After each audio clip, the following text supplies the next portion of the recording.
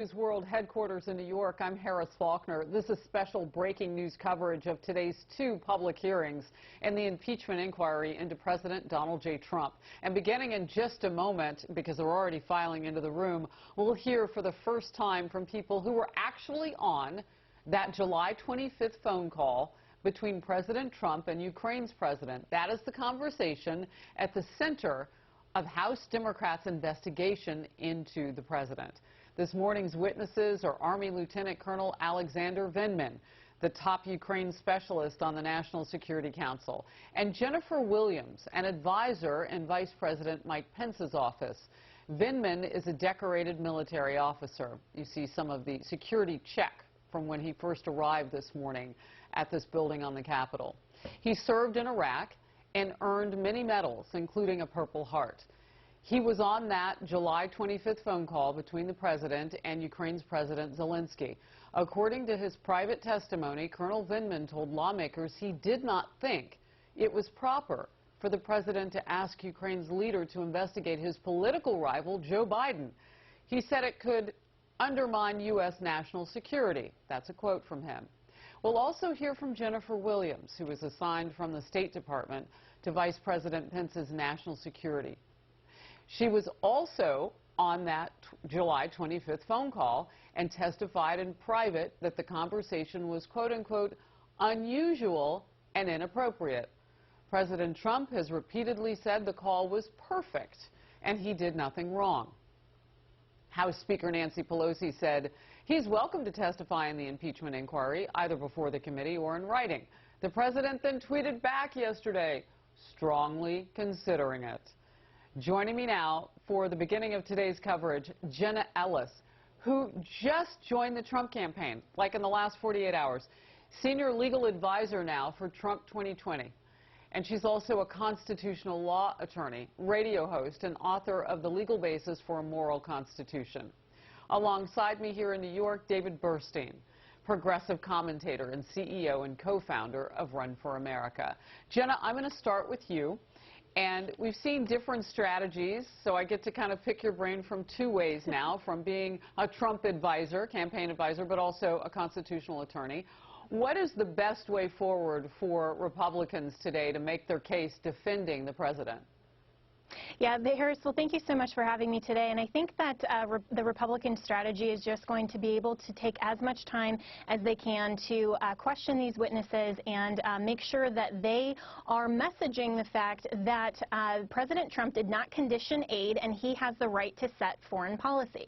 So those are really the keys here. And so we, the American people, have seen the transcript of the phone call. President Trump describes that as a perfect phone call, meaning he didn't do anything wrong. This is a complete sham, and we've been calling it an impeachment coup because that's really what it is. From a constitutional law basis, regardless of whether you are a Republican or a Democrat, you like or don't like President Trump, you voted for him or not, this is setting very dangerous precedent that Democrats or the opposition party, if in control of the House, can simply impeach a president because they are afraid they can't win the next election. We've seen other networks on mainstream media, the Democrats themselves, who are taking polls to see which charges play best for the American voters. That's really what this is about. It's not about the Constitution or impeachment. It's undermining a sitting U.S. president, and that's dangerous for the rule of law. Impeachment, anyway, is always a political process, and then it goes from the House if the House chooses to impeach. I don't know of anyone yet who has said among Democrats that they don't think that they can get that done because they are in the majority in the House. Then it kicks over to the Senate. They are the jury, if you will, in this process. And what that means is they'll determine whether or not that impeachable behavior that the House has identified as leveraging aid to Ukraine to get it to investigate Joe Biden. That's their allegation. They have to actually have evidence of that because when it gets to the Senate, that's where the decision will be made. Impeach does not automatically mean removal. And so when you see the polling, you've got to really look at that. And right now, impeach and remove in the most recent polling across the board is somewhere around 50%, which means the nation is as divided as it has ever been. David, as you look at this, what do Democrats have to do today with these two first witnesses that we've heard. So Republicans can't say, well, it's hearsay and you weren't on the call. These are two people who actually were on the call. Right. Well, look, I think this is a big day for that reason, because that's been the big criticism up until this point. And now we have someone here in Vindman who really is a strong, guy. He's got a Purple Heart. He's very well respected. I think it's going to be very difficult, even though Republicans have tried. Just pause gently there. That was Colonel Vindman walking in, and they'll get seated. They'll do their usual photo op. You'll see them kind of the crush of media there. And for the historical purposes of this, that is the House Intelligence Chairman, Adam Schiff. He gavels in and leads this program today. He'll have an opening statement. The Republicans' ranking member on that House Intelligence Committee, Devin Nunes, will have his opening statement. Then each side can appoint an attorney for 45 minutes of questioning. Real quick, your last comment. Well, look, I think we're about to see maybe one of the most important pieces of testimony we've seen so far from Vindman. And he is a very well-respected guy, and he was on that phone call. He's got a very clear view of what happened, so much concern so he went to call a White House lawyer. This is not a guy who makes a big fuss. He's not someone who makes waves. He's an immigrant, and he served our nation for 20 years. So I think his character is pretty unimpeachable here, and it's going to be very interesting to hear what he has to say. And he's a very strong witness for Democrats. He's obviously here in military, uniform. He's an active member of the military. So, this could be a critical day for President Trump. I'm particularly interested to hear what Vindman has to say, and then we'll obviously hear what Jennifer Williams has to say. But I want to bring Jenna back. Jenna, you said that the Republicans, for their strategy point, need to take their time questioning the witnesses. They'll get their 45 minutes too, and they can either use that in part by their leader on this committee, Devin Nunes, and or all of it can go to their attorney. I don't know that they'll be able to pitch to different lawmakers until they get their 5-minute by 5-minute conversations and questions after. So the lead up to this is a back and forth between the chair and the ranking members and the attorneys. And it sounds like, yes, Jennifer Williams is now entering the room now. You said take their time. Do they also have to be careful? When you go after a man like Colonel Vindman, who David was just pointing out is pretty impeachable, not impeachable rather himself in terms of his character because he served, how do you question him and be respectful at the same time? Well, I think that you have to question him like any other witness, and of course, being a trial attorney myself, questioning a witness, being respectful, but really looking at the nature of his testimony, because just because he feels uncomfortable, that doesn't mean that the president actually committed anything illegal or an impeachable offense. Someone can have a different policy preference, but that doesn't mean that that's an impeachable offense. And so I think that we have to be careful with subjective feelings of certain individuals who may or may not agree with President Trump versus something that's objective here. I want to follow up real quickly with this question with you, Jenna, because we saw the president send out a tweet. He tweeted during the testimony of Ambassador Yovanovitch on Friday. Well, I'll cut myself off. It has begun. Good morning, everyone. Let's watch. This is the third in a series of public hearings the committee will be holding as part of the House of Representatives impeachment inquiry. Without objection, the chair is authorized to declare a recess of the committee at any time. There is a quorum present. We will proceed today in the same fashion as our first hearing. I'll make an opening statement, and then Ranking Member Nunes will have the opportunity to make a statement. Then we will turn to our witnesses for their opening statements and then to questions. For audience members, we welcome you and respect your interest in being here. In turn, we ask for your respect as we proceed with today's hearing. It is the intention of the committee to proceed without disruptions. As chairman, I'll take all necessary and appropriate steps to maintain order and ensure that the committee is run in accordance with House Rules and House Resolution 660. With that, I now recognize myself to give an opening statement in the impeachment inquiry into Donald J. Trump, the 45th President of the United States. Last week, we heard from 3 experienced diplomats who testified about President Trump's scheme to condition official acts, a White House meeting, and hundreds of millions of dollars of U.S. military aid to fight the Russians on a deliverable by the new Ukrainian President Zelensky, 2 politically motivated investigations that Trump believed would help his re-election campaign. One of those investigations involved the Bidens, and the other involved a discredited conspiracy theory that Ukraine and not Russia was responsible for interfering in our 2016 election. As Ambassador Sondland would later tell career Foreign Service Officer David Holmes immediately after speaking to the President, Trump did not give a, he then used an expletive, about Ukraine. He cares about big stuff that benefits the President, like the Biden investigation that Giuliani was pushing. To press a foreign leader to announce an investigation into his political rival, President Trump put his own personal and political interests above those of the nation. He undermined our military and diplomatic support for a key ally and undercut U.S. anti-corruption efforts in Ukraine. How could our diplomats urge Ukraine to refrain from political investigations of its own citizens if the President of the United States was urging Ukraine to engage in precisely the same kind of corrupt and political investigations of one of our own citizens?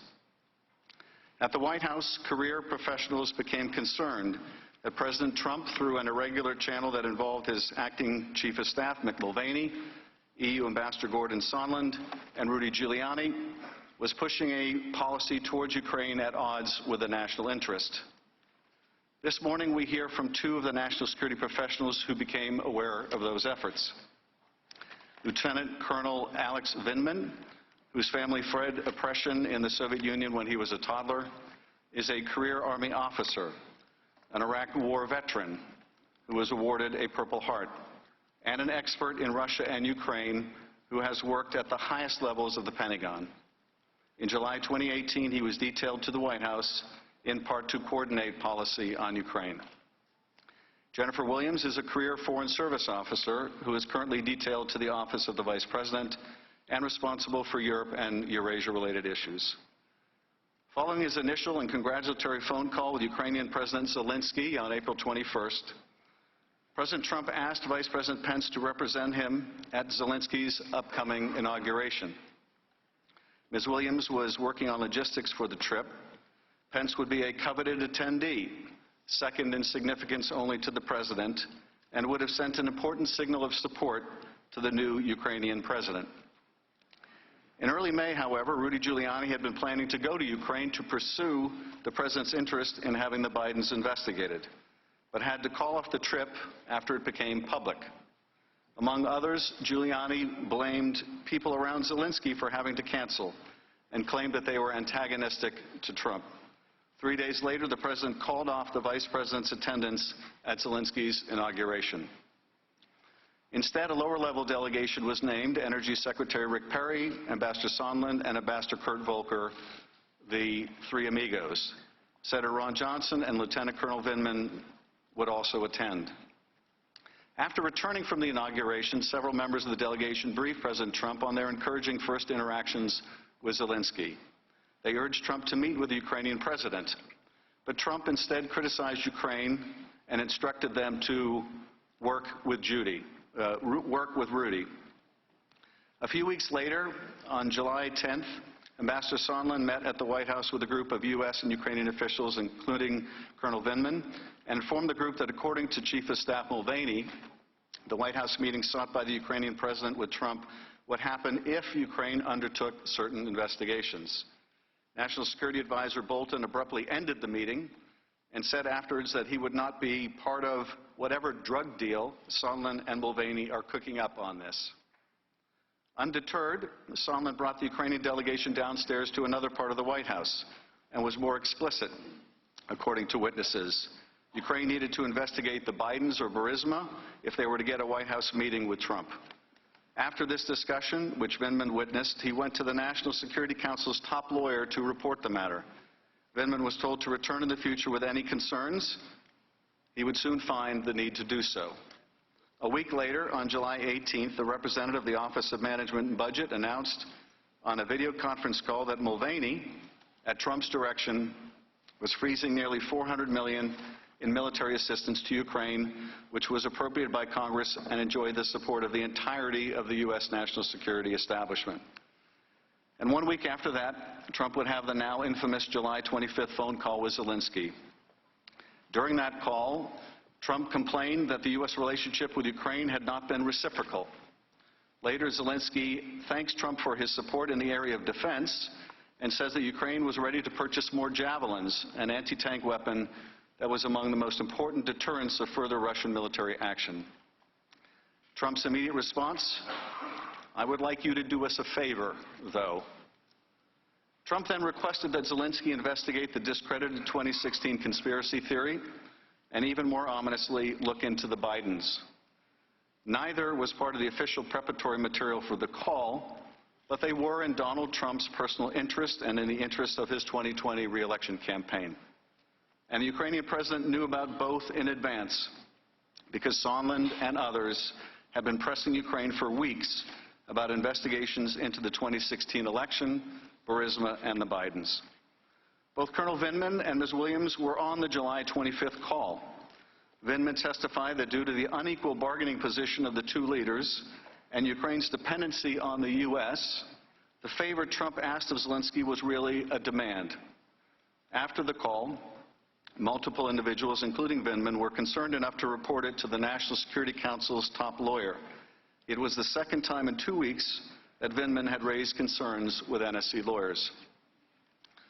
For her part, Williams also believed that asking Zelensky to undertake these political investigations was inappropriate, and that it might explain something else that she'd become aware of, the otherwise inexplicable hold on U.S. military assistance to Ukraine. Both Colonel Vindman and Ms. Williams also took note of the explicit use of the word Burisma by Zelensky, a fact conspicuously left out of the record of the call, now locked away on an ultra-secure server. Colonel Vindman believed that Zelensky must have been prepped for the call to be able to make the connection between Biden and Burisma, a fact that other witnesses have now confirmed. In the weeks that followed the July 25th call, Colonel Vindman continued to push for a release of the military aid to Ukraine and struggled to learn why it was being withheld. More disturbing, word of the hold had reached Ukrainian officials prior to its becoming public.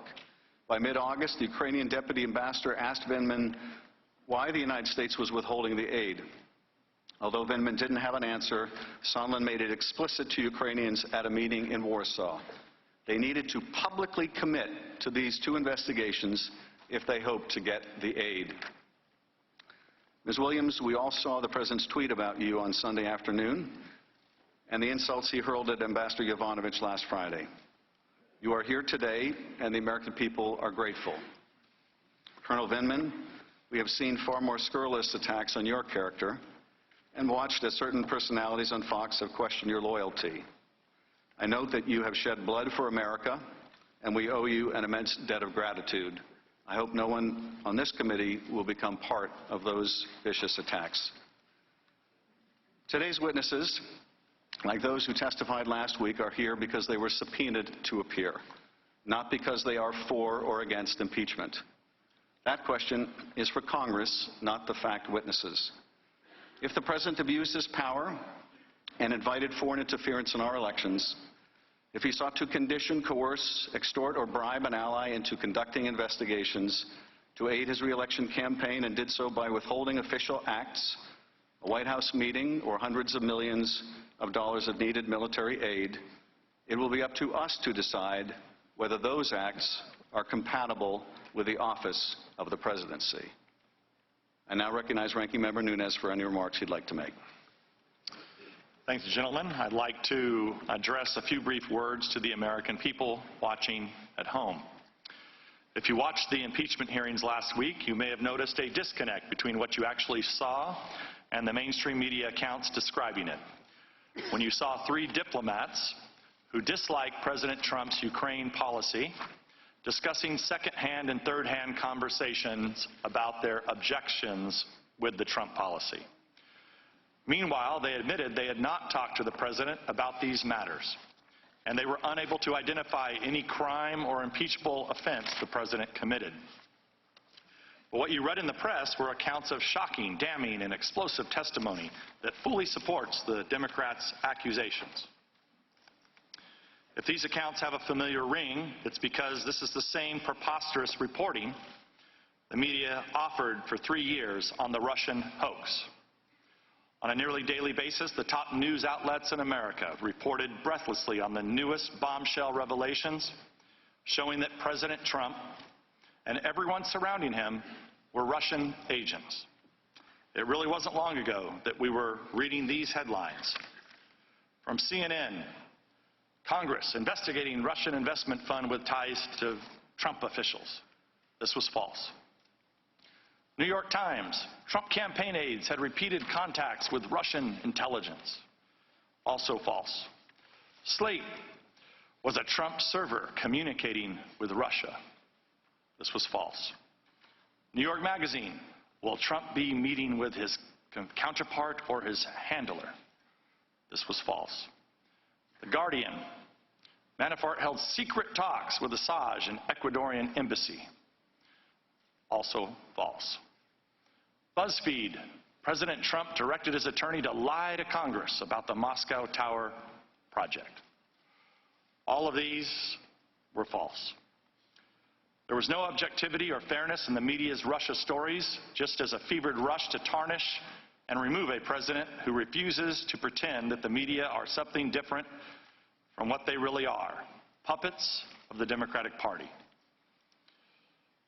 With their biased misreporting on the Russia hoax, the media lost confidence of millions of Americans, and because they refuse to acknowledge how badly they botched the story, they've learned no lessons and simply expect Americans will believe them as they try to stoke yet another partisan frenzy. In previous hearings, I've outlined 3 questions the Democrats and the media don't want asked or answered. Instead of shedding light on these crucial questions, the media are trying to smother and dismiss them. Those questions start with, what is the full extent of the Democrats' prior coordination with the whistleblower, and who else did the whistleblower coordinate this effort with?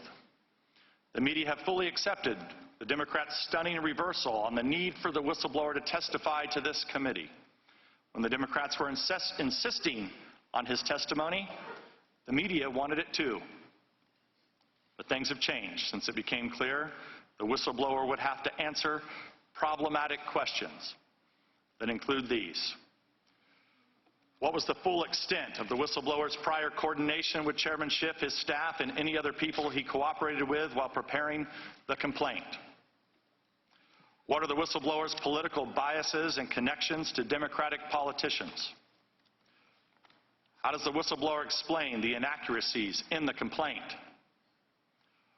What contact did the whistleblower have with the media, which appears to be ongoing?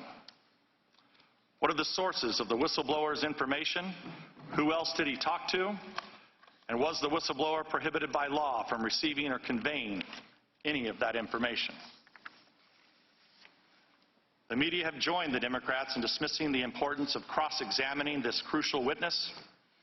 Now that the whistleblower has successfully kick-started impeachment, he has disappeared from the story, as if the Democrats put the whistleblower in their own witness protection program. My second question, what was the full extent of Ukraine's election meddling against the Trump campaign? In these depositions and hearings, Republicans have cited numerous indications of Ukraine meddling in the 2016 elections to oppose the Trump campaign. Many of these instances were reported, including the posting of many primary source documents by veteran investigative journalist John Solomon. Since the Democrats switched from Russia to Ukraine for their impeachment crusade, Solomon's reporting on Burisma, Hunter Biden, and Ukraine election meddling has become inconvenient for the Democratic narrative, and so the media is furiously smearing and libeling Solomon.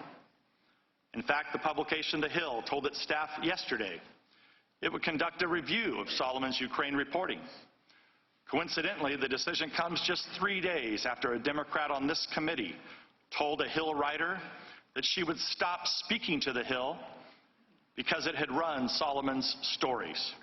And she urged the writer to relay her concerns to Hill's management. So now that Solomon's reporting is a problem for the Democrats, it's a problem for the media as well. I'd like to submit for the record John Solomon's October 31st story entitled Debunking Some of Ukraine's Scandal Myths About Biden and Election Interference. I encourage viewers today to read this story and draw your own conclusions about the evidence Solomon has gathered. Ask unanimous consent that we put this into the record, Mr. Chair. Without objection.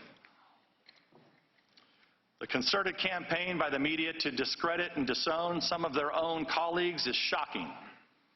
And we see it again in the sudden denunciations of New York Times reporter Ken Vogel as a conspiracy theorist after he covered similar issues, including a 2017 Politico piece entitled, "Ukrainian Efforts to Sabotage Trump Backfire." My third question: why did Burisma hire Hunter Biden? What did he do for them? And did his position affect any U.S. government actions under the Obama administration?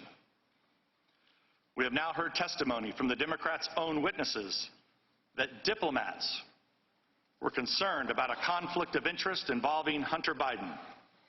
That's because he had secured a well-paid position despite having no qualifications on the board of a corrupt Ukrainian company, while his father was vice president charged with overseeing Ukrainian issues. After trying out several different accusations against President Trump, the Democrats have recently settled on bribery. According to widespread reports, they replaced their quid pro quo allegation because it wasn't polling well. But if the Democrats and the media are suddenly so deeply concerned about bribery, you would think they would take some interest in Burisma paying Hunter Biden $83,000 a month. And you think they would be interested in Joe Biden threatening to withhold U.S. loan guarantees unless the Ukrainians fired a prosecutor who was investigating Burisma.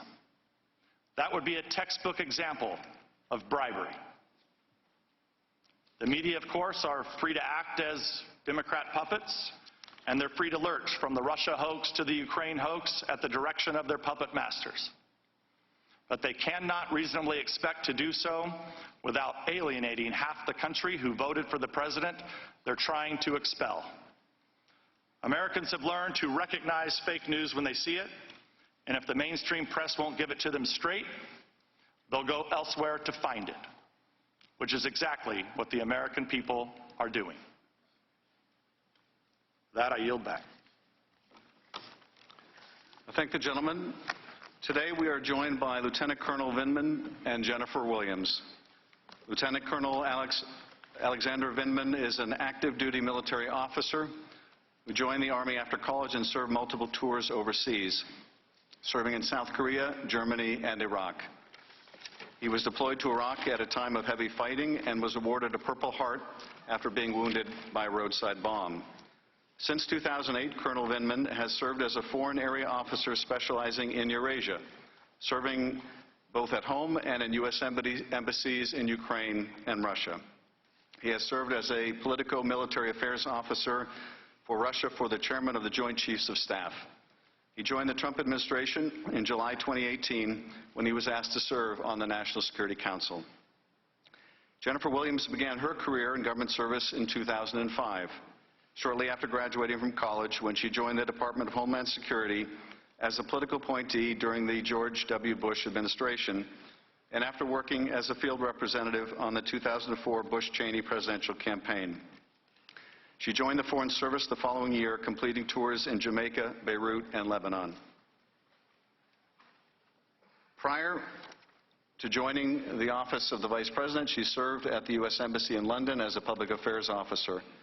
In April 2019, Ms. Williams was detailed to the office of the Vice President, Mike Pence, where she serves as a special advisor on his foreign policy team covering Europe and Russia issues. In that capacity, she keeps the Vice President aware of foreign policy issues in Europe and Russia and prepares him for foreign policy engagements and meetings with foreign leaders. Two final points before witnesses are sworn. First, witness depositions as part of this inquiry were unclassified in nature, and all open hearings will also be held at the unclassified level. Any information that may touch unclassified information will be addressed separately. Second, Congress will not tolerate any reprisal, threat of reprisal, or attempt to retaliate against any U.S. government official for testifying before Congress, including you or any of your colleagues. If you would both please rise and raise your right hand, I will begin by swearing you in. Do you swear or affirm that the testimony you are about to give is the truth, the whole truth, and nothing but the truth, so help you God? Let the record show the witnesses have answered in the affirmative. Thank you, and you may be seated. The microphones are sensitive, so please speak directly into them. Without objection, your written statement will be made part of the record. With that, Ms. Williams, you are now recognized for your opening statement, and when you are concluded, Lieutenant Colonel Vindman, you are recognized immediately thereafter for your opening statement. Ms. Williams. Thank you, Chairman Schiff, Ranking Member Nunes, and other members of the committee for the opportunity to provide this statement. I appear today pursuant to a subpoena and am prepared to answer your questions to the best of my abilities. I have had the privilege of working as a Foreign Service officer for nearly 14 years, working for 3 different presidential administrations, 2 Republican and 1 Democratic. I joined the State Department in 2006 after serving in the Department of Homeland Security under Secretary Michael Chertoff. It was with great pride and conviction that I swore an oath to uphold and defend the Constitution, administered by a personal hero of mine, former Secretary of State Condoleezza Rice. As a career officer, I am committed to serving the American people and advancing American interests abroad in support of the President's foreign policy objectives.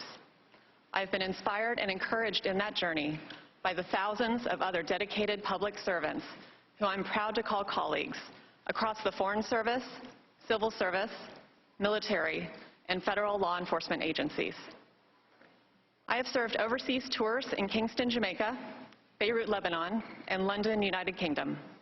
I have worked to implement humanitarian assistance programs to serve millions of victims of the Syria conflict and served as an advisor on Middle East issues to the Deputy Secretary of State. And this spring, it was the greatest honor of my career to be asked to serve as a special advisor to the Vice President for Europe and Russia. Over the past 8 months, I have been privileged to work with the dedicated and capable men and women of the Office of the Vice President to advance the administration's agenda. I have also worked closely with talented and committed colleagues at the National Security Council, State Department, Department of Defense, and other agencies to advance and promote U.S. foreign policy objectives. In this capacity, I have advised and prepared the Vice President for engagements related to Ukraine. As you are aware, on November 7th, I appeared before the committee for a closed-door deposition pursuant to a subpoena. I would like to take this opportunity to briefly summarize my recollection of some of the events I expect the committee may ask me about.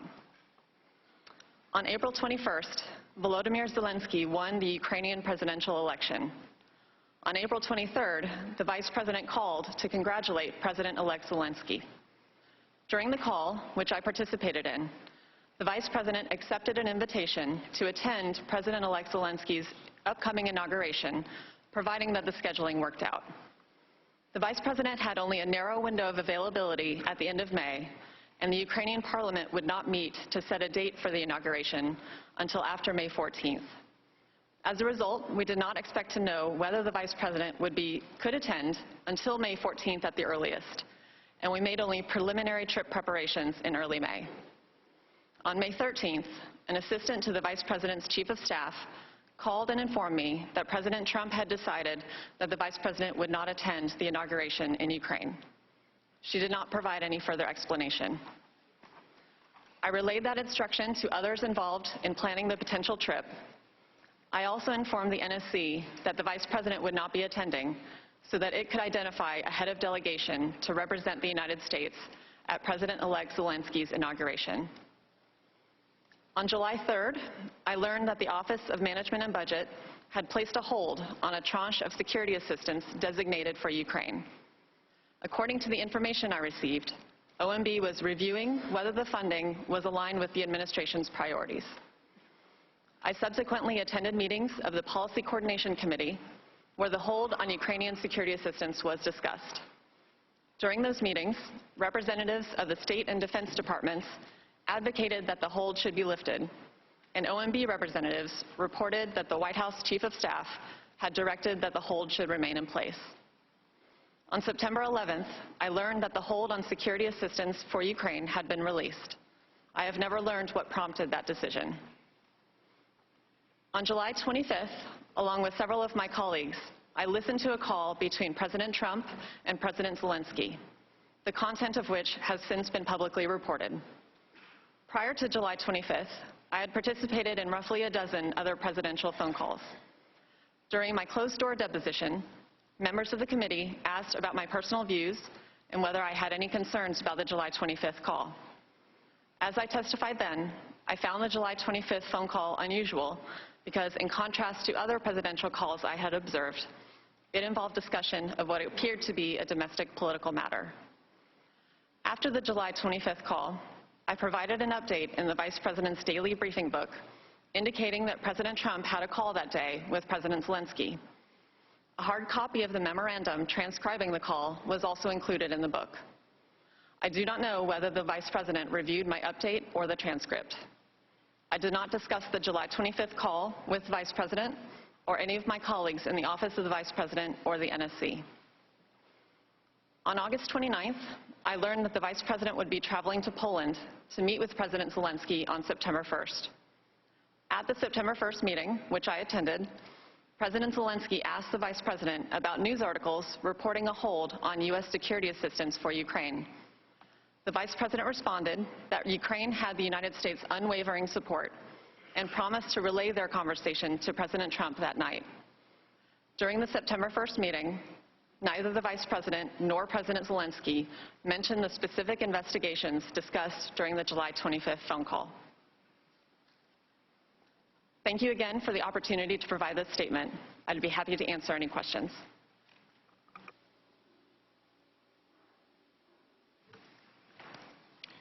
Mr. Chairman, ranking members, thank you for the opportunity to address the House Permanent Select Committee on Intelligence with respect to the activities relating to Ukraine and my role in the events under investigation. I've dedicated my entire professional life to the United States of America. For more than 2 decades, it has been my honor to serve as an officer in the United States Army. As an infantry officer, I served multiple overseas tours, including South Korea and Germany, and I was deployed to Iraq for combat operations. Since 2008, I have been a foreign area officer specializing in European and Eurasian political and military affairs. I served in the United States embassies in Kiev, Ukraine, and Moscow, Russia. In Washington, D.C., I was the political and military affairs officer for Russia, for the chairman of the Joint Chiefs of Staff, where I drafted the Armed Forces Global Campaign Plan to counter Russian aggression and Russian malign influence. In July 2018, I was asked to serve at the White House National Security Council. At the NSC, I'm the principal advisor to the National Security Advisor on Ukraine and other countries in my portfolio. My role at the NSC is to develop, coordinate, and implement plans and policies to manage the full range of diplomatic, informational, military, and economic national security issues the countries in my portfolio. My core function is to coordinate policy with departments and agencies. The committee has heard from many of my colleagues about the strategic importance of Ukraine as a bulwark against Russian aggression. It is important to note that our country's policy of supporting Ukrainian sovereignty and territorial integrity, promoting Ukrainian prosperity, and strengthening a free and democratic Ukraine as a counter to Russian aggression has been a consistent, bipartisan foreign policy objective and strategy across various administrations, both Democratic and Republican, and that President Zelensky's election in April 2019 created an unprecedented opportunity to realize our strategic objectives. In the spring of 2019, I became aware of 2 disruptive actors, primarily Ukraine's then prosecutor Yuri Lutsenko and former Mayor Rudolph Giuliani, President's personal attorney, promoting false narratives that undermined the United States-Ukraine policy. The NSC and its interagency partners, including the State Department, grew increasingly concerned about the impact that such information was having on our country's ability to achieve our national security objectives. On April 21st, 2019, Volodymyr Zelensky was elected President of Ukraine in a landslide victory on a unity, reform, and anti-corruption platform. President Trump called President Zelensky on April 21st, 2019 to congratulate him on his victory. I was the staff officer who produced the call materials and was one of the staff officers who listened to the call. The call was positive, and President Trump expressed his desire to work with President Zelensky and extended an invitation to visit the White House. In May, I attended the inauguration of President Zelensky as part of the presidential delegation led by Secretary Perry. Following the visit, the members of the delegation provided President Trump a debriefing offering a positive assessment of President Zelensky and his team. After this debriefing, President Trump signed a congratulatory letter to President Zelensky and extended another invitation to visit the White House. On July 10, 2019, Alexander Danylyuk, then Ukraine's National Security Advisor, visited Washington, D.C. for a meeting with National Security Advisor Bolton. Ambassadors Volker and Sondland, and Secretary Rick Perry also attended the meeting I attended with Dr. Hill. We fully anticipated the Ukrainians would raise the issue of a meeting between the presidents. Ambassador Bolton cut the meeting short when Ambassador Sondland started to speak about the requirement that Ukraine deliver specific investigations in order to secure the meeting with President Trump. Following this meeting, there was a short debriefing during which Ambassador Sondland emphasized the importance of Ukraine delivering the investigations into the 2016 elections, the Bidens, and Burisma. I stated to Ambassador Sondland that this was inappropriate and had nothing to do with national security. Dr. Hill also asserted his comments were improper. Following the meeting, Dr. Hill and I agreed to report the incident to the NSC's lead counsel, Mr. John Eisenberg. On July 21, 2019, President Zelensky won a parliamentary election in another landslide victory. The NSC proposed that President Trump call President Zelensky to congratulate him. On July 25, 2019, the call occurred. I listened on the call in the Situation Room with White House colleagues. I was concerned by the call. What I heard was inappropriate, and I reported my concerns to Mr. Eisenberg. It is improper for the President of the United States to demand a foreign government investigate a U.S. citizen and a political opponent. I was also clear that if Ukraine pursued an investigation, it was also clear that if Ukraine pursued an investigation into the 2016 elections, the Bidens and Burisma, it would be interpreted as a partisan play. This would undoubtedly result in Ukraine losing bipartisan support, undermining U.S. national security, and advancing Russia's strategic objectives in the region. I want to emphasize to the committee that when I reported my concerns on July 10th relating to Ambassador Sondland, and then July 25th relating to the President, I did so out of a sense of duty.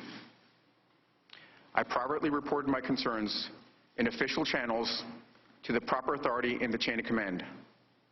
My intent was to raise these concerns because they had significant national security implications for our country.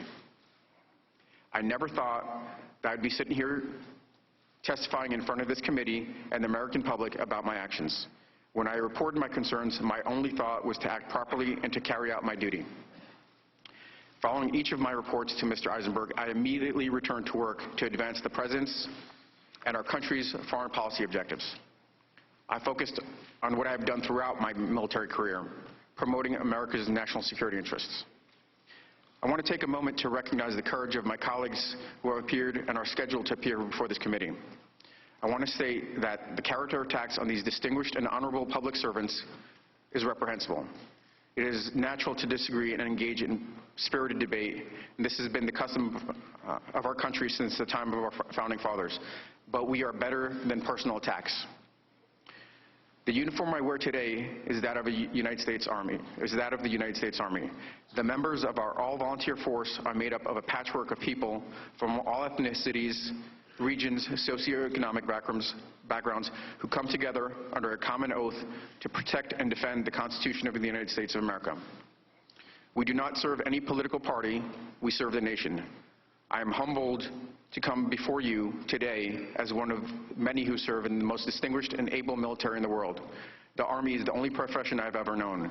As a young man, I decided I wanted to spend my life serving this nation and gave my family refuge from authoritarian oppression.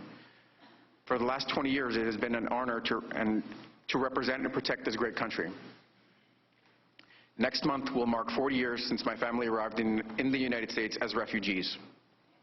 When my father was 47 years old, he left behind his entire life and the only home he had ever known to start over in the United States so his 3 sons could have a better and safer lives.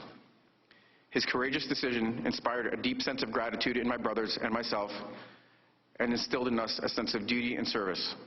All 3 of us have served or are currently serving in the military. My little brother sits behind me here today. Our collective military service is a special part of our family's history, a story in America. I also recognize that my simple act of appearing here today, just like the courage of my colleagues who have also truthfully testified before this committee, would not be tolerated in many places around the world. In Russia, my act of expressing concern to the chain of command in an official and private channel would have severe personal and professional repercussions, and offering public testimony involving the President would surely cost me my life. I'm grateful to for my father's brave act of hope 40 years ago, and for the privilege of being an American citizen and public servant, where I can live free of fear for mine and my family's safety.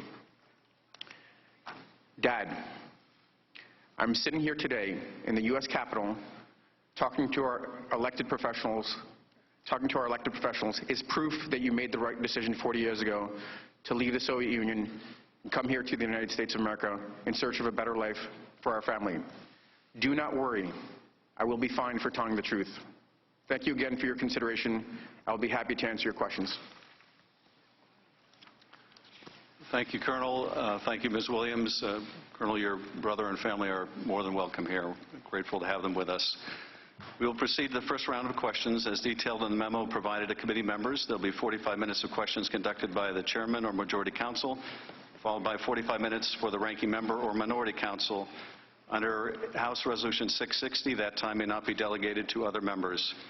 Following that, unless I specify an additional equal time for extended questioning, we will proceed under the 5-minute rule, and every member will have a chance to ask questions. I now recognize myself or majority counsel for the first 45 minutes. Before we get into the substance of your testimony, Ms. Williams, I want to ask you about a phone call between Vice President Pence and President Zelensky of Ukraine on September 18th. Were you on that call? I was. And did you take notes of the call? Yes, sir.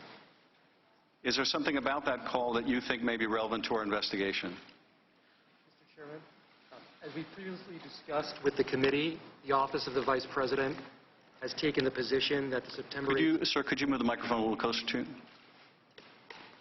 As we previously discussed with both majority and minority staff of the committee, the Office of the Vice President has taken the position that the September 18th call is classified.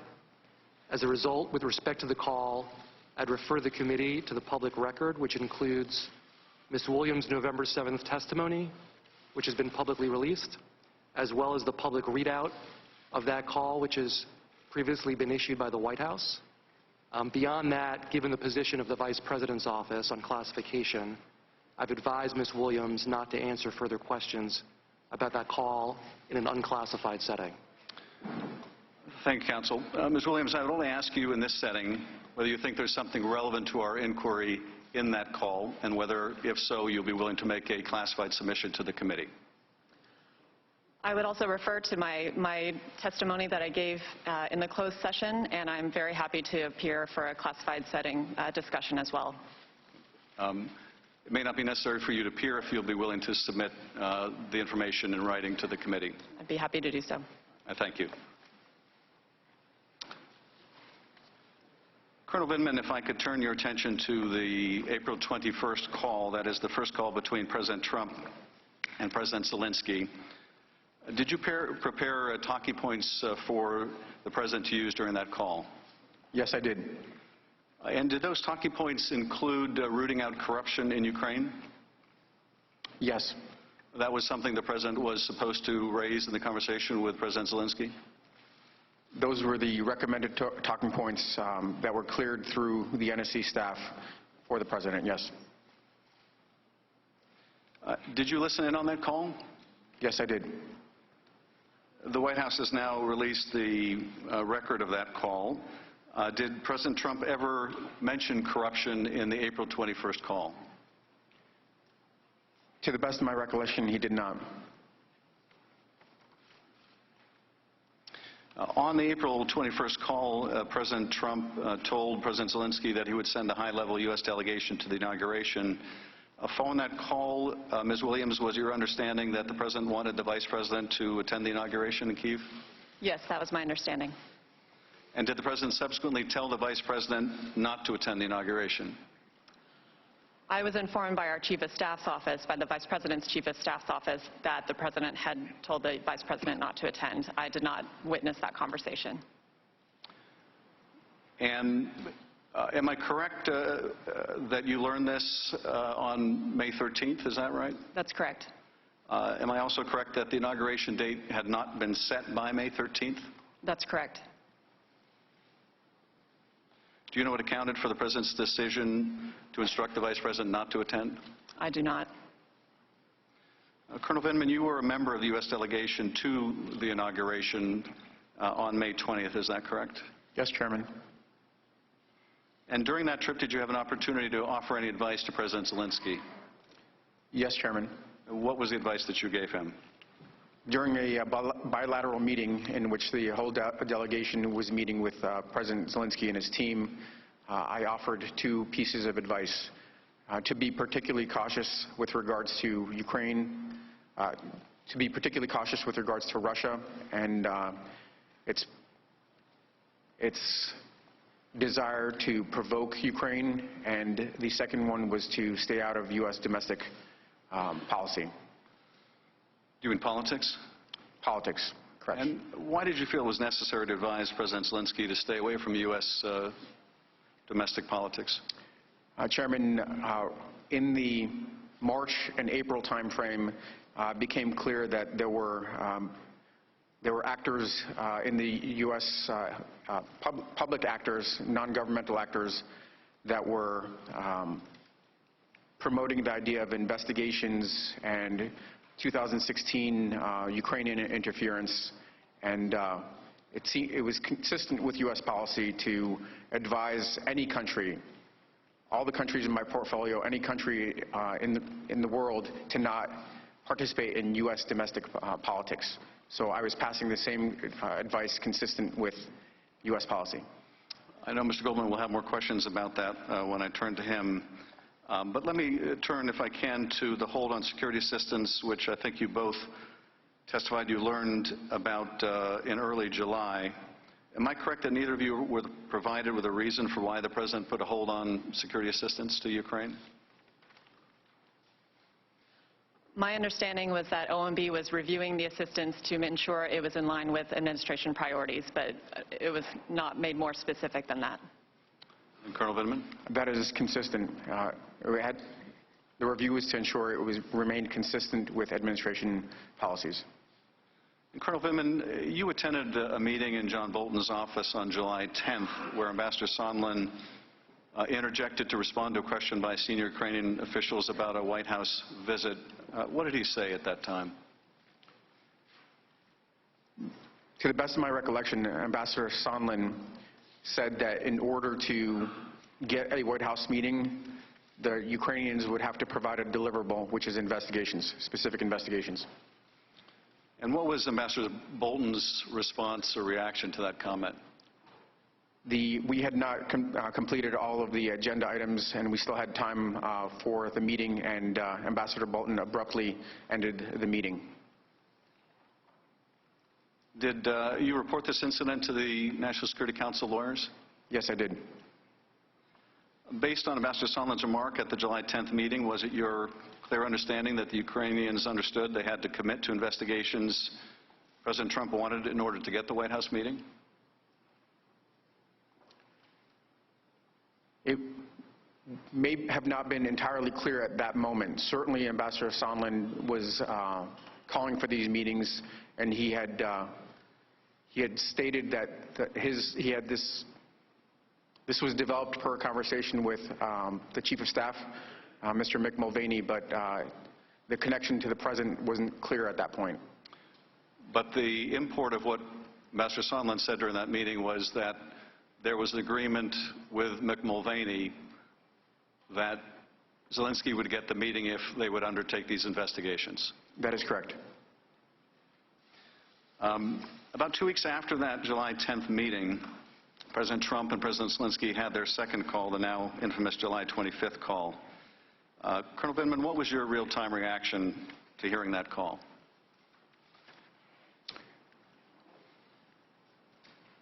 Chairman, without hesitation, I knew that I had to report this to the White House counsel. I had concerns, and it was my duty to report my concerns to the proper people in the chain of command. And what was your concern? Well, Chairman, as I said in my statement, it was inappropriate, it was improper for the President to request to demand an investigation into a political opponent, especially a foreign power where there's at best dubious belief that this would be a completely impartial investigation, and that this would have significant implications if it became public knowledge, and it would be perceived as a partisan play. It would undermine our Ukraine policy, and it would undermine our national security. Now, Colonel, you've described this as a demand, this favor that the President asked. What is it about the relationship between the President of the United States and the President of Ukraine that leads you to conclude that when the President of the United States asks a favor like this, it's really a demand? Chairman, the culture I come from, the military culture, when a senior asks you to do something, even if it's polite and pleasant, it's not to be taken as a request. It's to be taken as an order. In this case, the power disparity between the two leaders, my impression is that in order to get the White House meeting, President Zelensky would have to deliver these investigations. Ms. Williams, I think you described your reaction in your deposition as, when you listened to the call, as you found it unusual and inappropriate. But I was struck by something else you said in your deposition. You said that it shed some light on possible other motivations behind a security assistance hold. What did you mean by that? Mr. Chairman, I was asked during the closed-door testimony how I felt about the call, and in reflecting on what I was thinking in that moment, it was the first time I had heard internally the President reference particular investigations that previously I had only heard about through Mr. Giuliani's press interviews in press reporting. So in that moment, it was not clear whether there was a direct connection or linkage between the ongoing hold on security assistance and what the President may be asking President Zelensky to undertake in regard to investigations. So it was noteworthy in that regard. I did not have enough information to draw any firm conclusions. But it raised a question in your mind as to whether the two were related. It was the first I had heard of any requests of Ukraine which were that specific in nature. So it was noteworthy to me in that regard. Both of you recall President Zelensky in that conversation raising the issue or mentioning Burisma, do you not? That's correct. Correct. And yet the word Burisma appears nowhere in the call record that's been released to the public. Is that right? That's right. Correct. Do you know why that's the case? Why that was left out? I do not. I was not involved in the production of that transcript. I attribute that to the fact that this transcript that is being produced may have not caught the word Burisma, and it was in the transcript that was released. It was released as the company, which is accurate. It's not a significant omission. But Colonel, you pointed out the fact that that word was used, did you not? Correct. And yet it was not included in the record released to the public. That's right. I'd say it's informed speculation that the folks that produce these transcripts do the best they can, and they just didn't catch the word, and that was my responsibility to then make sure that the transcript was as accurate as possible, and that's what I attempted to do by putting that word back in, because that was in my notes. I think, Colonel, you testified in your deposition that you found it striking that Zelensky would bring up Burisma, that it indicated to you that he had been prepped for the call to expect this issue to come up. What led you to that conclusion? It seemed unlikely that he would be familiar with a single company in the context of a call that was on the broader bilateral relationship, and it seemed to me that he was either tracking this issue because it was in the press or he was otherwise prepped. Mr. Goldman. Thank you, Mr. Chairman. Good morning to both of you. Morning. On July 25th at approximately 9 a.m., you both were sitting in the Situation Room, probably not too much further away than you are right now. And you were preparing for a long-awaited phone call between President Trump and President Zelensky. Now, Colonel Vindman, in advance of this phone call, did you prepare talking points as you did for the April 21st call? Yes, I did. What were those talking points based upon?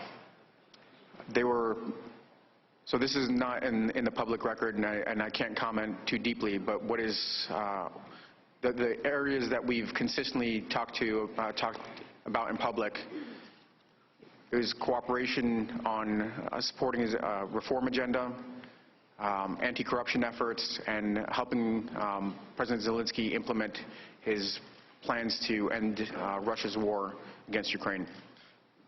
In other words, they're based on official U.S. policy? Correct. And is there a process to determine official U.S. policy? Yes, that is, my job is to coordinate U.S. policy, so throughout the preceding year that I've been on staff, I had undertaken an effort to make sure we had a cohesive, coherent U.S. policy.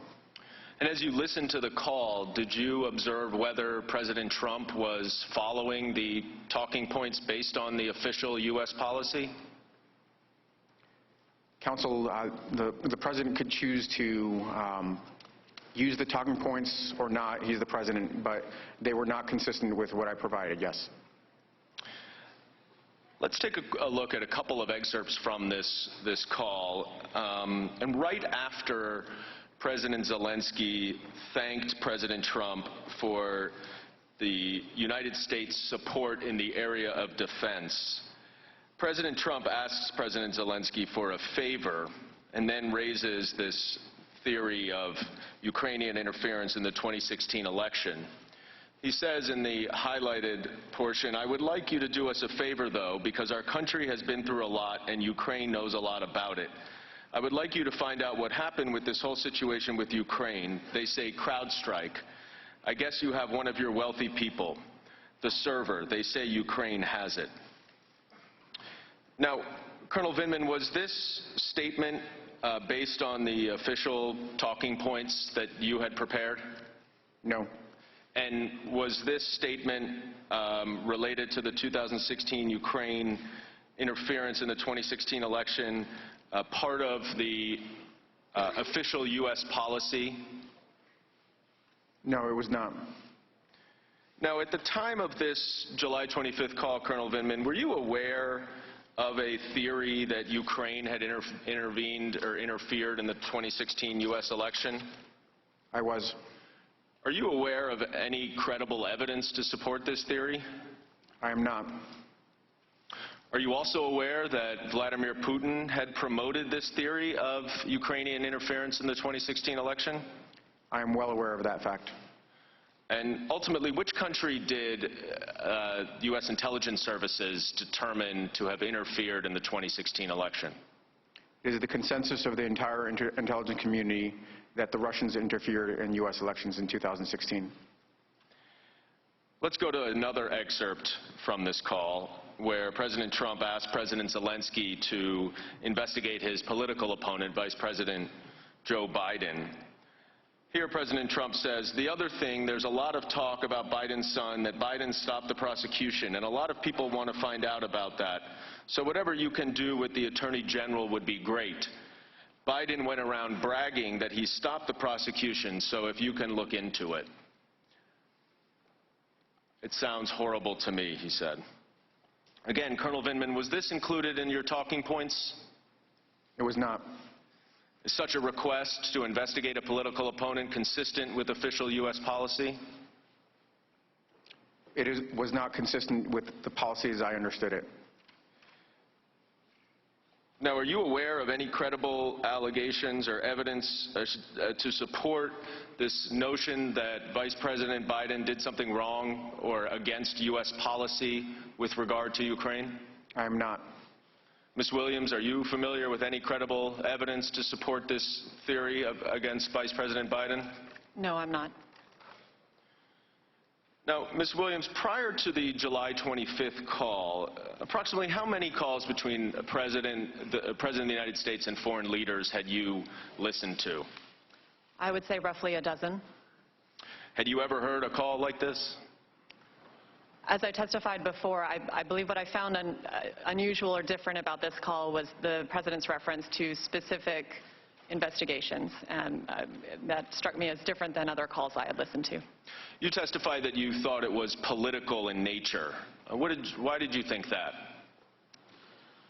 I thought that the references to specific individuals and investigations, such as former Vice President Biden and his son, struck me as political in nature, given that the former Vice President is a political opponent of the President. And so you thought that it could potentially be designed to assist President Trump's re-election effort? I can't speak to what the President's motivation was in referencing it, but I just noted that the reference to Biden sounded political to me. Colonel Vindman, you said in your deposition that it doesn't take a rocket scientist to see the political benefits of the President's demands. For those of us who are not rocket scientists, can you explain what you meant by that? So my understanding is that it was the connection to investigate into a political opponent was inappropriate and improper. I made that connection as soon as the President brought up the Biden investigation. Colonel Vindman, you testified that President Trump's request for a favor from President Zelensky would be considered as a demand to President Zelensky. After this call, did you ever hear from any Ukrainians, either in the United States or Ukraine, about any pressure that they felt to do these investigations that President Trump demanded? Not that I can recall.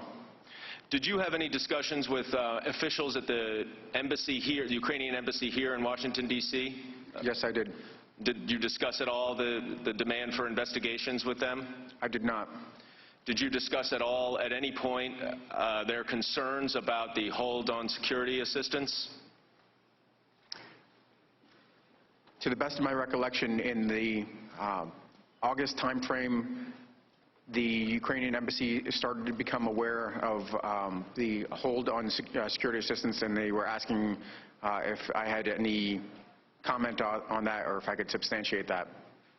And that was before it became public, is that right? Yes. And what did you respond? I believe I said that I don't recall, frankly. I don't recall what I said, but I believe it may have been something along the lines of, I'm not aware of it. You testified that one of your concerns about the request for investigations related to U.S. domestic politics was that Ukraine may lose bipartisan support. Why was that a concern of yours? Ukraine is in a war with Russia, and the security assistance that we provide Ukraine is significant. Absent that security assistance, and maybe even more importantly, the signal of support for Ukrainian sovereignty and territorial integrity, that would likely encourage Russia to potentially escalate, to pursue further aggression, further undermining Ukrainian sovereignty, European security, and U.S. security. So in other words, Ukraine is heavily dependent on United States support, both diplomatically, financially, and also militarily. Correct. Colonel Vindman, what languages do you speak? I speak Russian and Ukrainian, and a little bit of English. Do you recall what language President Zelensky spoke on this July 25th phone call? I know he made a valiant effort to speak English. He had been practicing up his English, but he also spoke Ukrainian. I want to look at the third excerpt from the July 25th call. And Chairman Schiff addressed this with you in his questioning. And you see in the highlighted portion, it says, specifically to the company that you mentioned in this issue. Is that the portion of the call record that, Colonel Vindman, you thought President Zelensky actually said Burisma? Correct. And you testified earlier that his use of, or his understanding that when President Trump mentioned the Bidens, that referred to the company Burisma, sounded to you like he was prepped or prepared for this call. Is that right? That is correct. I want to go to the next slide, if we could, which is actually a text message that neither of you is on, but this is from Ambassador Kurt Volker to Andrei Yermak. And Colonel Vindman, who's Andrei Yermak?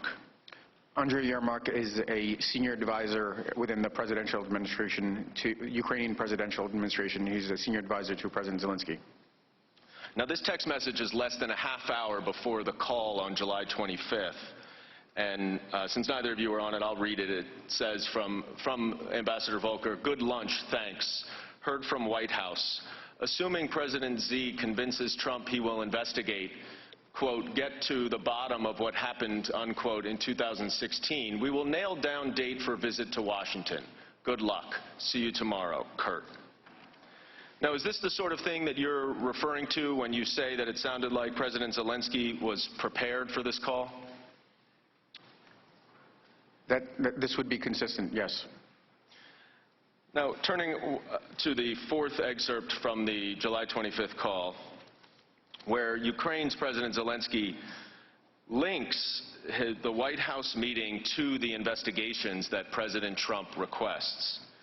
President Zelensky says, "I also wanted to thank you for your invitation to visit the United States, specifically Washington, D.C. On the other hand, I also wanted to assure you that we will be very serious about the case and will work on the investigation." Colonel Vindman, when President Zelensky says, "on the other hand," would you agree that he's acknowledging a linkage between the White House visit that he mentions in the first sentence and the investigations that he mentions in the second sentence?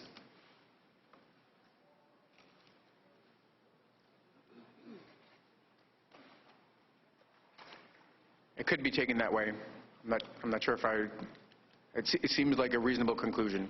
And if that is the case, that would be consistent with the text message that Ambassador Volker sent to Andrei Yermak right before the call. Is that right? Seemingly so.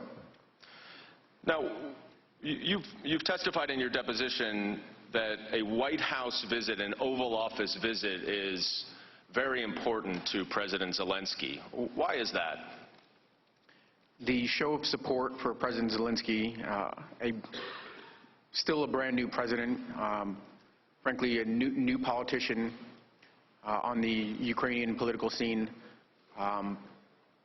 looking to establish his bona fides as a regional and maybe even a world leader, would want to have a meeting with the United States, the most powerful country in the world, and Ukraine's most significant benefactor, in order to be able to implement his agenda. It would provide him with some additional legitimacy at home? Yes. So just to summarize, in this July 25th call between the presidents of the United States and Ukraine, President Trump demanded a favor of President Zelensky to conduct investigations that both of you acknowledge were for President Trump's political interest, not the national interest, and in return for his promise of a much-desired White House meeting for President Zelensky. Colonel Vindman, is that an accurate summary of the excerpts that we just looked at? Yes. Ms. Williams? Yes. Colonel Vindman, you immediately reported this call to the NSC lawyers. Why did you do that? So So at this point, I had already been tracking this initially, what I would describe as alternative narrative, false narrative, and I was certainly aware of the fact that it was starting to reverberate and gain traction. The fact that it, in the July 10th call, ended up being pronounced by a public official, Ambassador Sondland, had me alerted to this, and I was, subsequent to that report, I was invited to follow up with any other concerns to Mr. Eisenberg. And we're going to discuss that July 10th meeting in a moment. But when you say alternative false narratives, are you referring to the 2 investigations that President Trump referenced in the call? Yes. Now, at some point, did you also discuss how the written summary of the call record should be handled with the NSC lawyers? There was, following the report, there was a discussion in the legal shop on the best way to manage the transcript, yes. What did you understand they concluded? My understanding is that this was viewed as a sensitive transcript, and to avoid leaks, and if I recall the term properly, or something along the lines of preserve the integrity of the transcript, it should be segregated to a smaller group of folks. To preserve the integrity of the transcript, what did that mean? I'm not sure. I mean, it seems like a legal term. I'm not an attorney, but it was, I didn't take it as anything nefarious. I just understood that they wanted to keep it in a smaller group. If there was real interest in preserving the integrity of the transcript, don't you think they would have accepted your correction that Burisma should have been included? Not necessarily. The way these edits occur, they go through, like everything else, a approval process. I made my contribution. It was cleared by Mr. Morrison. Then when I returned it, you know, sometimes that doesn't happen. There are administrative errors. I think that in this case, I didn't see it. When I first saw the transcript without the 2 substantive items I had attempted to include, I didn't see that as nefarious. I just saw it as, okay, no big deal. You know, these might be meaningful, but it's not that big a deal. You said 2 substantive issues. What was the other one? There was a reference in a section. One second.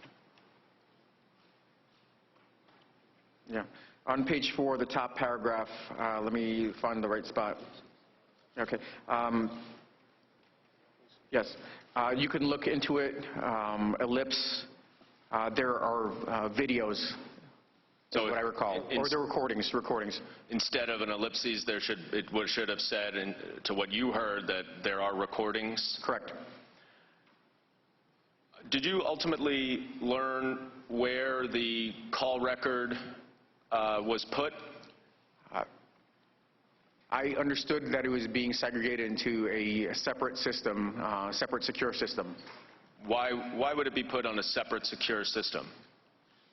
This is definitely not unprecedented, but at times, if you want to limit access to a smaller group of folks, you put it on the secure system to ensure that a smaller group of people with access to the secure system have it. But can't you also limit the number of people who can access it on the regular system? You can do that, but to the best of my recollection, the decision was made, frankly, on the fly after the fact after I conveyed my concerns to Mr. Eisenberg. Mr. Ellis came in. He hadn't heard the entire conversation, and when it was mentioned that it was sensitive, it was kind of on-the-fly decision to just segregate it in this other system. Mr. Eisenberg and Mr. Ellis are the NSC lawyers? Correct. But it was your understanding that it was not a mistake to put it on the highly classified system, is that right? I'm not sure I understand. Was it intended to be put on the highly classified system by the lawyers? Or was it a mistake that it was put there? I think it was intended, but again, it was intended to prevent leaks and to limit access. Now, you testified, both of you, about the April 21st call a little earlier, and Colonel Vindman, you indicated that you did include in your talking points the idea of Ukraine rooting out corruption but that President Trump did not mention corruption. I want to go to the White House readout from the April 21st call. And I'm not going to read the whole thing, but you see the highlighted portion where it says root out corruption? Yes. So in the end, this readout was false, is that right?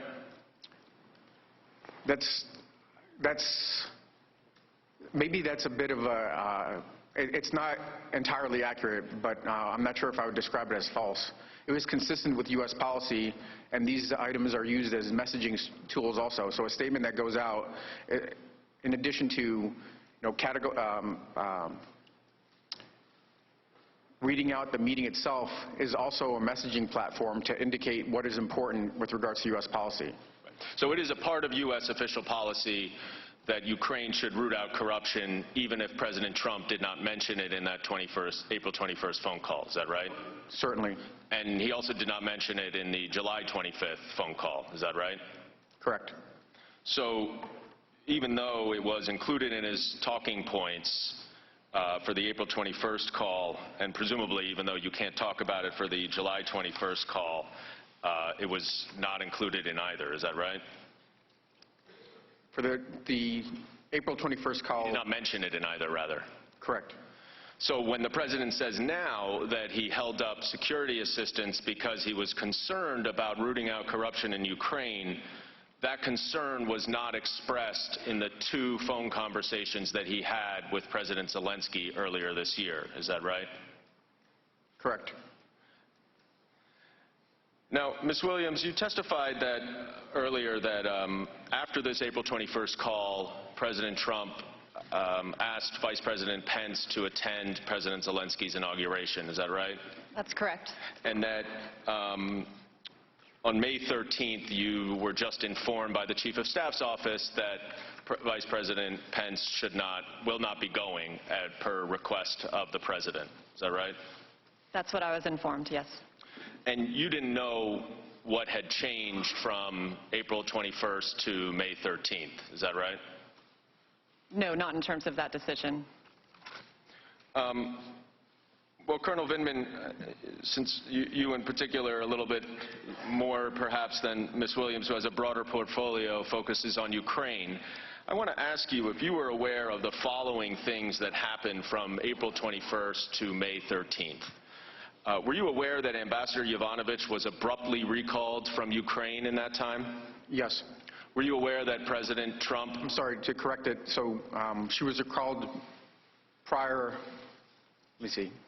So the notification occurred towards the end of April, and she was finally recalled in May timeframe, I think May 20th, if I recall correctly. So she learned about it after April 21st, on April 24th, is that right? Correct. And were you aware that President Trump had a telephone call with President Putin during this time period in early May? I was. And were you aware that Rudy Giuliani had planned a trip to go to Ukraine to pressure the Ukrainians to initiate the 2 investigations that President Trump mentioned on the July 25th call in this time period?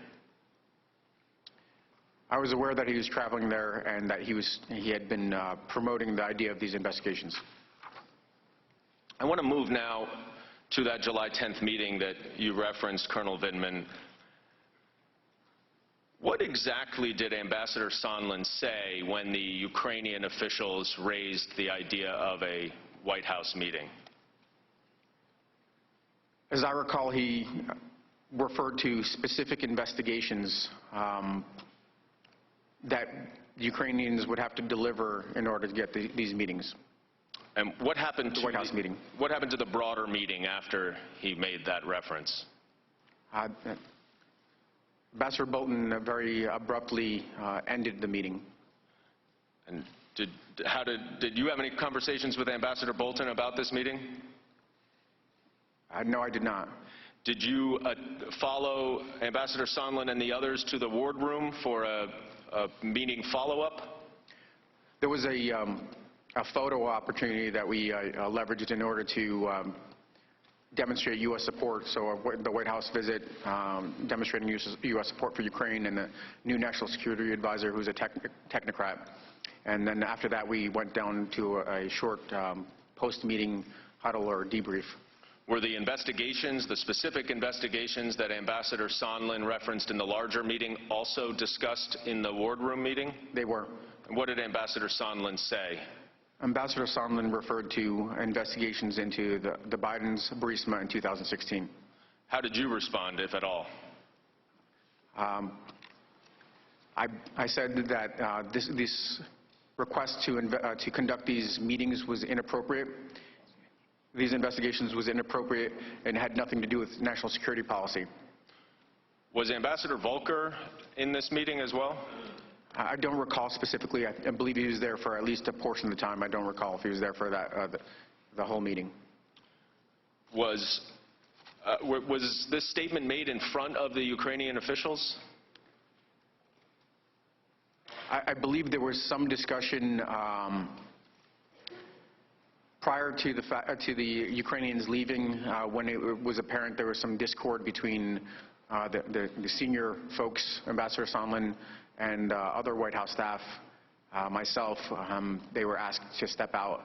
So I don't recall if they were there for the entire discussion. The senior White House staff you're referring to, does that include Fiona Hill, your immediate supervisor at the time? Correct. Now, you said you also reported this incident to the NSC lawyers, is that right? Correct. And what was their response? John Eisenberg said that he took notes while I was talking, and he said that he would look into it. Why did you report this meeting and this conversation to the NSC lawyers? Because it was inappropriate, and following the meeting, I had a short conversation, following the post-meeting meeting in the wardroom, I had a short conversation with Dr. Hill, and we discussed the idea of needing to report this.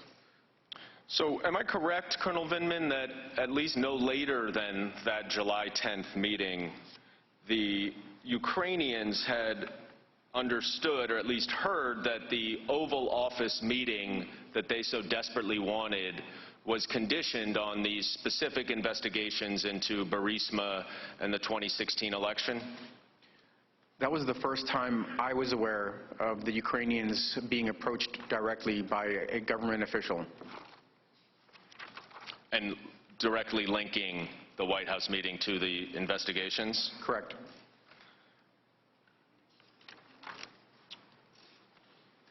Ms. Williams, you testified that in your opening statement that you attended the September 1st meeting between Vice President Pence and President Zelensky in Warsaw. Is that right? That's correct. What was the first thing that President Zelensky asked Vice President Pence about at that meeting? President Zelensky asked the Vice President about the status of security assistance for Ukraine because he had seen the Politico article and other news reporting that the security assistance was being held. And you testified in your deposition that in that conversation, President Zelensky emphasized that the military assistance, the security assistance, was not just important to assist Ukraine in fighting a war against Russia, but that it was also symbolic in nature. What did you understand him to mean by that? President Zelensky explained that more than, or just equally with the financial and physical value of the assistance, that it was the symbolic nature of that assistance that really was the show of U.S. support for Ukraine and for Ukraine's sovereignty and territorial integrity. And I think he was stressing that to the Vice President to really underscore the need for the security assistance to be released. And that if the United States was holding the security assistance, is it also true then that Russia could see that as a sign of weakening U.S. support for Ukraine and take advantage of that? I believe that's what President Zelensky was indicating, that any signal or sign that U.S. support was wavering would be construed by Russia as potentially an opportunity for them to strengthen their own hand in Ukraine. Did Vice President Pence provide a reason for the hold on security assistance to the Ukrainian president in that meeting? The Vice President did not specifically discuss the reason behind the hold, but he did reassure President Zelensky of the strongest U.S. unwavering support for Ukraine and they talked about the need for European countries to step up and provide more assistance to Ukraine as well.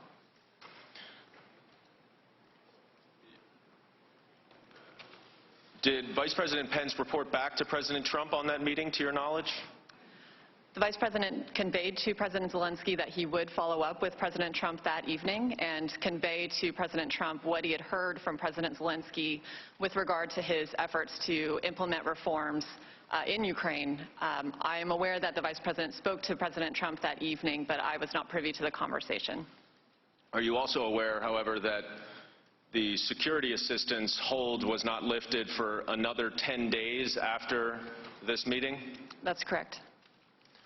And am I correct that you didn't learn the reason why the hold was lifted? That's correct.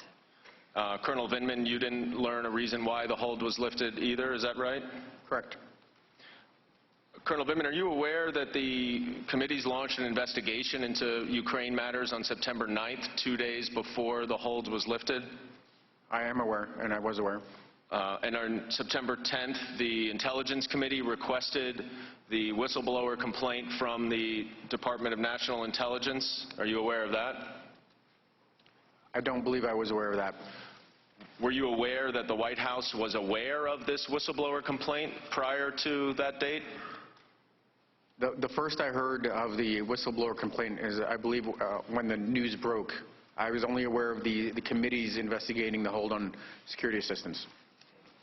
So is it accurate to say, Colonel Vindman, that whatever reason that was provided for the hold, including the administrative policies, which would support the hold, is that, I mean, would support the security assistance, is that right, to your understanding? I'm sorry, I didn't understand that. I was just asking that the administrative policies of President Trump supported the security assistance. Is that your understanding? So the interagency policy was to support security assistance for Ukraine. Thank you. I yield back. Now recognize Ranking Member Nunes or Minority Counsel for 45 minutes. Thank you. Ms. Williams, welcome. I want to just establish a few basic facts about your knowledge of Ukraine, Burisma, and the role of the Bidens. Yes, sir. You spend an extraordinary amount of your time on Ukraine, correct? Ukraine is one of the countries in my portfolio. I would not say an extraordinary amount of time, but certainly the Vice President has engaged on Ukraine policy quite a bit in my 8 months. And it's in your portfolio? That's correct. First off, were you aware in September of 2015, then U.S. Ambassador to Ukraine, Jeffrey Pyatt, publicly called for an investigation into Zlochevsky, the president of Burisma? Were you aware of these public statements? No, not at the time. You are today, though? I've since heard them, yes. Did you know of anti-Trump efforts by various Ukrainian officials as well as Alexander Chalupa, a DNC consultant? No, I was not aware. Did you know about the Deputy Assistant Secretary of State Kent's concerns about potential conflict of interest into Hunter Biden sitting on the board of Burisma? I did not work on Ukraine policy during that time frame, so I've become aware of it through... in the last year or so? I've become aware of it through Mr. Kent's testimony through this process. Did you know that financial records show a Ukrainian natural gas company, Burisma, routed more than $3 million to American accounts tied to Hunter Biden? No, I was not aware. Until you prepared for this hearing? Until others have been testifying in more detail on those issues, that's correct. You've been following it more closely? Correct. Did you know that Burisma's American legal representatives met with Ukrainian officials just days after Vice President Biden forced the firing of the country's chief prosecutor? Again, sir, I was not working on Ukraine policy during that time. Yeah, and none of these are trick questions. I'm just trying to get through them. I understand. Yeah. Did you know that Burisma lawyers pressured the State Department in February 2016 after the raid and month before the firing of Shokin, and that they invoked Hunter Biden's name as a reason to intervene? I was not aware. Did you know that Joe Biden called Ukrainian President Poroshenko at least 3 times in February 2016 after the president and owner of Burisma's home was raided on February 2nd by the state prosecutor's office? Not at the time. Again, I've become aware of that through this proceeding. Thank you, Ms. Williams. Lieutenant Colonel Vindman, I'm going to ask you same questions just to establish some basic facts about your knowledge about Ukraine, Burisma, and the role of the Bidens. In September 2015, U.S. Ambassador to Ukraine Jeffrey Pyatt publicly called for an investigation into Zlochevsky, the president of Burisma. Were you aware of these public statements? I wasn't aware of them at the time. When did you become aware of them? During the course of the testimony and the depositions after this impeachment inquiry began. Did you know of anti-Trump efforts by various Ukrainian government officials as well as Alexander Chalupa, a DNC consultant? I'm not aware of any of these interference efforts.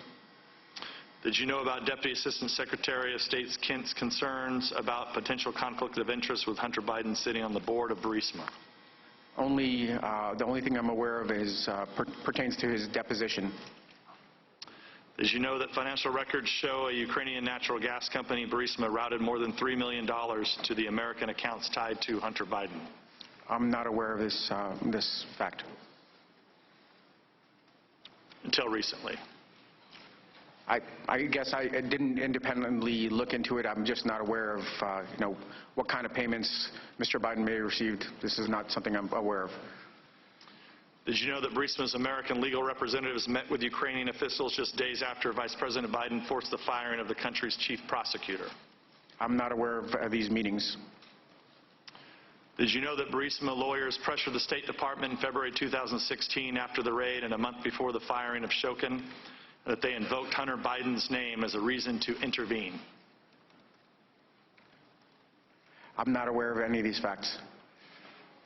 Did you know that Joe Biden called Ukrainian President Poroshenko at least 3 times in February 2016 after the president and owner of Burisma's home was raided on February 2nd by the state prosecutor's office? I'm aware of the fact that President Biden, or Vice President Biden, was very engaged on Ukraine and had numerous engagements. That's what I'm aware of.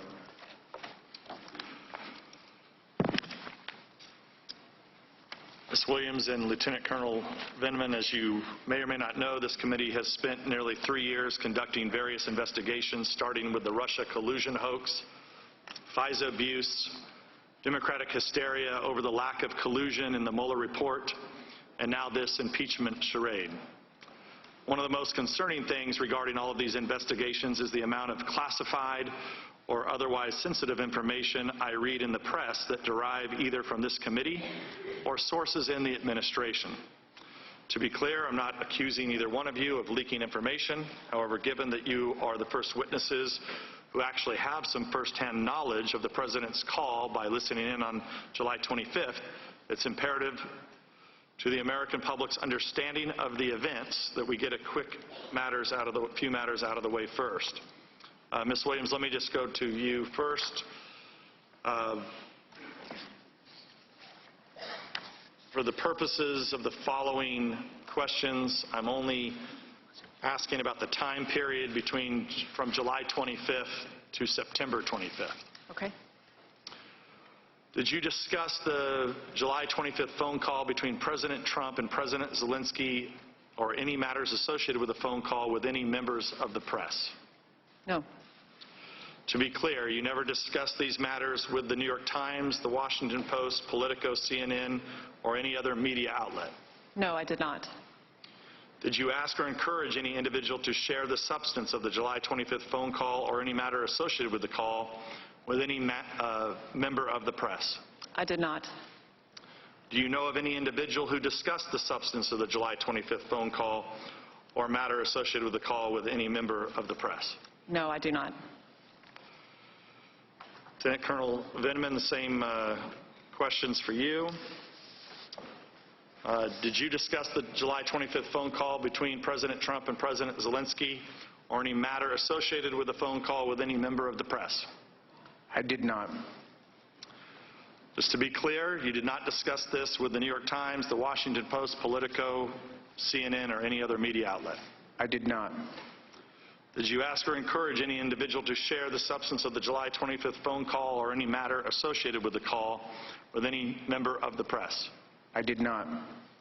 Do you know of any individual who discussed the substance of the July 25th phone call or any matter associated with the call with any member of the press? We have an NSC press shop, and they field any of these types of questions. I do not engage with the press at all. Let me ask the question again. Do you know of any individual who discussed the substance of the July 25th phone call or any matter associated with the call with any member of the press? We have an NSC press shop whose job is to engage on any of these types of questions. I'm not aware, but it is possible and likely that the press shop would field these types of questions. Right, but the question is, I'm sorry. The question is, do you know any individual, do you personally know any individual who discussed the substance of the July 25th phone call or any matter associated with the call with any member of the press? Thank you, Ranking Member, for clarifying. I do not. Thank you. Ms. Williams, did you discuss the July 25th phone call with anyone outside the White House on July 25th or July 26th, and if so, with whom? No, I did not discuss the call with anyone outside or inside the White House. Ms. Williams, during your time on the NSC, have you ever accessed a colleague's work computer without their prior authorization or approval? I have not. And just to clarify, I'm in the Office of the Vice President, so not on the NSC. Right, but representing No, I the have Vice not. President. No. Thank you for that clarification. Lieutenant Colonel Vindman, did you discuss the July 25th phone call with anyone outside the White House on July 25th or the 26th? And if so, with whom? Yes, I did. My core function is to coordinate U.S. government policy, interagency policy, and I spoke to two individuals with regards to providing some sort of readout of the call. Two individuals that were not in the White House? Not in the White House, cleared U.S. government officials with appropriate need to know. And what agencies were these officials with? Department of State, Deputy Assistant Secretary George Kent, who is responsible for the portfolio Eastern Europe, including Ukraine, and an individual from the office of an individual in the intelligence community. As you know, the intelligence community has 17 different agencies. What agency was this individual from? If I could interject here, we don't want to use these proceedings. It's our time, I know, Mr. Chair. but we need to protect the whistleblower. Please stop. I want to make sure that there's no effort to out the whistleblower through the use of these proceedings.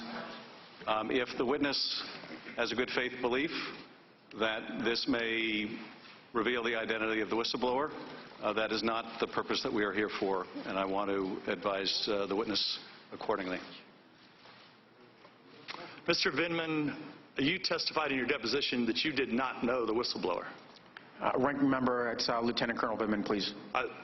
Lieutenant Colonel Vindman, you testified in the deposition that you did not know who the whistleblower was or is. I do not know who the whistleblower is. That is. So how is it possible for you to name these people and then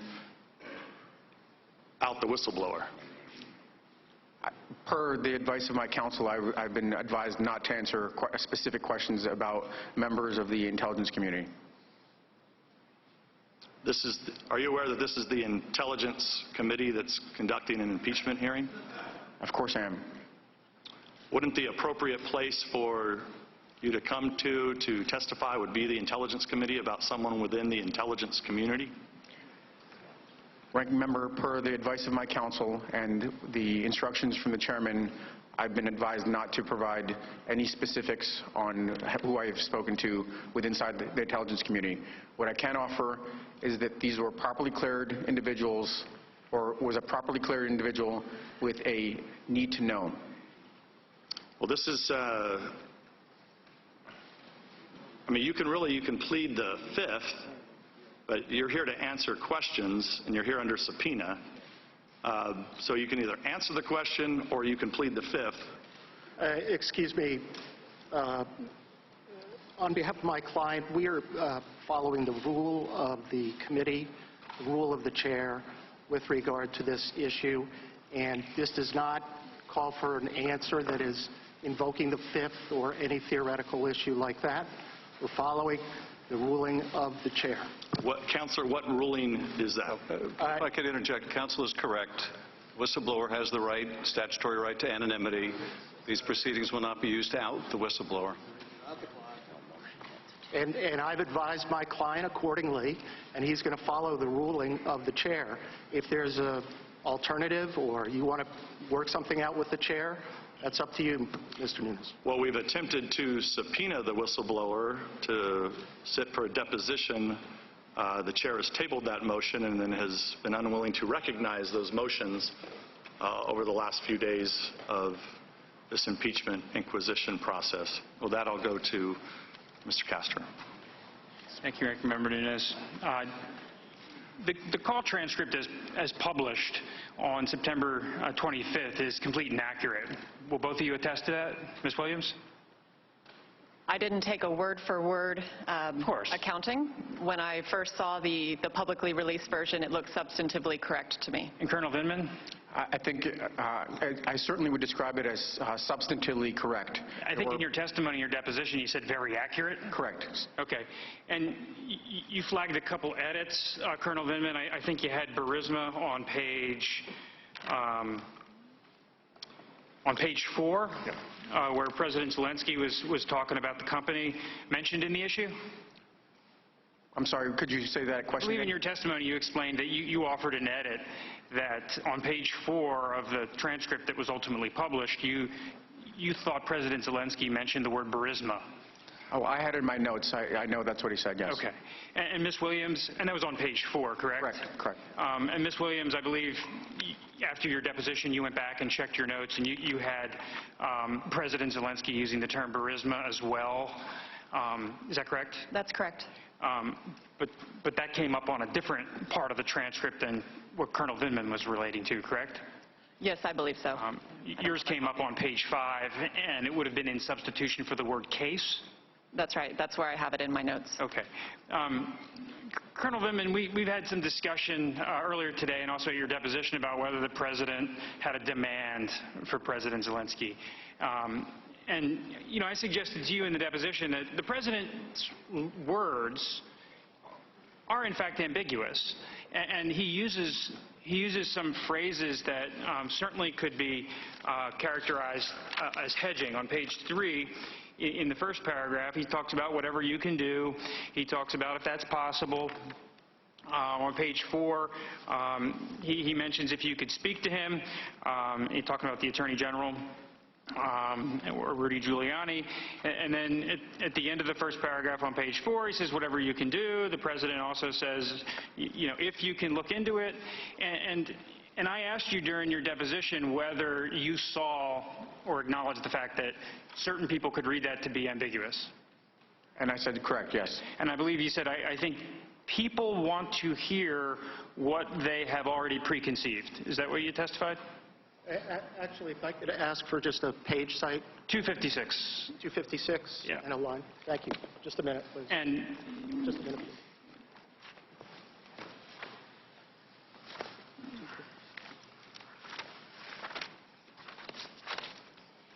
Okay, we got the page. okay. And then you went on to say, yeah, you agreed with me. You said, yeah, I guess you could interpret it different ways. Is that correct? Yes. Okay. Turning attention to the preparation of the transcript, that followed the ordinary process, correct? So I think it followed the appropriate process in terms of making sure that eventually it came around for clearances, for accuracy, Okay. but it was in a different system. So, Well, I'll get to that in a second. That relates to the storage of it. You had some concerns. Mr. Morrison articulated his concerns about if the transcript was leaked out. And I think both you and Mr. Morrison agreed that it needed to be protected. Just a correction, I don't think it was Mr. Morrison. It was Mr. Eisenberg, right? Mr. Morrison testified at his deposition. Okay, we don't have that in front of us. If you can give us that, we'll take a look. Yeah, I think in this, but I could say for myself, there were the concerns about leaks seemed valid, and I wasn't particularly critical. I thought this was sensitive, and was not going to question the attorney's judgment on that. Right. And even on the code word server, you had access to it. Yes. So at no point in time during the course of your official duties were you denied access to this information? Correct. Is that correct?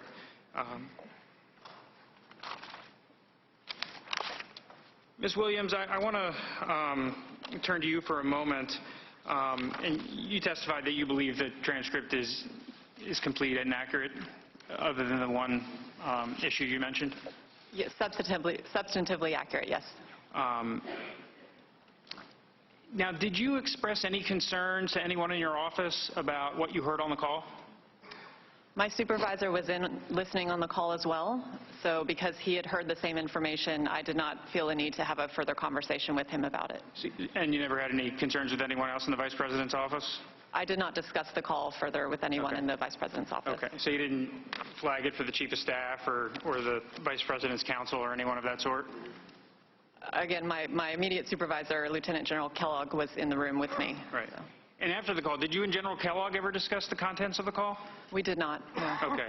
Now, in the run-up to the meeting in Warsaw, the Vice President was meeting with President Zelensky September 1st in Warsaw. You were involved with the preparation of the Vice President's briefing materials? I was. And did you flag for the Vice President this parts of the call that had concerned you? No, we did not include the call transcript in the trip briefing book. We don't normally include previous calls in trip briefing books. And so I'm just wondering, if the concerns were so significant, how come nobody on the Vice President's staff at least alerted him to the issue that President Zelensky might be on edge about something that had been mentioned on the 725 call? Again, my supervisor had been in the call with me, and I ensured that the Vice President had access to the transcript in the moment on that day. As we were preparing for the September meeting with President Zelensky, the more immediate issue at hand was 2 days prior, the news had broken about the hold on the security assistance.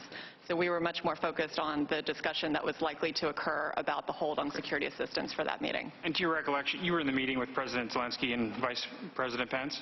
I was. And Burisma didn't come up, or the Bidens, or any of these investigations? No, it did not. Colonel Vindman, you testified that the President has long-standing concerns about corruption in Ukraine, correct? I don't recall, but there are concerns. There are broad concerns about corruption, yes. But you would agree that if the U.S. is giving hundreds of millions of dollars to a foreign nation that has a corruption problem, that's certainly something that the U.S. government officials and the President would want to be concerned about? Yes. And if a foreign country has a problem with oligarchs taking money, taking U.S. taxpayer dollars, that's something that the President ought to be concerned about in advance of dispensing the aid? Yes. And I believe you did testify that corruption is endemic in Ukraine? Correct.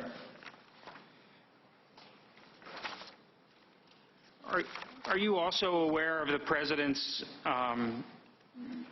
skepticism of foreign aid generally?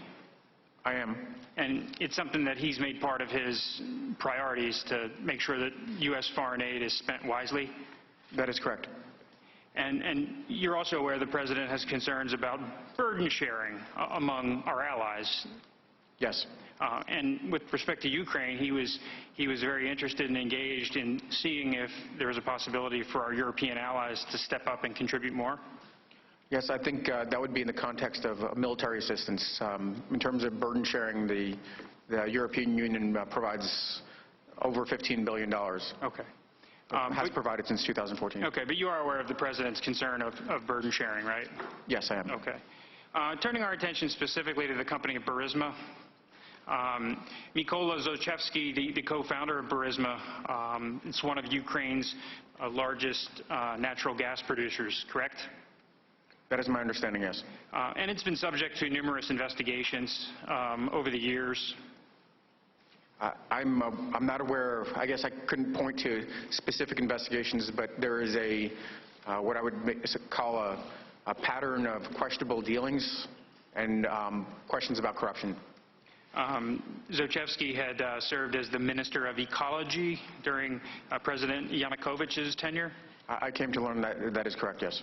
And are you aware, and George Kent testified a little bit about this last week, that under the Obama administration, the U.S. government encouraged Ukraine to investigate whether Zlochevsky used his government position to grant himself or Burisma exploration licenses. Are you aware of that? I would defer to George Kent. He's a fount of knowledge on Ukraine, much deeper knowledge than I have. And if he attested to that, then I'd take his word for it. And he testified that the U.S., along with the United Kingdom, was engaged in trying to recoup about $23 million in taxpayer dollars from Zlochevsky and the Burisma entity? I understand he testified that, yes. Okay. And Mr. Kent also testified that the investigation was moving along, and then all of a sudden there was a bribe paid, and the investigation went away. Did you hear him mention that? I heard him mention that. These are events that occurred before my time, so frankly, beyond what he said, I don't know much more. Fair enough. Right around the time the bribe was paid, the company sought to bolster their board. Are you aware that they tapped some luminaries for their corporate board? Certainly, I learned that at some point, yes. Including the president of Poland, I believe? Yes. And Hunter Biden? Yes, I came to learn that as well. And are you aware of any specific experience Hunter Biden has in the Ukrainian corporate governance world? I don't know much about Mr. Hunter Biden. And we talked a little bit about, at your deposition, about whether Mr. Biden was qualified to serve on this board. And you know, I believe you acknowledged that apparently he was not, in fact, qualified? As far as I can tell, he didn't seem to be, but like I said, I don't know his qualifications. Okay. And Ms. Williams, I want to turn our attention to the inaugural trip. Okay. At one point, the Vice President and the Vice President's office was focusing on attending that, correct? That's right. And it's somewhat complicated because, as I understand it, the White House doesn't want the President and the Vice President to be out of the country at the same time? Yes, that's correct. And during the time frame, the President was in Japan. I believe he was in Japan May 24th to 28th. And then he returned to Europe for the D-Day ceremonies, June 2nd to 7th. And I think you told us that there was a window you provided of 4 days at the end of May, that if the Vice President was going to attend the inauguration, it had to be the 29th, 30th, 31st, or 1st? Our embassy in Kyiv had been in discussions with the Ukrainian, with President Zelensky's team. And as we had learned, obviously, the Ukrainian parliament was not going to come back into session until mid-May, and so we wouldn't know formally what the date would be. But we understood that the initial thinking was that they were looking at dates at the end of May. And so honing in on that time frame, we were aware of President Trump's planned travel on either end. And so that's why we advised the Ukrainians that if Vice President Pence were to be able to participate, the only really available days would be May 30th, May 31st, or June 1st. Okay. And before the Vice President travels to a foreign nation, you have to send the Secret Service, do advance work, book hotels, and it's a relatively involved preparation experience, right? That's correct. And do you know if the Secret Service ever deployed, booked hotels or anything of that sort? My understanding is that our advance team was looking into those preparations, including hotel availability, and we were trying to determine when it would be appropriate to send out Secret Service and other advanced personnel in order to lay groundwork for a trip. But because we weren't sure yet when the date would be, we hesitated to send those officials out. But ultimately, the Secret Service, as I understand it, did not deploy. I don't believe they did, no. Okay. And the President Zelensky's inauguration was May 20th, if I'm not mistaken? Yes, that's correct. And you had about 4 days' notice? In the end, the Ukrainian parliament decided on May 16th to set the date for May 20th. That's correct. So you would acknowledge that that made it quite difficult for the vice president and the whole operation to mobilize and get over to Ukraine, correct? It would have been, but we had already stopped the trip planning by that point. And when did that happen? Stopping the trip planning? Yeah. On May 13th. Okay. And how did you hear about that? I was called by a colleague in the vice president's chief of staff's office and told to stop the trip planning. Okay. And as I understand it, it was the assistant to the chief of staff? That's correct. Okay. And so you didn't hear about it from General Kellogg or the chief of staff or? Correct. Or the president or the vice president? You heard about it from Mr. Short's assistant? That's right. And did you have any knowledge of the reasoning for stopping the trip? I asked my colleague why we should stop trip planning and why the vice president would not be attending, and I was informed that the president had decided the vice president would not attend the inauguration. Okay. But do you know why the president decided? No, she did not have that information. Okay. And ultimately, the vice president went to Canada for a USMCA event. That's right. During this this window of time, correct? Correct. So it's entirely conceivable that the president decided that he wanted the vice president to go to Canada on behalf of USMCA instead of doing anything else, correct? I'm really not in a position to speculate what the motivations were behind the president's decision. Well, you know the vice president's done quite a bit of USMCA events, correct? Absolutely. Yes, okay. sir. And are you aware of whether anyone at the State Department inquired with your office about the vice president's availability for the trip to Canada? For the trip, at what point? Early May, maybe May 8th. I was not involved in the trip planning for Canada. One of my colleagues who covers Western Hemisphere was in charge of that, so I'm not aware of specific requests about the vice president's availability. I was aware from my colleague who was planning that trip that we had competing trips potentially for the same window, but I was told that the Ukraine trip would take priority. Okay, but ultimately you don't know? I don't know about the Canada trip? You don't know the reason as to why the vice president was sent to Canada for a USMCA event instead of going to the Ukraine? I would say I don't know the reason behind why the president directed the vice president not to go to Ukraine. I can't speak to the motivations or about the Canada trip. Okay. Colonel Vindman, I'd like to turn a little bit to the July 10th meeting in Ambassador Bolton's office and the subsequent post-meeting in the wardroom. Who all was in the July 10th meeting, to the best of your recollection?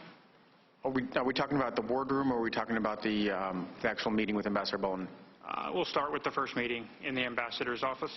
So from the U.S. side, we had Ambassador Bolton, Dr. Hill, I believe there was another a special assistant to the president, Wells Griffith was in there, and myself. From the Ukrainians. From the Ukrainians, oh, sorry. Yeah, for the Ukrainian side, we had Alexander Daniluk, Andriy Yermak, and I think Alexander Daniluk's advisor, Alexei Semeny. Okay. And you testified that you couldn't recall exactly why Ambassador Bolton stopped the meeting short, and you only learned it subsequently when talking to Dr. Fiona Hill?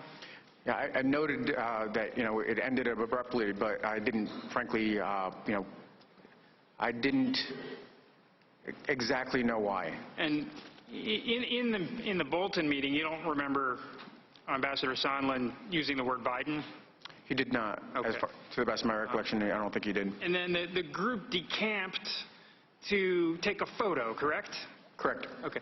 So the general feeling of the group was a positive one at that time, even though it may have ended abruptly. I think Ambassador Bolton was exceptionally qualified. He understood the strategic communications opportunity of having a photo, and we prompted him to before we completely adjourned, to see if he was willing to do a photo, and he did. Okay, so you went out to West Executive Ave or wherever in the White House and you took a photo. I think you said you took it? I certainly took a couple of them, yes. Okay. And in the photo is Secretary Perry, Ambassador Bolton, Ambassador Volker, oh, that's right. Yeah. Mr. Daniluk, and Mr. Yermak? Yes, and I apologize. When I was running through the U.S. side, of course, Ambassador Bolton, Volker, and Sondland were there, and Secretary Perry was there. Okay. Now, you testified that before the July 10th meeting, you had developed concerns about the narrative, involving Rudy Giuliani. Is that correct? That is correct. And had you heard like a first-hand account from anyone on the inside, or had you just been following news accounts? I certainly was following news accounts, and that's from the Ukrainian side, Ukrainian press, and U.S. press. Okay. And my colleagues in the interagency also were concerned about this, as this had started in the March timeframe, kind of emanating from the John Solomon story all the way through. So there had been ongoing conversations, so several different sources, Councilman. Okay. And so when Ambassador Sondland mentioned the investigations, you sort of had a little bit of a clue of what the issue was? Oh, definitely. Okay. And then you took the photo, very nice photo, and then you went to the wardroom? Correct. And do you remember, I think you conceded to us that you had a hard time remembering exactly what was said in the wardroom. Again, it's 4 months ago. It's hard to be precise about whether Sondland, what specific words he used, whether he used Burisma, 2016 investigations. Yeah, so I believe it's in the deposition, the three elements, Burisma, Biden's, and the 2016 elections were all mentioned. In the wardroom? Correct. I think we can maybe go back to this, but I think on page 64 of your testimony, you told us that you don't remember him using 2016 in the wardroom? I believe that I actually followed up, and because this question was asked multiple times, I said that all three elements were in there. So okay, so picked out when we asked the question, it sort of refreshed your recollection? Yes, I guess that's the term now. There was some discussion of, whether when Mr. Morrison took over the portfolio for Dr. Hill, whether you were sidelined at all. Did you feel like you were? So I certainly was excluded or didn't participate in the trip to Ukraine, Moldova, Belarus at the end of August. And I wasn't initially, before it changed from a POTUS trip to a vice president trip to Warsaw, I wasn't participating in that one. So I didn't miss that, no. Okay. Did you express any concerns to Mr. Morrison about why you weren't included on those trips? So Mr. Morrison, I was on leave. I was supposed to be on leave from the 3rd of August through about the 16th or so of August, and he called me and asked me to return. There was obviously high priority travel to the region. He needed my assistance to help plan for it, and in asking me to return early from leave, which I take infrequently, I assumed that I'd be going on the trip. So when I was, after returning from leave early, when I was told I wasn't going, I inquired about it, correct. Okay. And what feedback did he give you? He initially told me that the aircraft that was acquired, the Mil-Air, was too small and there wasn't enough room. Okay. Had you ever had any discussions with Mr. Morrison about concerns that he or Dr. Hill had with your judgment? Did I ever have any conversations with Mr. Morrison about it? No. Okay. Did Mr. Morrison ever express concerns to you that he thought maybe you weren't following the chain of command in all instances? He did not. Did Dr. Hill or Mr. Morrison ever ask you questions about whether you were trying to access information outside of your lane? They did not. Another, aspect of the Ukraine portfolio that you were not a part of were some of the communications Mr. Morrison was having with Ambassador Taylor? Correct. And did you ever express concern that he was leaving you off those calls? Well, certainly it was concerning. He had just come on board. He didn't have the, he wasn't steeped in all the items that we were working on, including the policy that we developed over the preceding months. and I thought I could contribute to that, to the performance of his duties. Okay. When you went to Ukraine for the inauguration? Correct. 20th. At any point during that trip, did Mr. Daniluk offer you a position of defense minister with the Ukrainian government? He did. And how many times did he do that? I believe it was 3 times. And do you have any reason why he asked you to do that? I don't know, but every single time I dismissed it. Upon returning, I notified my chain of command and the appropriate counterintelligence folks about the offer. I mean, Ukraine's a country that's experienced a war with Russia. Certainly their Minister of Defense is a pretty key position. For the Ukrainians, President Zelensky, Mr. Daniluk, to bestow that honor on you, at least asking you. I mean, that was a big honor, correct? I think it would be a great honor, and frankly, I'm aware of service members that have left service to help nurture the developing democracies in that part of the world, certainly in the Baltics. Former officers, and if I recall correctly, it was an Air Force officer that became Minister of Defense.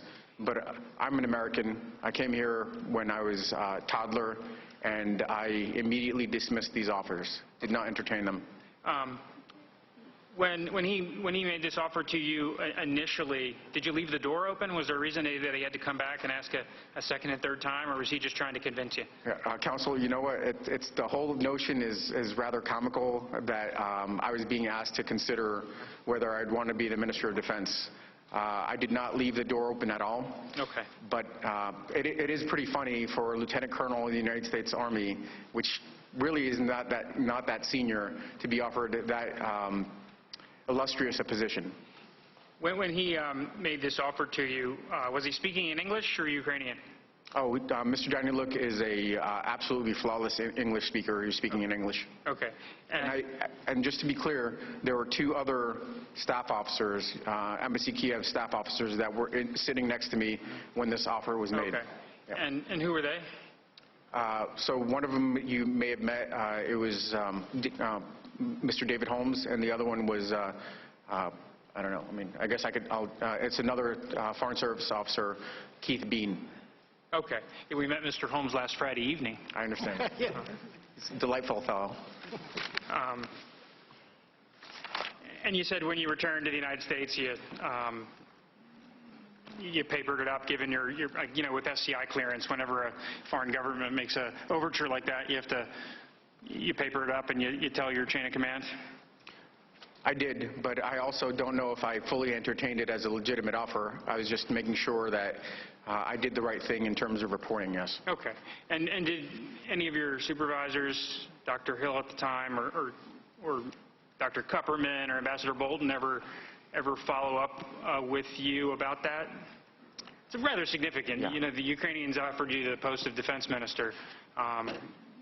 Did you tell anyone in your chain of command about it? After I spoke to, and I believe the deputy, our deputy senior director, John Areth, was there. Once I mentioned it to both of them, I don't believe there was ever a follow-up discussion. Okay. So it never came up with Dr. Kupperman or Dr. Hill? Following that conversation I had with Dr. Hill, I don't believe there was a subsequent conversation, and I don't recall ever having a conversation with Dr. Kupperman about it. Okay, and did you brief Director Morrison when he came on board? No, I completely forgot about it. Okay, and subsequent to the May trip, did Mr. Daniluk ever ask you to reconsider? Were there any other offers? No. Okay. When he visited for the July 10th meeting with Ambassador Bolton, did it come up again? It never came up again. Okay. And did you ever think that possibly if this information was, got out, that it might create at least the perception of a conflict, that the Ukrainians thought so highly of you to offer you the defense ministry post? On one hand, but on the other hand, you're responsible for Ukrainian policy at the National Security Council. So, frankly, it's more important about what my American leadership, my American chain of command thinks than any of the. And these are honorable people. I'm not sure if he meant it as a joke or not, but it's much more important what my civilian White House, National Security Council chain of command thinks more so than anybody else. And frankly, if they were concerned about me being able to continue my duties, Of course. they would have brought that to my attention. Dr. Hill stayed on for several more months, and we could continue to work to advance U.S. policy. Okay. And during the times relevant of the committee's investigation, did you have any communications with Mr. Yarmouk or Danny Look outside of the July 10th meeting? I recall a courtesy note from Mr. Yermak within days of his return to July, in which he wanted to preserve an open channel communication, and I said, please feel free to contact me with any concerns. And were you following this? There's sort of two tracks. Ambassador Taylor walked us through it during his testimony last Wednesday. He called it a regular channel, and then he called it an irregular but not outlandish channel with Ambassador Sondland and Ambassador Volker. Were you tracking the Sondland and Volker channel during this time period? Yeah, so I'm trying to recall at which point I became aware of Ambassador. Certainly I was aware of the fact that they were working together. Ambassador Sondland, Ambassador Volker, and Secretary Perry were working together to advance U.S. policy interests that were in support of what had been agreed to. But I didn't really learn, like I said, until the July 10th.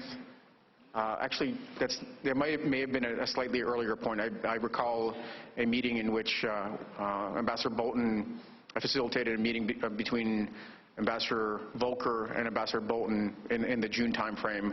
And there may have been some discussion about this external channel, but okay. I frankly didn't become aware of these particular U.S. government officials being involved in this alternate track until July 10th. Okay.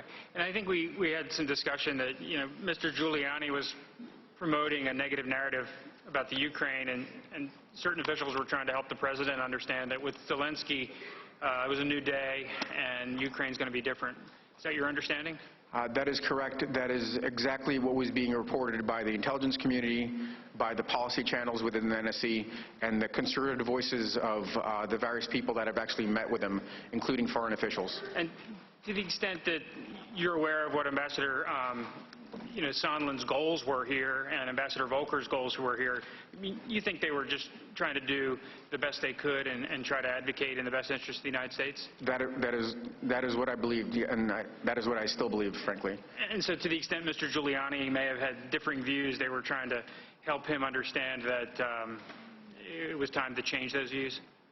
I think they were trying to bring him into the tent and have him kind of support the direction that we had settled on. And you never conferred with Mr. Giuliani?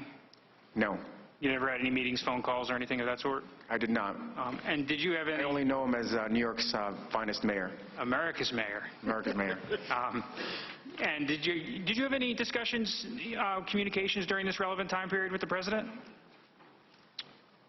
I've never had any contact with the President of the United States. My time's expired, Mr. Chairman. Thank you. Thank the gentleman. We're going to now move to the 5-minute member rounds. Are you good to go forward, or do you need a break? I think we'll elect to take a short break. Okay.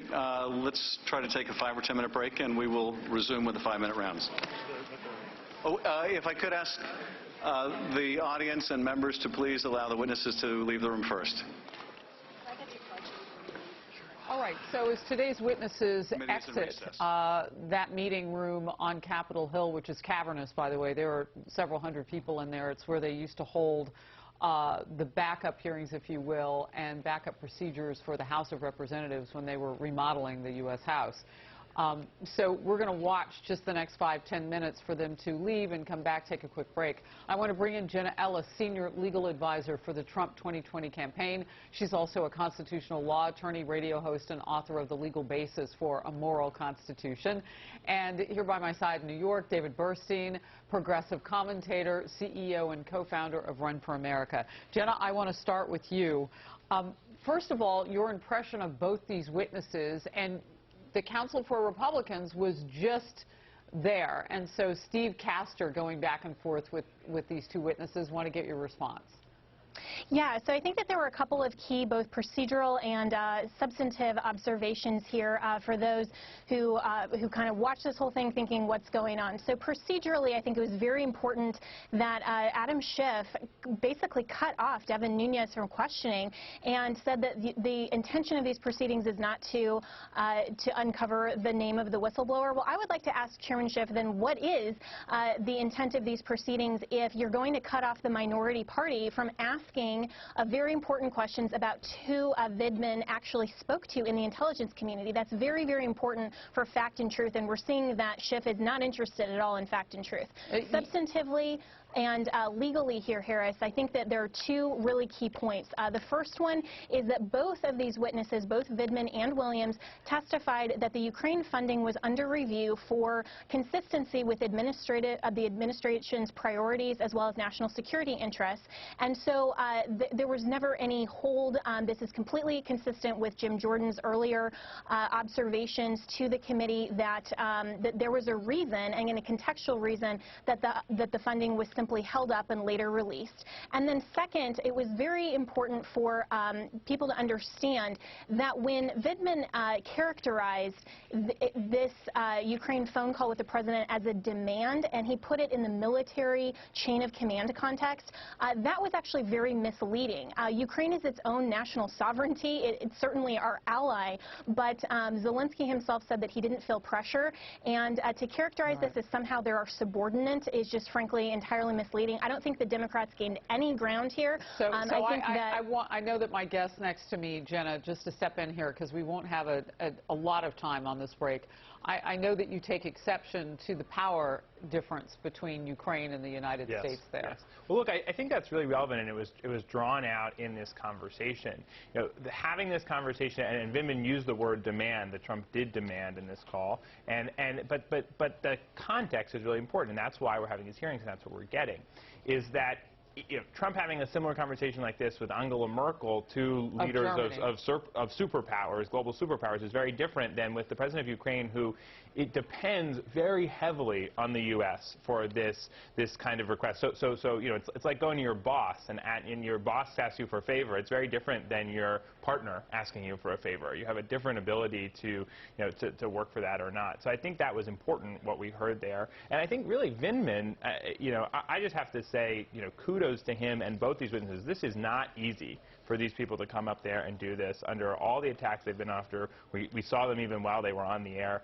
people attacking them in various different ways. And they made great pains to be thoughtful, deliberate. They did not look like people who wanted to be there. So attacking the character of these people is not a strategy that's going to get anybody very far. Jenna, I want to come back to you, and I want to play a little clip from the hearing today, and I'm going to tell my team it is Vindman number 5 on anybody sharing information about the call that he and the other witness, Jennifer Williams, were privy to. They were on the call with the president as he was talking with the president of Ukraine, and what they heard. I want to watch this and get your response. Can we roll that? Do you know of any individual who discussed the substance of the July 25th phone call or any matter associated with the call with any member of the press? We have an NSC press shop, and they field any of these types of questions. I do not engage with the press at all. Let me ask the question again. Do you know of any individual who discussed the substance of the July 25th phone call or any matter associated with the call with any member of the press? We have an NSC press shop whose job is to engage on any of these types of questions. I'm not aware, but it is possible and likely that the press shop would field these types of questions. Right, but the question is, I'm sorry. The question is, do you know any individual, do you personally know any individual who discussed the substance of the July 25th phone call or any matter associated with the call with any member of the press? Thank you, Ranking Member, for clarifying. I do not. And back and forth they went about whether or not this particular witness, Lieutenant Colonel Vindman, had spoken with the media. Jenna, what is the point here? And both witnesses were asked that same series of questions. Yeah, I think that was a very relevant question here because what I think the GOP is trying to uncover is to see, okay, who exactly are these witnesses talking to? How did we get to this point, and why is this so relevant? I mean, especially when President Trump released the transcript immediately, it was a perfect phone call. What really is the impression of the media here, and why are we at this point? Because we're seeing that obviously this is just the court of public opinion. This is trying to attack the president for really no legal or substantively constitutional or impeachable basis. And so I think that they're trying to lay the foundation to make sure that we, the American people, understand what's really going on here. And so I think that the GOP was very effective here. David, does it help Democrats or Republicans or both for this process to be long and drawn out? I mean, now what we're looking at are upwards of 8 to 9 witnesses in 1 week, right? Because they were still adding names yesterday, so I think we're at 9. And then you've got to do this on the Senate side, potentially, if impeachment passes. And it judiciary likely, after Thanksgiving. Right. And it likely could because Democrats are in the majority here. So who benefits from a lengthy process? I'm not sure that anyone benefits from the length of it. I think that's why you keep hearing Democrats wanting to kind of tie this up, and these hearings go on all day, and really there are only a few bites out of them that most people in the American public are going to hear. I do want to come back though to one point that was made before, which is that I think the Republicans here were not effective, particularly Devin Nunes. I think his line of questioning there and trying to pursue this line of inquiry, everybody started to see, we were sitting watching here wondering what is he trying to do, and then he ultimately started to get there. I think Devin Nunes would have done better to actually offer a defense of the president in his opening statement instead of talking about the Russian investigation, all the other things, to actually offer a defense of the president on the merits. The best Republican argument that they can make, which I don't happen to agree with, is that this was perfectly within the means of his power, and they should be emphasizing that again and again. I want to call out some of the players in the room. Jenna, you had mentioned Representative Jim Jordan, who was brought over from a different committee to join this one for the hearings, and the gifts, if you will, in terms of being a pressure questioner, as we know Mr. Jordan to be on the Hill, the gifts that he would bring to the argument of Republicans to defend the President of the United States. I want to visit now, if we can, and my team will let me know when it's ready. The whistleblower section was maybe the most chippy, as we say in hockey. I used to live in the state of hockey, Minnesota. And so what happens there is you get caught up now in the drama. I want to watch that, and then let's all break it down on really what was going on there. Yeah. What agency was this individual from? If I could interject here, we don't want to use these proceedings. It's our time, I know, Chair. but we need to protect the whistleblower. Please stop. I want to make sure that there's no effort to out the whistleblower through the use of these proceedings. If the witness has a good faith belief that this may reveal the identity of the whistleblower, that is not the purpose that we are here for, and I want to advise the witness accordingly. Mr. Vindman, you testified in your deposition that you did not know the whistleblower. Ranking member, it's Lieutenant Colonel Vindman, please. Wow. So a correction there on using his military title. Jenna, it did get pretty awkward there for a few minutes. What was happening?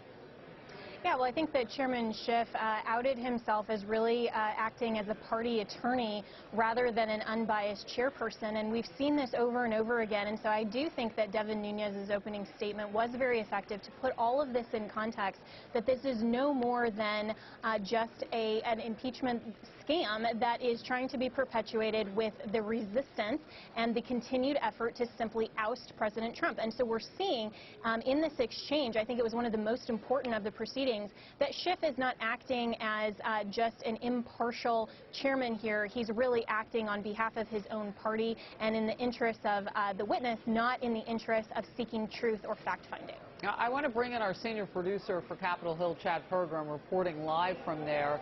And we're fortunate to get you for a few minutes before this whole thing starts going again. Talk to me about the room and who's in it and what it's like. Each day has been so different. These are actually two people who were on the call with the President of the United States and President of Ukraine. They were there. Right, and you talk about the Republican approach to this. They have been critical of second-hand and third-hand information. 3 of the 4 witnesses today, including one of the 2 we'll have this afternoon, they were all on that phone call. And a little bit earlier in your broadcast, you talked about how these aren't professional people who are used to coming before the microphones and talking in public. You could kind of tell that a little bit in Vindman's opening statement, that, you know, he's not a pro at this, but there was a genuineness from Vindman. And I'm going to point you to the very last line in his prepared remarks. Remember, he immigrated, you know, his father brought him over here from Ukraine, the former Soviet Union, you know, some 40 years ago, and his father came into the room, you know, with him and family members sitting behind him in the room, and he said, "Dad, I will tell the truth. You made the right decision to leave the USSR." He said that we can't always come before those in power in other countries like you can in the United States, Harris. Right. Let's play it so that people can actually see that in Lieutenant Colonel Vindman's own words. Ranking Member, per the advice of my counsel and the instructions from the chairman, I've been advised not to provide any specifics on who I have spoken to inside the intelligence community. What I can offer is that these were properly cleared individuals, or was a properly cleared individual with a need to know. Well, this is... All right. Unfortunately, that was not the right little clip of video there, but pertinent to the conversation anyway. Chad, glad that you were able to give us a little bit of color from Colonel Vindman. So what is the mood in the room, if you will, as they're about to start again? Well, when you had that chippiness, as you referred to, there's a number of Republicans, House Republicans, who are sitting off to the side, mostly members of the Freedom Caucus, and you could hear them start to chortle and guffaw and kind of verbally protest. They were aghast when Adam Schiff jumped in, trying to, protect the name of the whistleblower. There's a clock. A digital clock, much like you would have in a sporting arena, that's ticking down the time here. And on 2 occasions where they got into that, the clock was frozen. They are in these sections of 45 minutes apiece for both the Democrats and the Republicans. And so that section lasted a little bit longer than we thought because they actually froze the clock as they tried to work this out. The other thing that struck me during that line of questioning is is Devin Nunes trying to maybe set up Vindman in some way? Is there something he's hearing there where he says, wait a minute, maybe something comes out that they did speak to the press, and getting him on the record to make sure that there is nothing there so they can't turn around and say he wasn't truthful to us in the testimony. The other thing that we've been struck by here was an effort by Republican Wisconsin Senator Ron Johnson late yesterday afternoon. He has been central to some of these conversations about aid and talking to the president and others in Ukraine. And he put out a letter yesterday, a lengthy response to Devin Nunes and Jim Jordan, responding because they said, you seem to have some firsthand information here. What can you say? And Senator Johnson, somewhat undercut Vindman, saying, okay, the president gets to make national security policy. There were lines in Vindman's deposition where he said this was the established policy, and said maybe this is someone who is trying to kneecap the president, and if so, you should be fired or you should resign. Pretty strong words there from Senator Ron Johnson, sure, Republican of Wisconsin. So, Chad, I'm going to ask you to stand by. I want to come to David Burstein on set right now. So undercutting the colonel, and of course Republicans have to be careful because they don't want to take a punch at somebody who you have said has great credibility. But the fact of the matter is, as Jenna has said, it's still a witness who has to be deposed. Right, of course, and I think that of course has to be taken into account. But this is a guy who all of his bosses and people in the public arena who've worked with him have had great things to say about. This is a guy who's a lot of character. I think he proved that here in his opening statement. And I think importantly, what's going on here on the Republican side, trying to discredit someone like this, that's just not enough. That's not enough to get where they need to go. This needs to become about the substance of the matter, and they can't be doing things like trying to undermine national security, out whistleblowers, all these kinds of things. It needs to stop. Jennifer Williams has just walked in. We're taking a look right now at the House Intel Chairman, Adam Schiff, who is ready to go. He wanted this to kind of clip along, if you will, staccato style, and the two witnesses agreed to take a 5 to 10 minute break. We're inching toward the 10-minute mark now as we come to you live and get ready to go back again. Real quickly, the way that we anticipate that this will go is that lawmakers now will ping back and forth, Republican, Democrat, so on and so forth, for 5 minutes apiece. And they'll usually will make a little bit of a statement, they'll ask the witness a question, and this will go on. And then once they've exhausted that, not everybody of the committee will speak. Some will, toggle their time to the next person, if you will.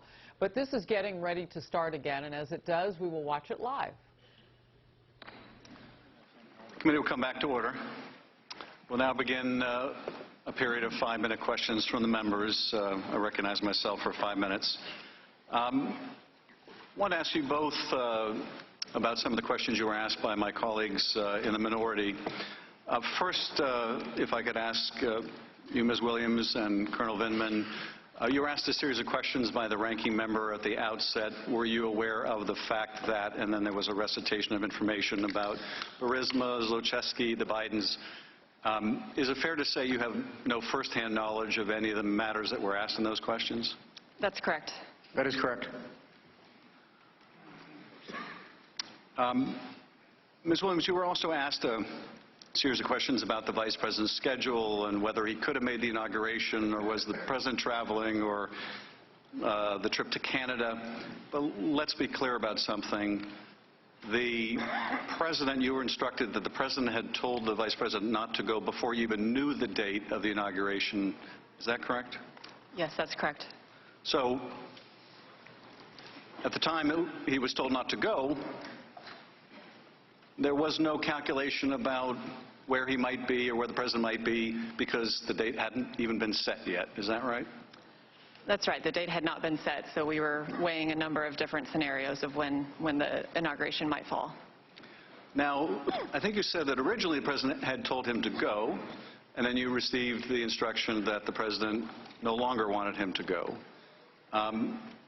Were you aware in the interim between the President telling him to go and the President telling him not to go that Rudy Giuliani had to abort a trip that he was going to make to Ukraine? I had seen that in the press, yes. And had you seen in the press that Rudy Giuliani blamed people around Zelensky for having to cancel the trip? For having to cancel his trip? Yes. I had read that in the press reporting, yes. And did you read in the press reporting also that Giuliani wanted to go to Ukraine to, as he put it, not meddle in an election, but meddle in investigations? I did read that, yes. And that occurred prior to the President canceling the Vice President's trip to the inauguration? It did. I believe it was around May 10th or so.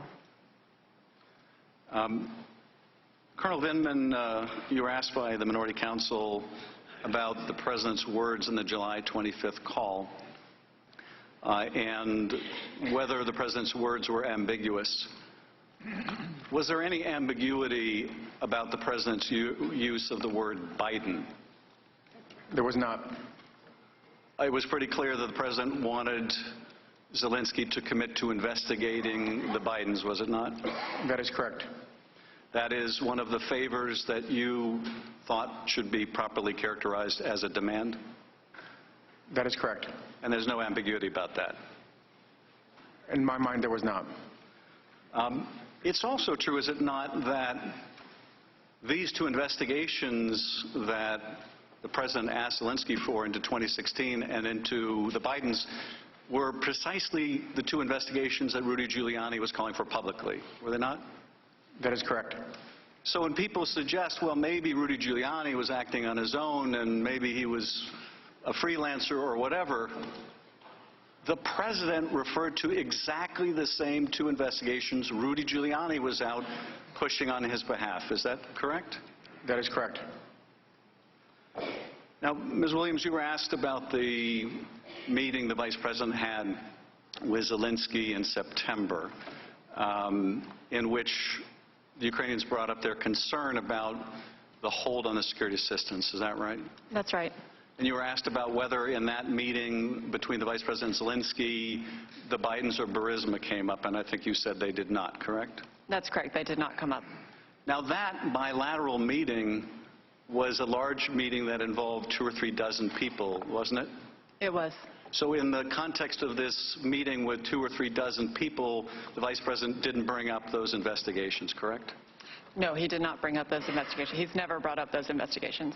But were you aware that immediately, and I mean immediately after that meeting broke up, Ambassador Sondland has said that he went over to Mr. Yermak, one of the top advisors to Zelensky, and told Yermak that if they wanted the military aid, they were going to have to do these investigations, or words to that effect?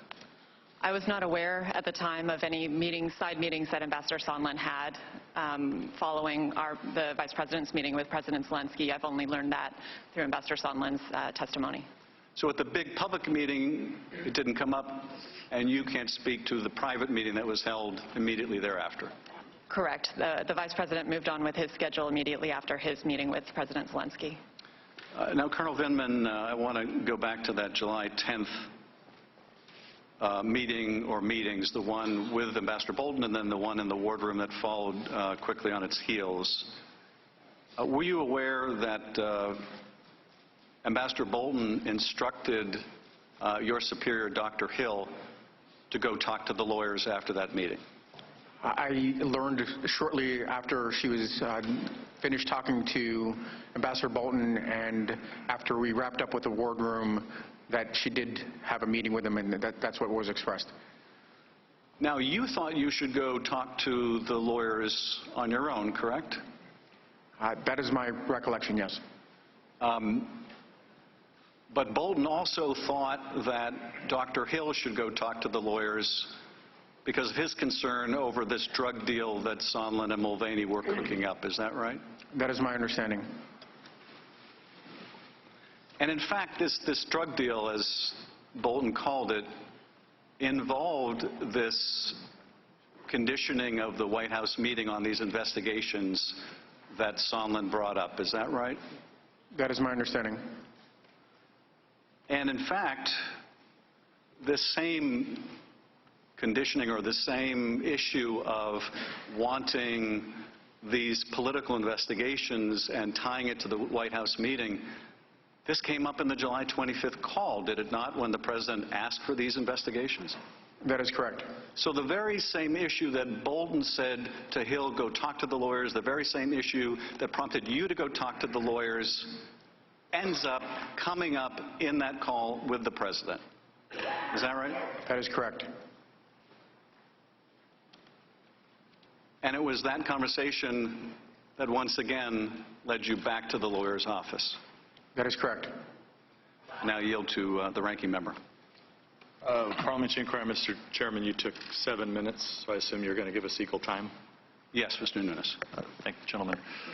Lieutenant Colonel Vindman, before I turn to Mr. Jordan, I asked Ms. Williams about this, about if she had ever accessed, without authorization, fellow employees' computer system. She answered no to the question. Have you ever accessed anyone's computer system at the NSC without authorization? Without their knowledge, no. Knowledge or authorization? I'm sorry? Knowledge or authorization. You never accessed someone's computer without their knowledge or authorization? Correct. Mr. Jordan. I thank the ranking member. Colonel, I want to thank you for your service and sacrifice to our great country. This afternoon, your former boss, Mr. Morrison, is going to be sitting right where you're sitting, and he's going to testify. And I want to give you a chance. I think we're bringing you a copy. I want to give you a chance to respond to some of the things Mr. Morrison said in his deposition, page 82 of the transcript from Mr. Morrison. Mr. Morrison said this: I had concerns about Lieutenant Colonel Vindman's judgment. Among the discussions I had with Dr. Hill in the transition was our team, its strength, its weaknesses, and Fiona and others had raised concerns about Alex's judgment. When Mr. Morris was asked by Mr. Castor, did anyone ever bring concerns to you that they believe Colonel Vindman may have leaked something, Mr. Morrison replied, yes. So your boss had concerns about your judgment. Your former boss, Dr. Hill, had concerns about your judgment. Your colleagues had concerns about your judgment. And your colleagues felt that there were times when you leaked information. Any idea why they have those impressions, Colonel Vindman? Yes, Representative Jordan, I guess I'll start by reading Dr. Hill's own words, as she attested to in my last evaluation that was dated middle of July, right before she left. Alex is a top 1% military officer and the best Army officer I've worked with in my 15 years of government service. He is brilliant, unflappable, and exercises excellent judgment. So it was it was exemplary during numerous visits, so forth and so on, but I think you get the idea. Mr. Morrison, yeah, the date of that was,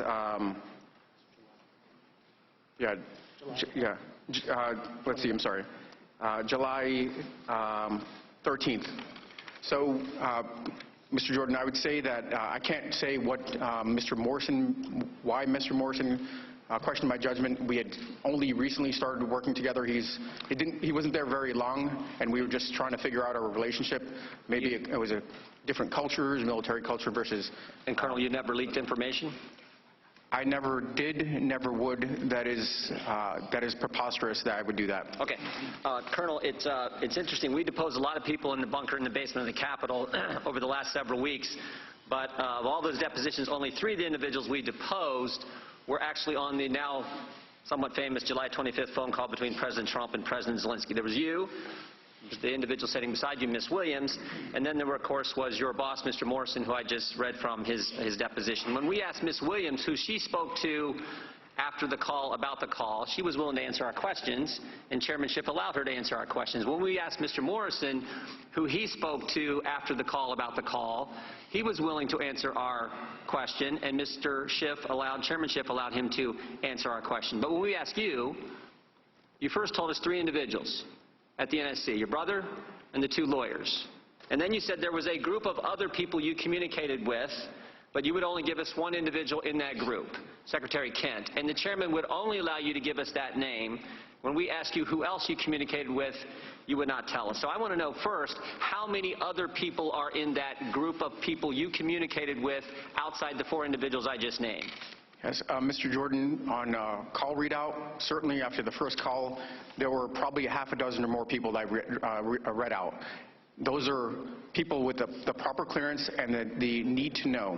In this case, because of the sensitivity of the call, and Mr. Eisenberg told me not to speak to anybody else, I only read out, outside of the NSC, 2 individuals. 2 individuals? Das Kent and 1 other person. And you're not willing to tell us who that other individual is? Mr. Chairman, point of order. Mr. Chairman. Mr. Chairman, point of order.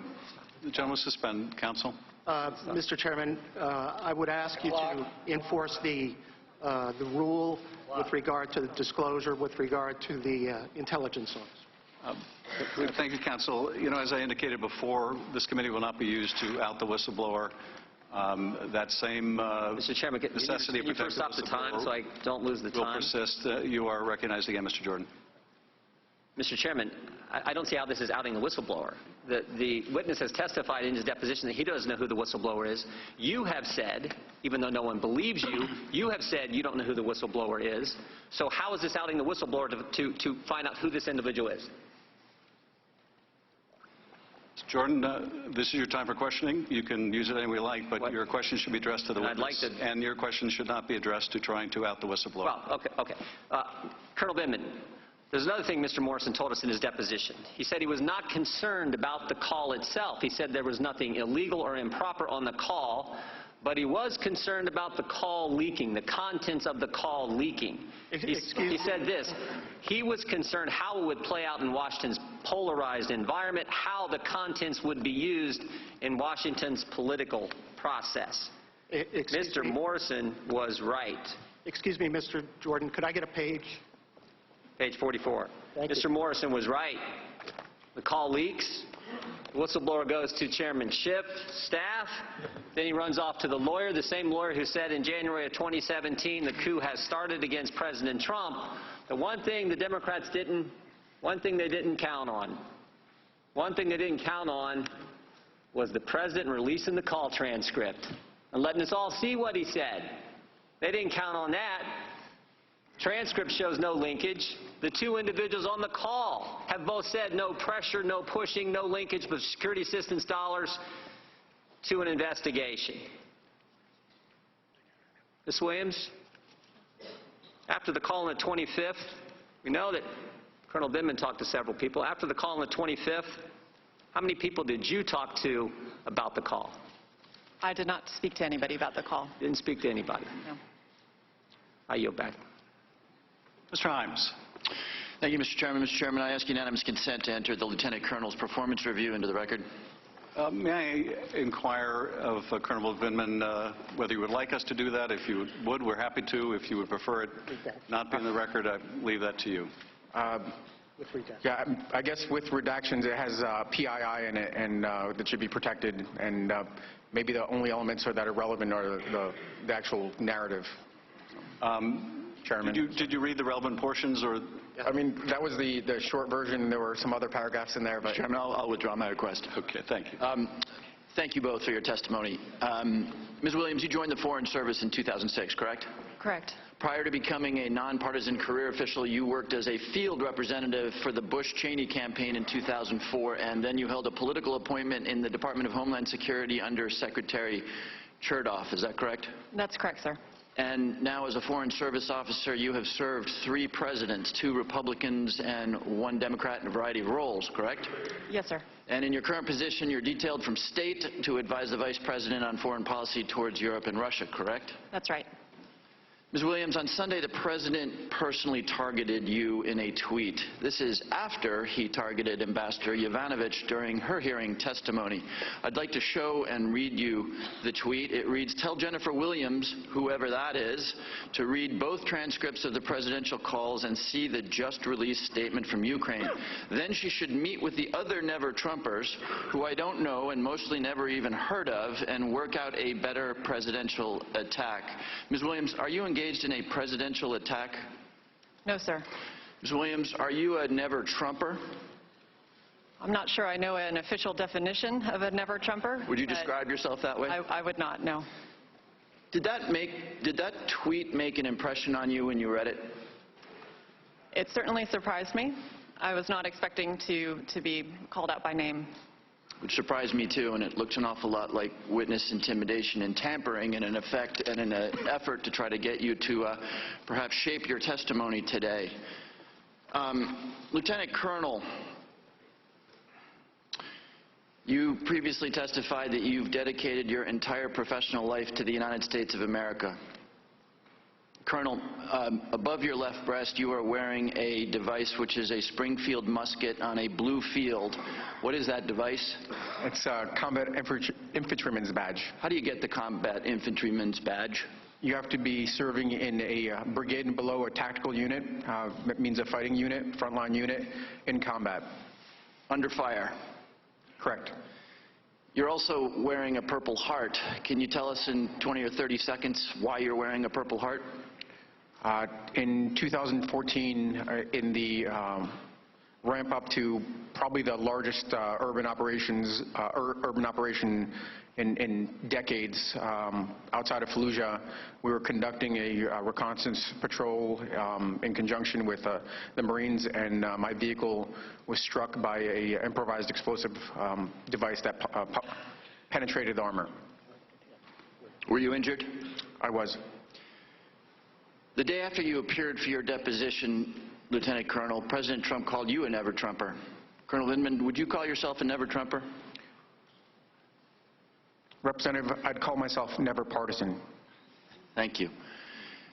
Colonel Vindman, in your military career, you've served under 4 presidents, 2 Democrats and 2 Republicans. Have you ever wavered from the oath you took to support and defend the Constitution? Never. Do you have any political motivations for your appearance here today? None. Colonel Vindman, multiple right-wing conspiracy theorists, including Rudy Giuliani, have accused you of harboring loyalty towards Ukraine. They make these accusations based only on the fact that your family, like many American families, immigrated to the United States. They've accused you of espionage and dual loyalties. We've seen that in this room this morning. The 3 minutes that were spent asking you about the offer made to make you the Minister of Defense, that may have come cloaked in a Brooks Brothers suit and in parliamentary language, but that was designed exclusively to give the right-wing media an opening to question your loyalties. And I want people to understand what that was all about. It's the kind of attack, it's the kind of thing you say when you're defending the indefensible. It's what you say when it's not enough to attack the media, the way the ranking member gave over his opening statement, or to attack the Democrats, but it's what you stoop to when the indefensibility of your case requires that you attack a man who is wearing a Springfield rifle on a field of blue above a Purple Heart. I, sir, thank you for your service and yield back the balance of my time. Mr. Conaway. Thank you, Chairman. I yield my 5 minutes to Mr. Ratcliffe. I thank the gentleman for yielding. In a press conference last Thursday, Speaker of the House, Nancy Pelosi, said that President Trump committed the impeachable offense of bribery, evidenced in his July 25th call transcript with President Zelensky. In concert with that, multiple Democratic members of this committee gave TV and radio interviews over this past week discussing how the president's conduct supported his impeachment for committing bribery, all of which struck me as very odd, because for the longest time this was all about quid pro quo, according to the whistleblower complaint. But after witness began saying there was no quid pro quo, or even that quid pro quo was not even possible, we saw a shift from the Democrats.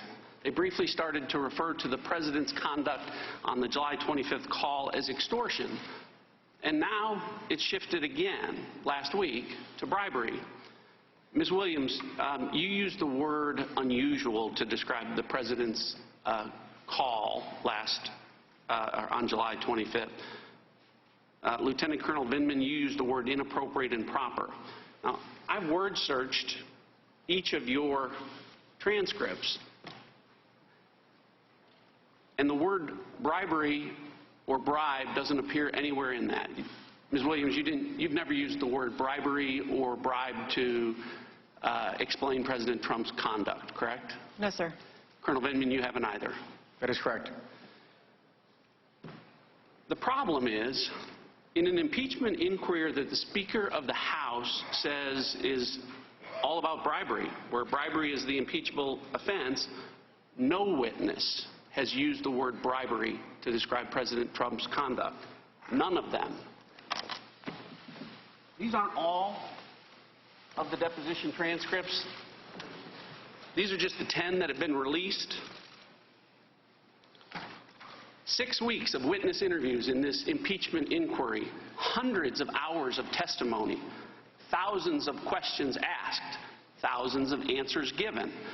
The number of times that witnesses have been asked any question about whether or not President Trump's conduct constituted bribery before Ambassador Yovanovitch was asked by my colleague, Congressman Stewart, last Thursday, is 0. The number of times witnesses have used the word bribery or bribe to describe President Trump's conduct in the last 6 weeks of this inquiry is 0. In fact, in these 3,500 pages of sworn deposition testimony and just these 10 transcripts released thus far, the word bribery appears in these 3,500 pages exactly 1 time. And ironically, it appears not in a description of President Trump's alleged conduct. It appears in a description of Vice President Biden's alleged conduct. This is important because as early as next week, my Democratic colleagues are going to say, we need to vote on the evidence from this impeachment inquiry, on the impeachment of the president for bribery. And they're going to send a report to the Judiciary Committee, and because there's more Democrats than Republicans, it's going to likely pass. And when that happens, the American people need to be clear that when the Democrats, what they are describing as bribery, not a single witness is describing as bribery. We've heard many times in the course of this proceeding that the facts of the president are not in dispute. But the American people are asking, if the facts are the same, why do the crimes that the president is being accused of keep changing? Why do we go from quid pro quo to extortion, now to bribery? Chairman Nunes told you the answer. The answer is polling. Washington Times asked Americans, what would be the most damning accusation? And it didn't come back quid pro quo, it didn't come back extortion, it came back bribery. So this case is all about bribery. Look, it's bad enough that the Democrats have forbidden White House lawyers from participating in this proceeding. It's hard enough to defend yourself without your lawyers present. But what's even worse is trying to defend yourself against an accusation that keeps changing in the middle of the proceeding. If Democrats accuse the president of a high crime or impeachable offense, he at least ought to know which one it is. And when Speaker Pelosi says this is all about bribery, she's promised us evidence of bribery that would be compelling and overwhelming, and instead, it's invisible. I yield back. Ms. Sewell. Mr. Chairman, I'd like to join everyone in thanking both of our witnesses for your service. Lieutenant Colonel Vindman, as part of your policy portfolio in the White House, you maintain a relationship with Ukrainian officials, do you not? That is correct. You explained earlier in your testimony that your job within the White House was to coordinate United States and Ukraine policy. Is that right? It is to coordinate United States policy vis-a-vis Ukraine, correct. You testified in the spring of this year that these officials, these Ukrainian officials, began asking you, quote, advice on how to respond to Mr. Giuliani's advances, end quote. Is that correct? That is correct. What do you understand they meant by Mr. Giuliani's advances? I understood that to mean both his public commentary, so publicly calling for investigations into 2016, Burisma and Hunter Biden, as well as his direct overtures to the government of Ukraine, directly and through proxies. That's what I understood. And as you understand it, under whose authority do you think Mr. Giuliani was acting under? Congresswoman, I don't know. Did the Ukrainian officials you spoke to understand that Mr. Giuliani was telling them to investigate Vice President Biden's son and debunk the 2016 conspiracy theories? I'm sorry, could you say that again, ma'am? Do you think that the Ukrainian officials that you spoke to understood the underlying meaning of Mr. Giuliani's advances to be both investigating the Bidens as well as debunking the 2016 conspiracy theories? Yes, I think to be clear, I think you're referring to debunking that it was Russian interference. Exactly. And now, was this somehow implicating themselves that it was Ukrainian interference. I'm not sure. Exactly. Now, was this official U.S. foreign policy to push for investigation into the Bidens? It was not part of any process that I participated in. Now, Ms. Williams, do you agree that pressing these two investigations was inconsistent with official U.S.-Ukraine policy? Obviously, anti-corruption reforms is a big part of our policy. I understand. I was not in a position to determine whether these particular investigations were appropriate. That's fair. Colonel, is it true that President Trump directed the Ukrainian president on the call on July 25th to work with Mr. Giuliani on these investigations? That is correct. In fact, Mr. Giuliani has made no secret of the fact that he is acting on behalf of President Trump. As Mr. Giuliani told the New York Times, and I'm going to put this on the screen, he told them, quote, "My only client is the President of the United States. He's the one I have the obligation to report to, tell him what happens." He added that the investigations would be, quote, "very, very helpful to my client and may turn out to be helpful to my government," end quote. Colonel, is it fair to say that the Ukrainian officials that you are on a daily basis, well, you're in contact with, given your portfolio, were concerned about Mr. Giuliani's advances? Yes, they were. In your assessment, did they understand the political nature of the request being asked of them? I believe they did. Did they understand that it was affecting U.S. domestic policy? I'm not sure what they frankly understood about U.S. I think they understood the implications, yes. Now, you testified earlier that you warned the Ukrainians not to get involved in U.S. domestic policy. Is that right? I counseled them, yes. Counseled them. In fact, you testified that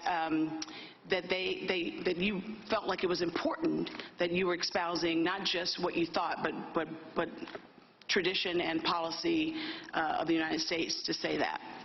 It is what I knew for a fact to be U.S. policy. Now, why do you think it's important that for foreign governments not to get involved in political affairs of a nation like the United States? Congresswoman, the first thought that comes to mind is Russian interference in 2016, the impact that had on internal politics, and the consequences it had for Russia itself. Exactly. This administration enforced sanctions, heavy sanctions against Russia for their interference, and that would not be in U.S. policy to... And so, Mr. Colonel, I'm running out of time. Is it normal for a private citizen, a non-U.S. government official, to get involved in foreign policy and foreign affairs like Mr. Giuliani? I don't know if I have the experience to say that, but it certainly wasn't helpful, and it didn't help advance U.S. national security interests. Thank you, Mr. Chairman. I yield back. Mr. Turner. Ms. Williams, Lieutenant Colonel Vindman, I want to thank you also for your service. Your knowledge and expertise is incredibly important as we look to formulating policy with both our allies and to try to counter those who are not our allies. I think we're all very concerned about our European policy and how it can thwart Russian aggression. Ms. Williams, and you are responsible, as you said, as part of your portfolio, you advise the Vice President about Ukraine, correct? Correct. Lieutenant Colonel Vindman, you said that you are the principal, in your opening you say you are the principal advisor to the President on Ukraine, and you coordinate U.S.-Ukraine policy, correct? Congressman, in this statement I issued this morning, I probably eased that back. I took that off my job description that I have on my eval, but I certainly spent much more time advising the ambassador than I did the president. But your statement, as you submitted it and read it today, says, at the NSC, I am the principal advisor to the National Security Advisor and the President on Ukraine, correct? That is not what I read into the transcript. That might have been what I had in there yesterday when I was drafting it, but I chose to ease back on that language, even though it was in my evaluation, just because I didn't want to overstate my role. You wrote what I just read. But, Congressman, what I'm saying is what I read into the record this morning didn't say that. Okay. Noted. Because you know Ukraine, you know that we work through our allies and our multilateral relations, and you know that the Ukraine is an aspiring member of the EU and NATO, right, Ms. Williams? Yes, that's correct. Lieutenant Colonel Vindman? Yes, correct.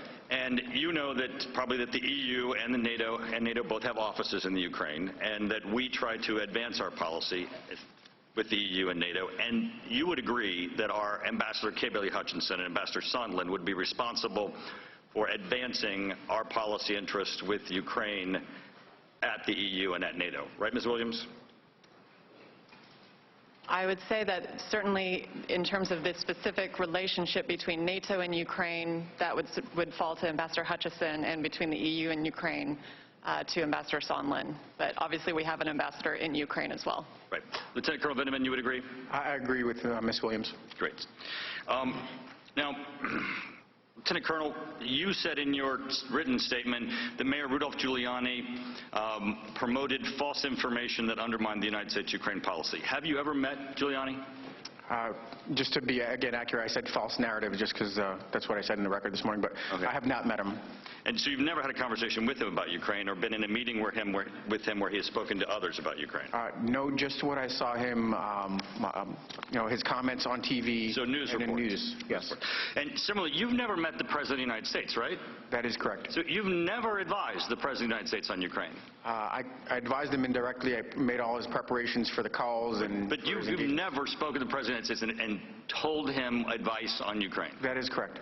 So in your written statement, you said, in May, I attended the inauguration of President Zelensky as part of the President delegation led by Secretary Perry. Following the visit, the members of the delegation provided President Trump a debriefing. Well, that's not really accurate, right? Because the members didn't, because you were a member, but you weren't in that meeting, were you? That is correct. Okay, so we'll just have a note there that that meeting occurred without you. Now, you do know that this impeachment inquiry is about the President of the United States, don't you, Lieutenant Colonel Vindman? I do, Representative. Excellent. Now, you've said that you're responsible for coordinating U.S.-Ukrainian policy. Correct. Does the Secretary of State, Pompeo, report to you? He does not. Ambassador Volker? He does not. We coordinate. Ambassador of Ukraine, EU, NATO, Assistant Secretary for Europe, anyone at DOD report to you with respect to your responsibilities of coordinating U.S. policy with Ukraine? Congressman, at my level, I convene what's called a sub-policy coordinating committee, That's Deputy Assistant Secretary. I chair those meetings. And Does anybody need your approval in your role on Ukraine policy to formulate Ukraine policy? Do they seek your approval? According to the NSPM4, the policy signed by the President, so he policy gets to should do be it. coordinated by the NSC, correct. We help Ms. advise. Williams, do you have any information that any person who has testified as part of this impeachment inquiry, either in secret or in public, has either perjured themselves or lied to this committee? I have not read the other testimonies, and So you do not. Do you have any evidence, though, that they have perjured themselves or lied? No, because I have not read them. Lieutenant Colonel Vindeman, do you have any evidence that anyone who has testified before this committee in the impeachment inquiry has perjured themselves or lied to this committee? Not that I'm aware of. Thank you. I yield back. Mr. Carson. Thank you, Chairman Schiff. I yield to the chairman. I thank the gentleman for yielding. Wanted to just make one point clear for folks that are watching the hearing today. Bribery does involve a quid pro quo. Bribery involves the conditioning of an official act for something of value. An official act may be a White House meeting. An official act may be $400 million in military aid. And something of value to a president might include investigations of their political rival.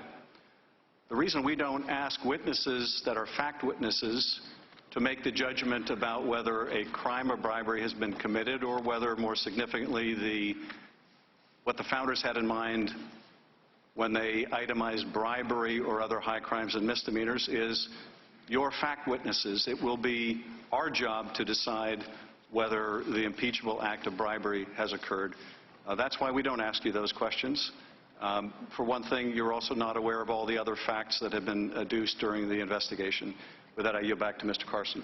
Thank you, Chairman. Thank you both for your service. Colonel Vindman, you were in a July 10th White House meeting in Ambassador Bolton's office. Isn't that right, sir? I'm sorry, could you say that again? You were in a July 10th White House meeting with Ambassador Bolton. Correct. In that meeting, the Ukrainians asked about when they would get their Oval Office meeting, and Ambassador Sondland replied that they need to, quote, speak about Ukraine delivering specific investigations in order to secure a meeting with the president, end quote. Is that correct, sir? That is correct. Colonel Vindman, did you later learn why Ambassador Bolton cut the meeting short? I did. After Ambassador Bolton ended that meeting, sir, some of the group that attended follow-on meeting in a different room in the White House called the Ward Room. Is that correct, sir? That is correct. And Ambassador Sondland was there with the senior Ukrainian officials. Is that correct? That is correct. Did NSC lawyers tell you to come directly to them, sir, if you had any other concerns after July 10th? They said that, I believe the words were something to the effect of, if you have any other concerns, feel free to come back. In this follow-on meeting, sir, Ambassador Sondland left, in your words, no ambiguity about what specific investigations he was requesting. Ambassador Sondland made clear that he was requesting an investigation of Vice President Joe Biden's son. Isn't that correct, sir? That is correct. And he stated that he was asking these requests in coordination with Chief of Staff, White House Chief of Staff Mick Mulvaney. Correct, sir? That is what I heard him say. Colonel, in your career, had you ever before witnessed an American official request that a foreign government investigate a U.S. citizen who is related to the president's political opponent? I have not. And Colonel, you immediately raised concerns about this, correct, sir? That is correct. What exactly happened? After I reported it to the, I'm sorry. Oh, I'm sorry. Could you say that again? I apologize. You raised concerns about this, correct, sir? Correct.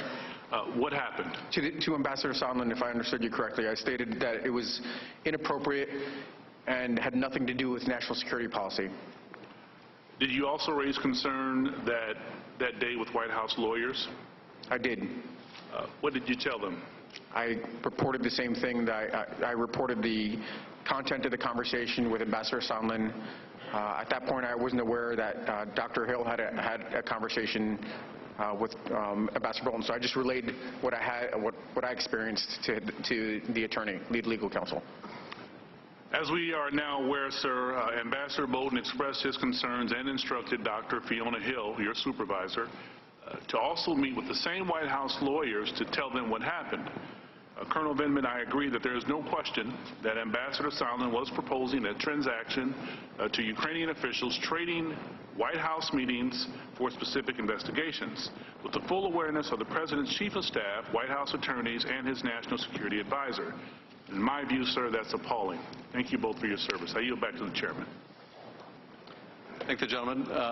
I would just point out as well that when the matter does move to the Judiciary Committee and no decision has been made about the ultimate resolution, the White House, through its counsel, will have the opportunity to submit or make a submission to the Judiciary Committee. I now turn to Dr. Wenstrup.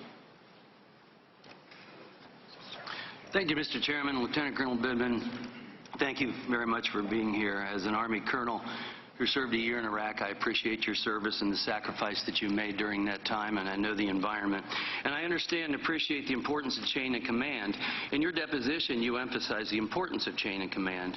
You were a direct report to Dr. Fiona Hill and then Mr. Tim Morrison, and they were your seniors, correct? That is correct. When you had concerns about the 725 call between the two presidents, you didn't go to Mr. Morrison about that, did you? I immediately went to John Eisenberg, the lead legal counsel. So that doesn't seem like change of command. So in the deposition with Mr. Morrison, page 58 to 60. Excuse me. Please allow Colonel Vindman to answer. Yeah. So I reported it to John Eisenberg. I attempted to report it to Mr. Morrison. Okay, thank you. He didn't avail himself. And at that point, I was told not to speak well, to anybody else. Well, he did avail himself, and I'll get into that. Please allow the witness to finish. Colonel, are you finished with your answer? Yes. Thank you. Thank you. Okay. In the Morrison deposition on page 58 to 60, the question was, do you know if anyone else on the call went to Eisenberg to express concerns? And the answer was, I learned based on today's proceedings, based on open source reporting, which I have no firsthand knowledge that other personnel did raise concerns. Question, who? Based on open source, without firsthand knowledge, Alex Vindman on my staff. The question then, and he reports to you, correct? Answer, he does. Lieutenant Colonel Vindman's direct report was Mr. Morrison, and it didn't happen. Lieutenant Colonel Vindman, in your deposition, page 96, the question was, okay, after the call on 725, do you have any discussions with Mr. Morrison about your concerns? Answer, after the call, per the exercise in the chain of command and expressing, I immediately went to the senior NSC legal counsel and shared those concerns. That would be Mr. Eisenberg, correct? I'm sorry, my lawyer was talking. Could you say that again, please, Doctor? You went to Mr. Eisenberg. You've already said that, so we can go on. And you are not a JAG officer. You're not a lawyer. And on page 153 of your testimony deposition, in reference to that meeting with Mr. Eisenberg, you said, I was not making a legal judgment. All I was doing is sharing my concerns with my chain of command. Yet we've established that your direct report is to Mr. Morrison. So let's establish your role and your title. In your deposition, Lieutenant Colonel Vindman, page 200, 201, in a colloquy with Mr. Stewart, you said, I would say, first of all, I'm the director for Ukraine. I'm responsible for Ukraine. I'm the most knowledgeable. And I'm there for the National Security Council and the White House. Are you the only one of the entire universe of our government or otherwise that can advise the President on Ukraine? Couldn't someone like Ms. Williams also advise on Ukraine? It's in her portfolio. That's not typically what would happen. It would be, frankly, it would be Ambassador Bolton. So other people can advise on Ukraine besides you. Going on in your testimony, you said, I understand all the nuances, the context, and so forth surrounding these issues. On my judgment, I expressed concerns within the chain of command, which I think to me, as a military officer, is completely appropriate, and I exercise that chain of command. Lieutenant Colonel Vindman, your deposition, page 259, you said, I forwarded my concerns through the chain of command, and the seniors then decide the action to take. Mr. Morrison's your senior. He didn't know about it. How can he decide an action to take? But that's what you said. In Mr. Morrison's deposition, page 60, the question is, at what point did you learn that Lieutenant Colonel Vindman went to Eisenberg? He said, about the 25th phone call? He said, yes, in the course of reviewing for this proceeding, reviewing the open record. So the next question, so Eisenberg never came to you and relayed to you the conversation? He said no. He said Ellis never did either? Not to the best of my recollection. So Mr. Morrison was skipped in your chain of command about your other concerns. So Mr. Morrison said he's the final clearing authority. He said he saw your edits. Do you remember if all of the edits were incorporated? And he said, yes, I accepted all of them. That's on page 6162. So he believes all your edits were accepted. Let me ask you, were in your edits, did you insist that the word demand be put into the transcription between the conversation of the two presidents? I did not. But you did say that in your opening statement today. Thank you, and I yield back.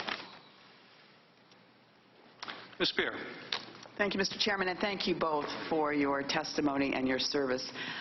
Colonel Vindman, wasn't it the case that Mr. Eisenberg, the attorney, had said to you after the July 5th meeting that you should come to him if you have any other concerns? After the July 10th meeting, yes, ma'am, that is correct. And it is not going outside the chain of command to speak to the lawyer within the institution. Is that correct? No, he is the senior between the two, certainly. All right. Our colleagues on the other side of the aisle have been complaining about other witnesses having only secondhand information. But in both your cases, you have firsthand information because you were on the July 25th phone call. Is that correct? That's correct. That is correct.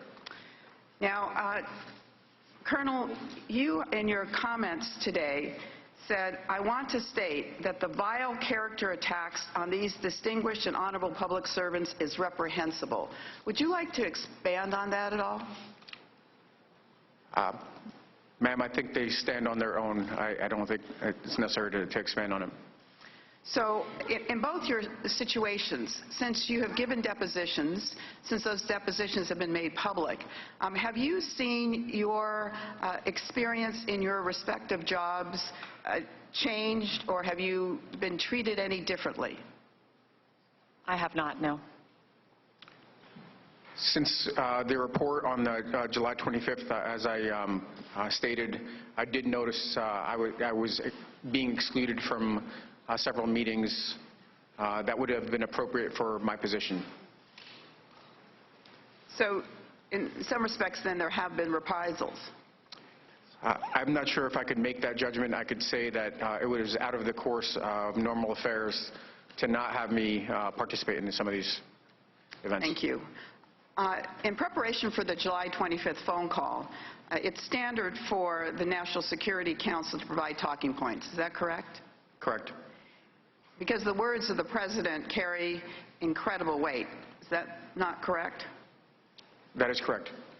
So it's important to ensure that everyone has carefully considered the implications of what the President might say to a foreign leader. That is correct. Colonel Vindman, you are the National Security Council's director for Ukraine. Did you participate in preparing the talking points for the President's call? I did. I prepared them. So you prepared them. They were then reviewed and edited by multiple senior officers at the NSC and the White House. Is that correct? That is correct. Did the talking points for the President contain any discussion of investigations into the 2016 election, the Bidens, or Burisma? They did not. Are you aware of any written product from the National Security Council suggesting that investigations into the 2016 election, the Bidens, or Burisma are part of the official policy of the United States? No, I'm not. Some of President Trump's allies have suggested that the President requested these investigations for official policy reasons as part of some plan to root out corruption in Ukraine. In your experience, did the official policies of the United States include asking Ukraine to specifically open investigations into the Bidens and interference by Ukraine in the 2016 election? Nothing that we prepared or had discussed up until that point included any of these elements. Would it ever be U.S. policy, in your experience, to ask a foreign leader to open a political investigation? There are proper procedures in which to do that. Certainly the President is well within his right to do that. It is not something the NSC, certainly a director at the NSC, would do. As a matter of fact, we are prohibited from being involved in any transaction between Department of Justice and a foreign power to ensure that there is no perception of manipulation from the White House. So it is not something that we participate in. Ms. Williams, in your experience, did the official policies of the United States include asking Ukraine to open investigations into the Bidens? I had not seen any reference to those particular cases in our policy formulation process. All right. Let me just say to you, Lieutenant Colonel Vindman, that in listening to your opening statement, I had chills up and down my spine. And I think most Americans recognize what an extraordinary hero you are to our country. And I would say to your father, he did well. I yield back. Mr. Stewart. Thank you, Ms. Williams, Lieutenant Colonel Vindman. Thank both of you for being here today. Lieutenant Colonel Vindman, I see you're wearing your dress uniform. Knowing that's not the uniform of the day, you normally wear a suit to the White House. I think it's a great reminder of your military service. I, too, come from a military family. These are my father's Air Force wings. He was a pilot in World War II. 5 of his sons served in the military. So as one military family to another, thank you and your brothers for your service. Your example here.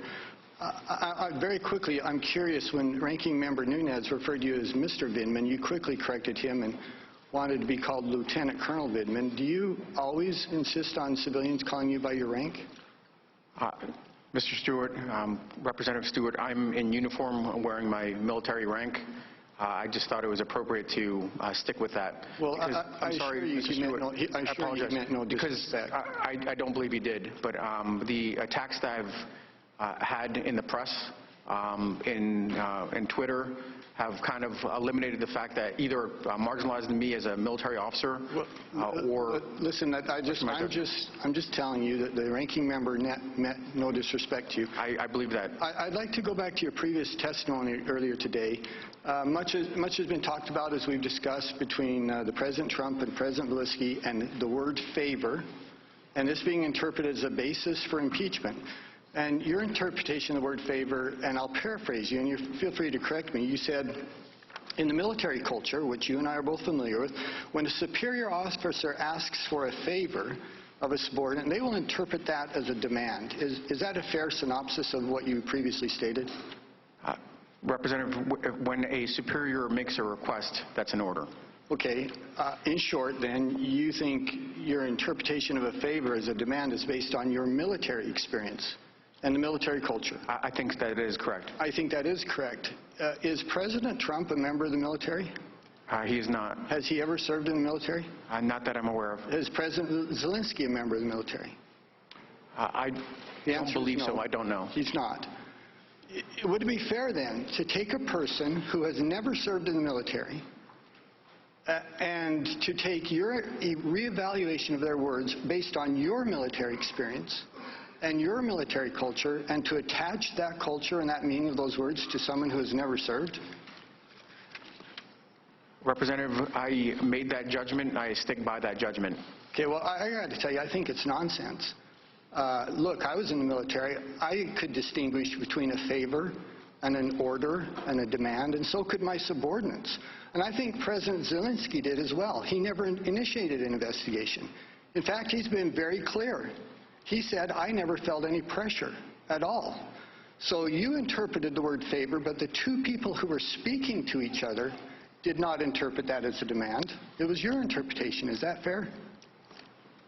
The context of this call, consistent with the July 10th meeting, with the reporting that was going on, including the President's personal attorney, made it clear that this was not simply a request. Well, that's not true at all. It's not clear at all.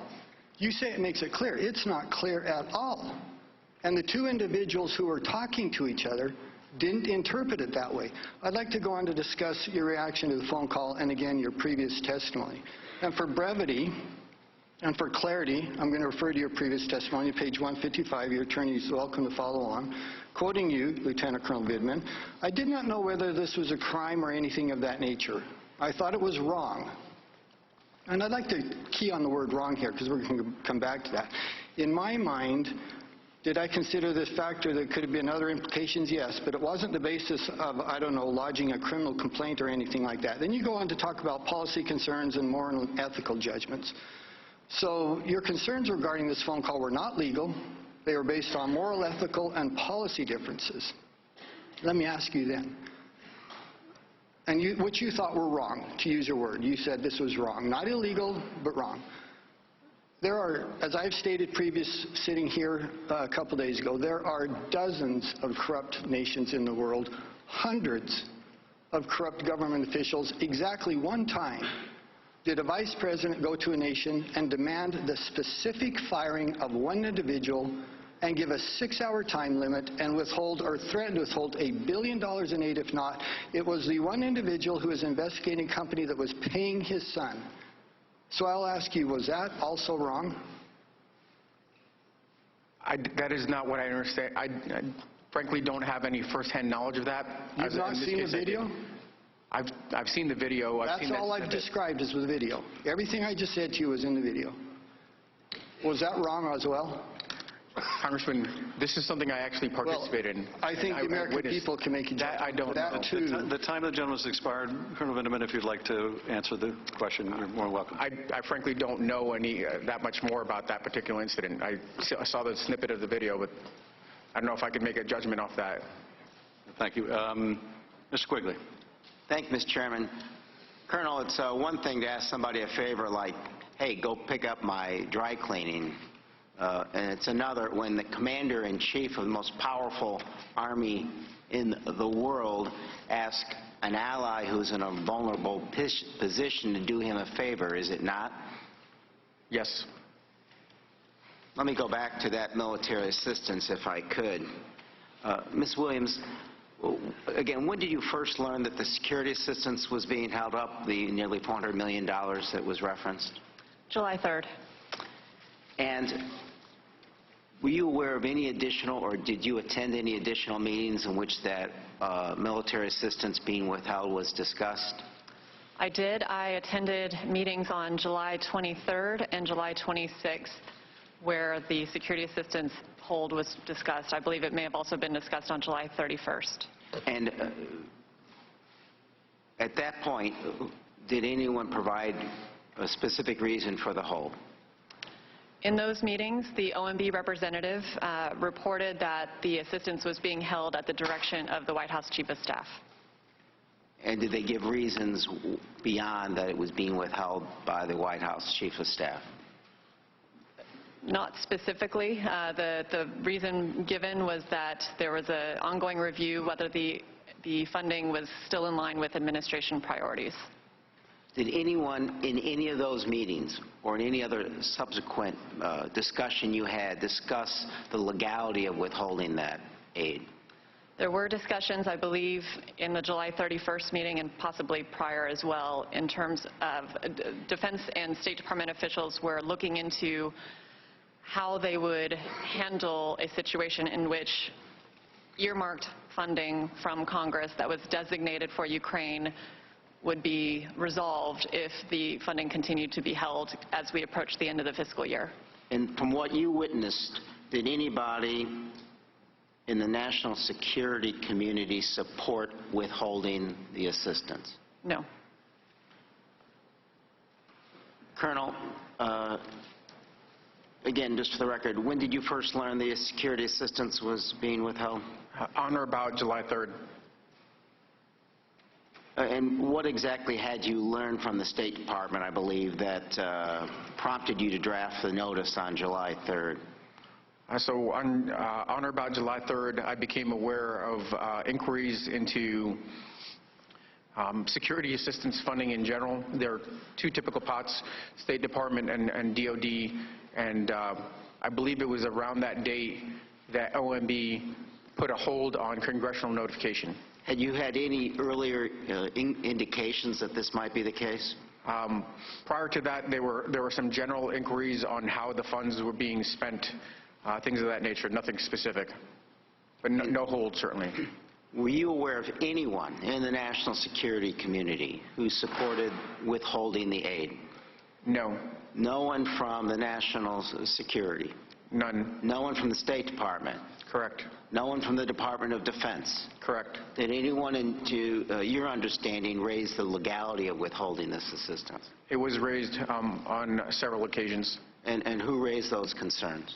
Following the July 18th sub-PCC, which is again what I coordinate, or what I convene at my level, there was a July 23rd PCC that would have been conducted by Mr. Morrison.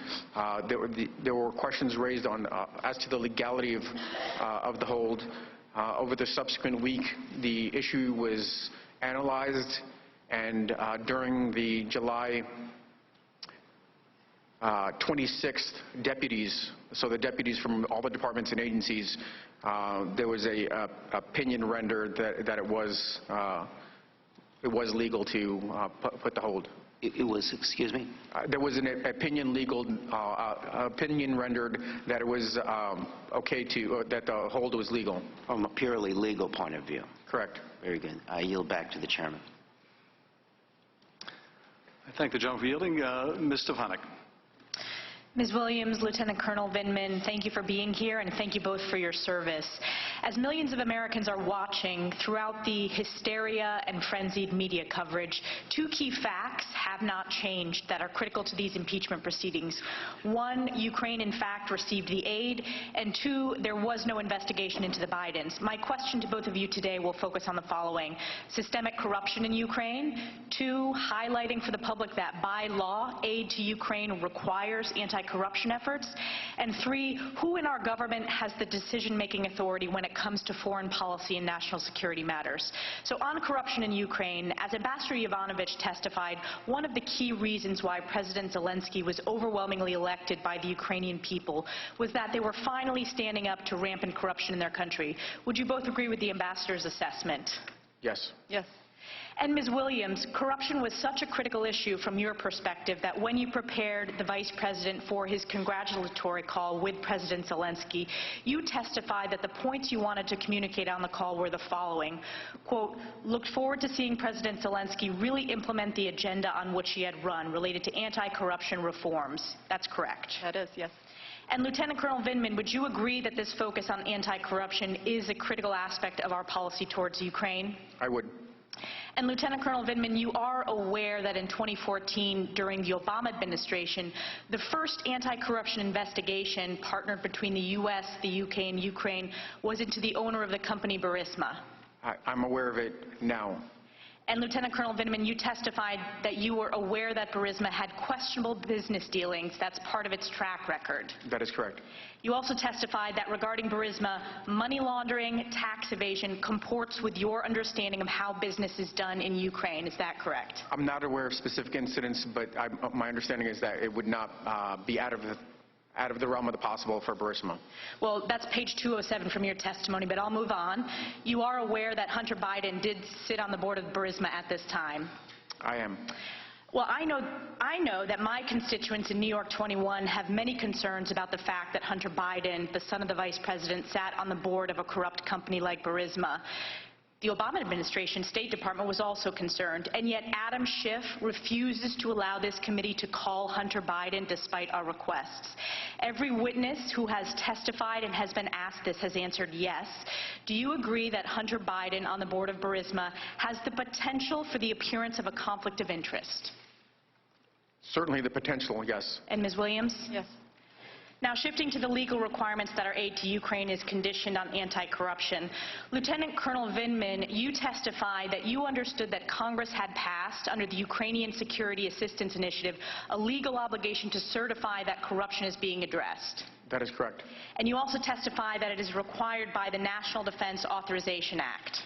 That is correct. So for the public listening, we are not just talking about President Trump focusing on anti-corruption in Ukraine, but it is so critical, so important that hard-earned taxpayer dollars, when given to foreign nations, that by law, overwhelmingly bipartisan support requires anti-corruption in Ukraine in order to get U.S. taxpayer-funded aid. Lieutenant Colonel Vindman, you spoke extensively about the importance of defensive lethal aid to Ukraine, specifically javelins. This was in your deposition. Correct. And you testified that the Javelin in particular, because of its effectiveness in terms of influencing the Russian decision calculus for aggression, it is one of the most important tools we have when it comes to providing defensive lethal aid. The system itself and the signaling of U.S. support, yes. And it is a fact that that aid was provided under President Trump and not President Obama. That is correct.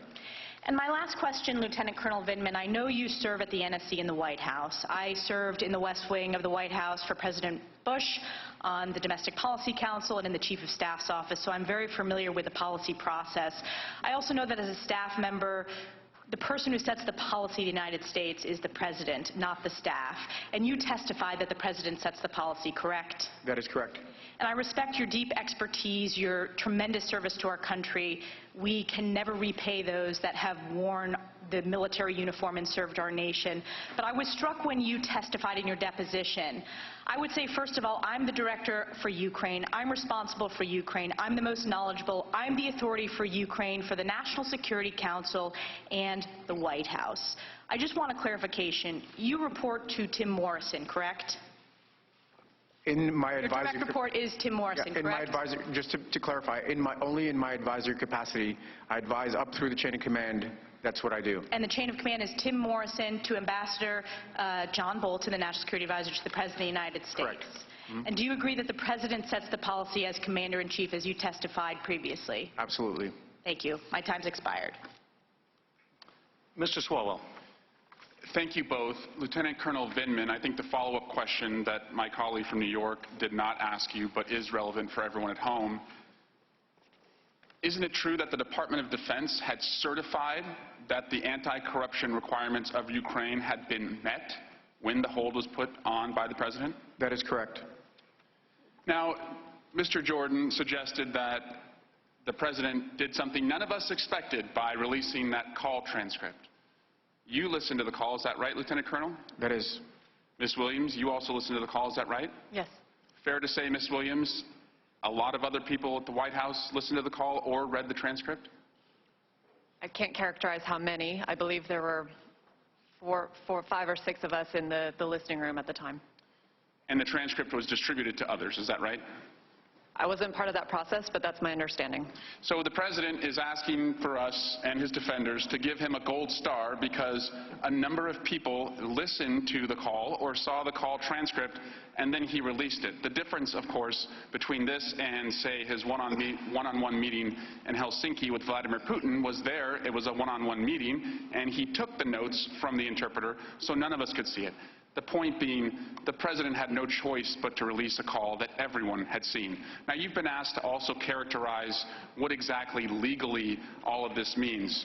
And Mr. Ratcliffe pointed out that no one had used the term bribery in our depositions. And Ms. Williams, you're not a lawyer, are you? I'm not, no. Lieutenant Colonel Vindman, are you a lawyer? Lawyer's back there. The lawyer's your brother, right? Yep. Born 20 seconds after you, is that what you said? 9 minutes. 9 minutes after you, yes. You're the older brother. Yeah. Lifetime of wisdom there. Now, I want to give you a hypothetical here. Suppose you have a shooting victim, and the police respond after the victim is doing a little bit better, and they ask the victim, well, tell us what happened. And the victim says, well, someone came up to my car, shot into the car, hit me in the shoulder, hit me in the back, hit me in the neck. Miraculously, I survived, but I can identify, who the person is that pulled the trigger. And the police say, okay, you were shot, you know who it is, but shucks, you didn't tell us that this was an attempted murder, so we're going to have to let the person go. Is that how it works in our justice system, that unless victims or witnesses identify the legal theories of a case, we just let people off the hook? Is that how it works, Lieutenant Colonel Vindman? I'm not an attorney, but it doesn't seem so. I don't think your brother would think so either.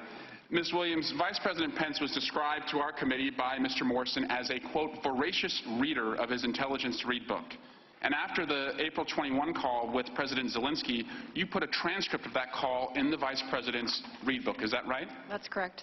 And then the Vice President called President Zelensky 2 days later. Is that right? That's correct. And you told us in the deposition that he stuck pretty faithfully to what President Trump had said in that April 21 call. Is that right? I believe his remarks were consistent, but he also spoke on other issues as well, including anti-corruption. And you would describe the Vice President as somebody who would make follow-up calls to world leaders after the President had done so. Is that right? He has on occasion. It's not a normal practice. It depends on the situation. And in that case, he stuck to President Trump's talking points. I would say that I provided talking points for the April 23rd call for the Vice President, which included discussion of President Zelensky's inauguration, which President Trump had also discussed with President Zelensky. But I would say the Vice President discussed other issues with President Zelensky as well. And as was stated earlier, the President sets the foreign policy for the United States. Is that right? Absolutely. And you told us that after the July 25 call between President Trump and President Zelensky, that you put the call transcript in Vice President Pence's intelligence briefing book. Is that right? I ensured it was there. My colleagues prepared the book, but yes. So let's flash forward to September 1. Vice President Pence meets with President Zelensky. Is that right? That's correct. You're there. Yes. And President Zelensky with Vice President Pence, they talk about a lot of things, but you will agree that Vice President Pence did not bring up the Bidens. Is that correct? That's correct. He did not. He did not bring up investigations. No. Is one reasonable explanation that although Vice President Pence will do a lot of things for President Trump, that he was not willing to bring up investigations in Biden's because he thought it was wrong? I'm not in a position to speculate. We had not discussed those particular investigations in any of the preparatory sessions with the Vice President. But you didn't bring it up with the Ukrainians after the July 25 call, right? He did not in that meeting, no. And you did not either? No. And Lieutenant Colonel Vindman, did you ever ask the Ukrainians to do what President Trump was asking them to do after the July 25 phone call? I did not. I didn't render any opinion on what was asked in the 25. Thank you. Yield back. Mr. Hurd. Ms. Williams, I want to join my colleagues in thanking you for your service. We share a personal hero in Dr. Rice, so great minds think alike. Did you participate in or overhear any conversations about how potential information collected from the Ukrainians on the Bidens would be used for political gain? No, I did not participate or overhear any conversations along those lines. Thank you. Lieutenant Colonel Vindman, I think all of us would agree that your father made the right move to come here, and we're glad that he did. You've talked about how part of your responsibilities is developing talking points for your principals. Is that correct? That is correct. President, I'm assuming you also do that for your direct supervisor currently right now, Mr. Morrison. Is that correct? Mr. Morrison has left the position some time ago already, at least 3 weeks ago. But you prepare talking points for your supervisors. Is that correct? Typically, frankly, at that level, they don't really take talking points, especially if they have expertise. The talking points are more intended for National Security Advisor, although Ambassador Bolton didn't really require him because of his deep expertise. It's the next level up, the President. But traditionally, I'm just trying to establish that this position is somebody that creates talking points for a number of people. Is that correct? That is correct. Do they always use them? No. Or is President Trump known to stick to a script? I don't believe so. So is it odd that he didn't use your talking points? No, it is not. In your deposition, if your lawyer wants to follow on, it's page 306. You were asked about events during the temporary holds on U.S. assistance to Ukraine. This is that 55-day period or so. And you testified that the U.S. administration did not receive any new assurances from Ukraine about anti-corruption efforts, and that the facts on the ground did not change before the hold was lifted. Is that accurate in recounting your testimony? That is accurate. When was President Zelensky sworn in? He was sworn in on, May 20th, 2019. And then he had a new parliament, too, elected after he was. Is that correct? He did. And when was that parliament seated? That was July 21st, 2019. That was when they won, right? They weren't properly seated until August. That's right. That's when they won, and they weren't seated until August. Your boss's boss, Ambassador Bolton, traveled to Ukraine in late August, right? August 27, 28. Is that correct? That is correct. Did he take you with you? Did he take you with him? He didn't. We know from other witnesses that when Ambassador Bolton was there, he met with President Zelensky and his staff, and they talked about how they were visually exhausted. because one of the things that President Zelensky did during that time period was change the Ukrainian constitution to remove absolute immunity from Rada deputies, right? Some of their parliamentarians, because that had been the source of raw corruption for a number of years. Is that accurate? That is accurate. Were you aware of this important change to Ukrainian law? Of course. Yep. And you don't believe that's a significant anti-corruption effort? No, it is significant. It's pretty significant, correct. Also, Ambassador Taylor testified that President Zelensky, with this new parliament, opened Ukraine's high anti-corruption court. Right, this had been an initiative that many folks and our State Department had been pushing to happen, and that was established in that time frame. Were you aware of this? Yes. Do you think this is a significant anti-corruption? I do. When you talked about, how many times have you met President Zelensky? I think it was just the one time from the presidential delegation. Multiple engagements, but just the one trip. And that's a one-on-one meeting? That was in a larger bilateral format. Then there were a couple of smaller venues. They were all in. There was never a one-on-one, but there were a couple of again touch points. So the bilateral meeting, handshake, meet and greet. He had a short. So there was a lot of people in the room. Yeah. When you met with them. Yes, but you still advised the Ukrainian president to watch out for the Russians. Yes. And and everybody else in the room, I'm assuming the National Security Advisor was there. I believe in this case you had other members of the administration. Was that, were your points pre-approved? Did they know you were going to bring up those points? We did have a huddle beforehand, and it's possible I flagged them, but I don't recall specifically. It's possible I didn't. And you counseled the Ukrainian president to stay out of U.S. politics? Correct. Mr. Chairman, I yield back the time I do not have. Gentleman yields back. Mr. Castro. Thank you, Chairman. Ms. Williams, thank you for your service to the country. Colonel Vindman, thank you for your service. And it's great to talk to a fellow identical twin. I hope that your brother's nicer to you than mine is to me. It doesn't make you grow a beard. You both listened in real time to the July 25th call.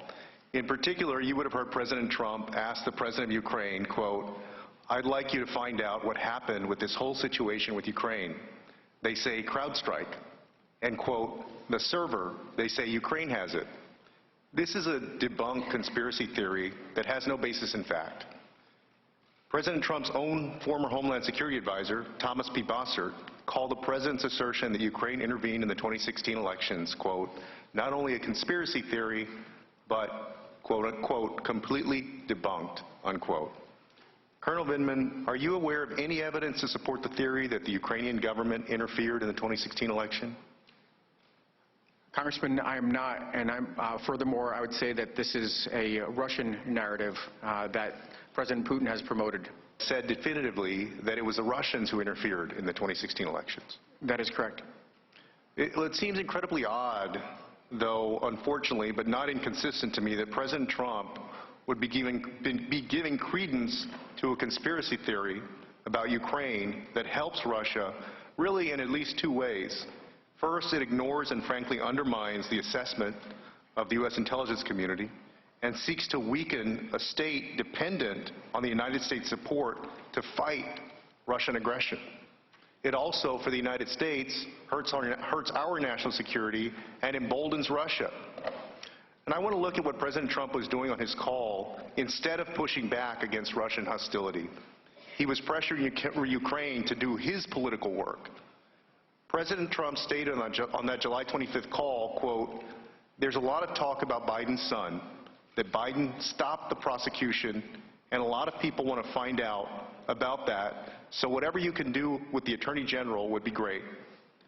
Biden went around bragging that he stopped the prosecution. So if you can look into it, it sounds horrible to me. Colonel Vindman, when you hear those words, do you hear the President requesting a thoughtful and well-calibrated anti-corruption program consistent with U.S. policy? I do not. In fact, it sounds like President Trump was encouraging the Ukrainian president to engage in precisely the same type of behavior for President Trump's own political benefit that we discourage foreign leaders from undertaking in their own countries. And discouraging other countries from undertaking politically motivated investigation is, in fact, a major part of official U.S. anti-corruption policy. Is that correct? That is correct.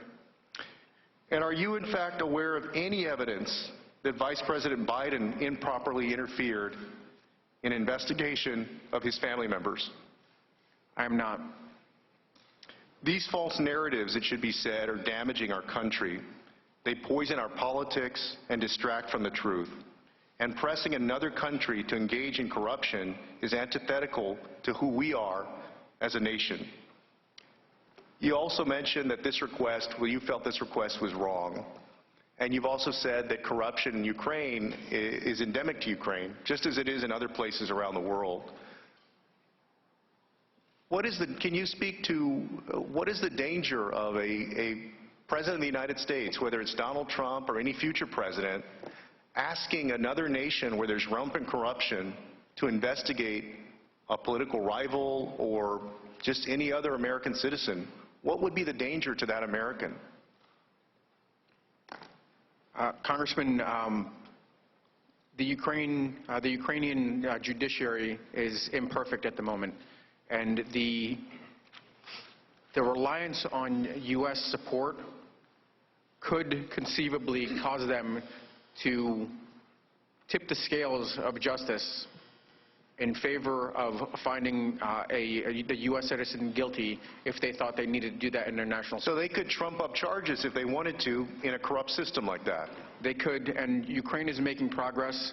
Certainly, more broadly in Russia, that is likely to happen, where the state will be involved in judicial outcomes and drive them. Thank you. I yield back, Chairman. Mr. Ratcliffe. Thank you, Chairman. Ms. Williams, you testified that what you noted as being unusual about the call that took place on July 25th was that the President raised what appeared to be a domestic political issue, correct? Correct. But raising an issue, even one that you thought was unusual, is different than making a demand. Would you agree? Yes. And as I read your deposition, it didn't sound like from your testimony that you heard what took place on that call as a demand for investigations. Is that fair? I don't believe I'm in a position to characterize it further than the President did in terms of asking for a favor. You didn't hear a demand? Again, I would just refer back to the transcript itself.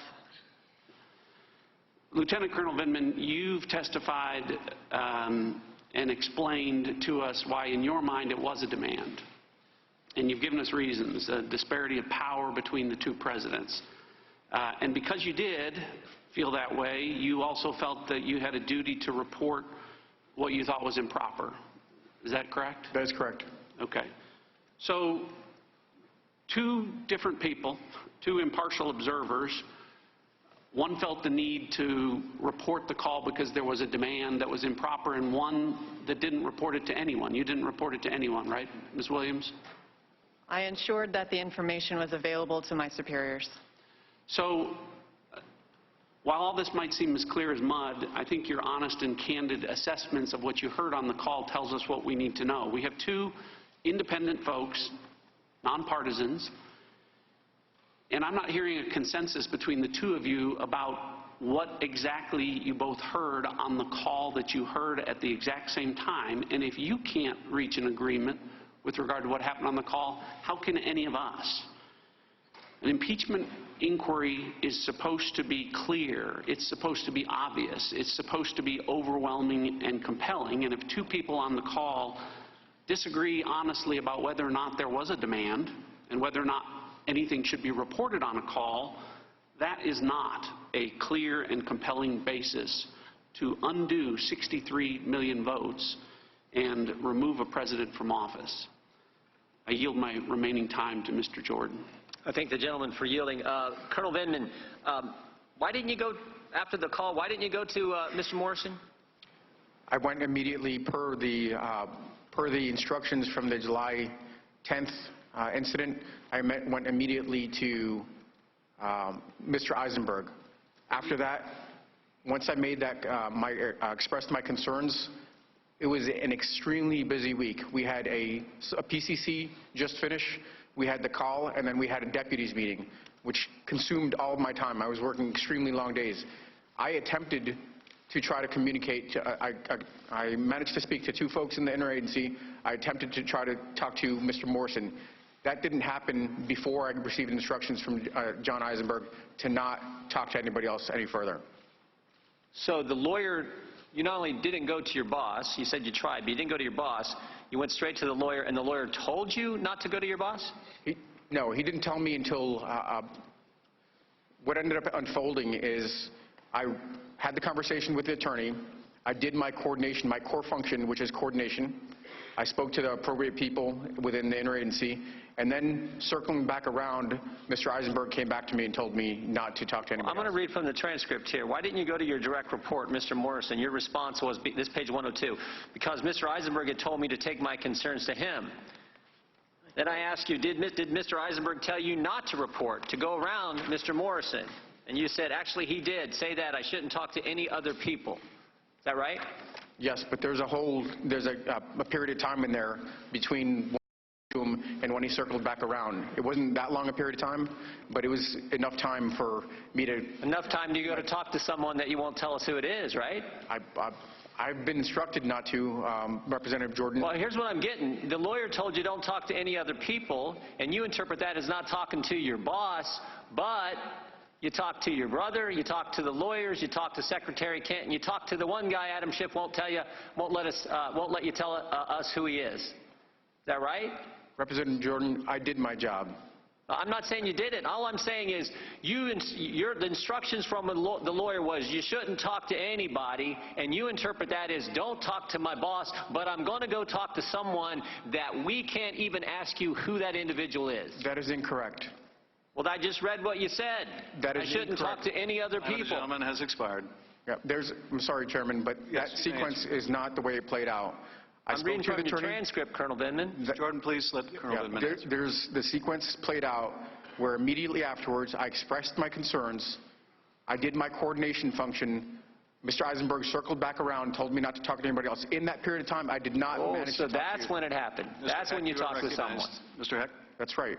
Thank you, Mr. Chairman. Colonel Vindman, let's go back to that pair of meetings on July 10th in Ambassador Bolton's office and down in the wardroom where you witnessed Ambassador Sondland inform the Ukrainian officials that as a prerequisite to a White House meeting between the 2 presidents, quote, the Ukrainians would have to deliver an investigation into the Bidens, end quote. You said that Ambassador Sondland was, quote, calling for an investigation that didn't exist into the Bidens and Burisma. Is that correct? That is correct. It's that same afternoon you went to Mr. Eisenberg, the counsel, correct? That meeting occurred in the afternoon, and within, a couple hours, I'm sure it was within a couple hours I spoke to Mr. Eisenberg. How did he react? He was cool, calm, and collected. He took notes, and he said he would look into it. And did he not also tell you to feel free to come back if you had additional concerns? He did, Congressman. Ambassador Sondland had told you that his request to the Ukrainians had been coordinated with the Chief of Staff, Acting Chief of Staff, Mick Mulvaney. Did you report that to Mr. Eisenberg? I did. And what was his reaction? He took notes, and he said he'll follow up or look into it. I don't recall exactly what he said.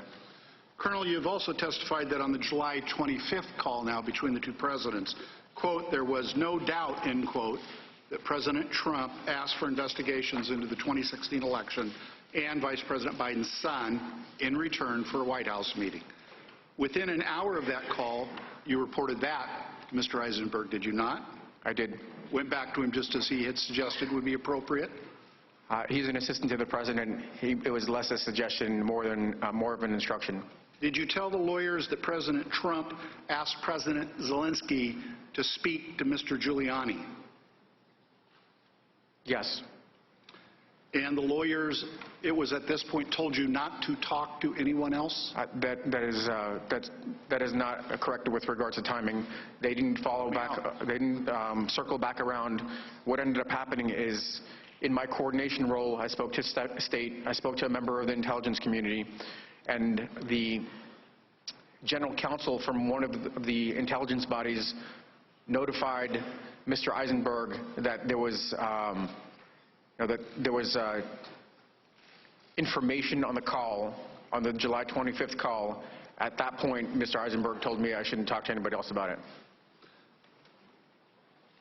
Colonel, I want to go back to 2014 in Iraq when you were blown up.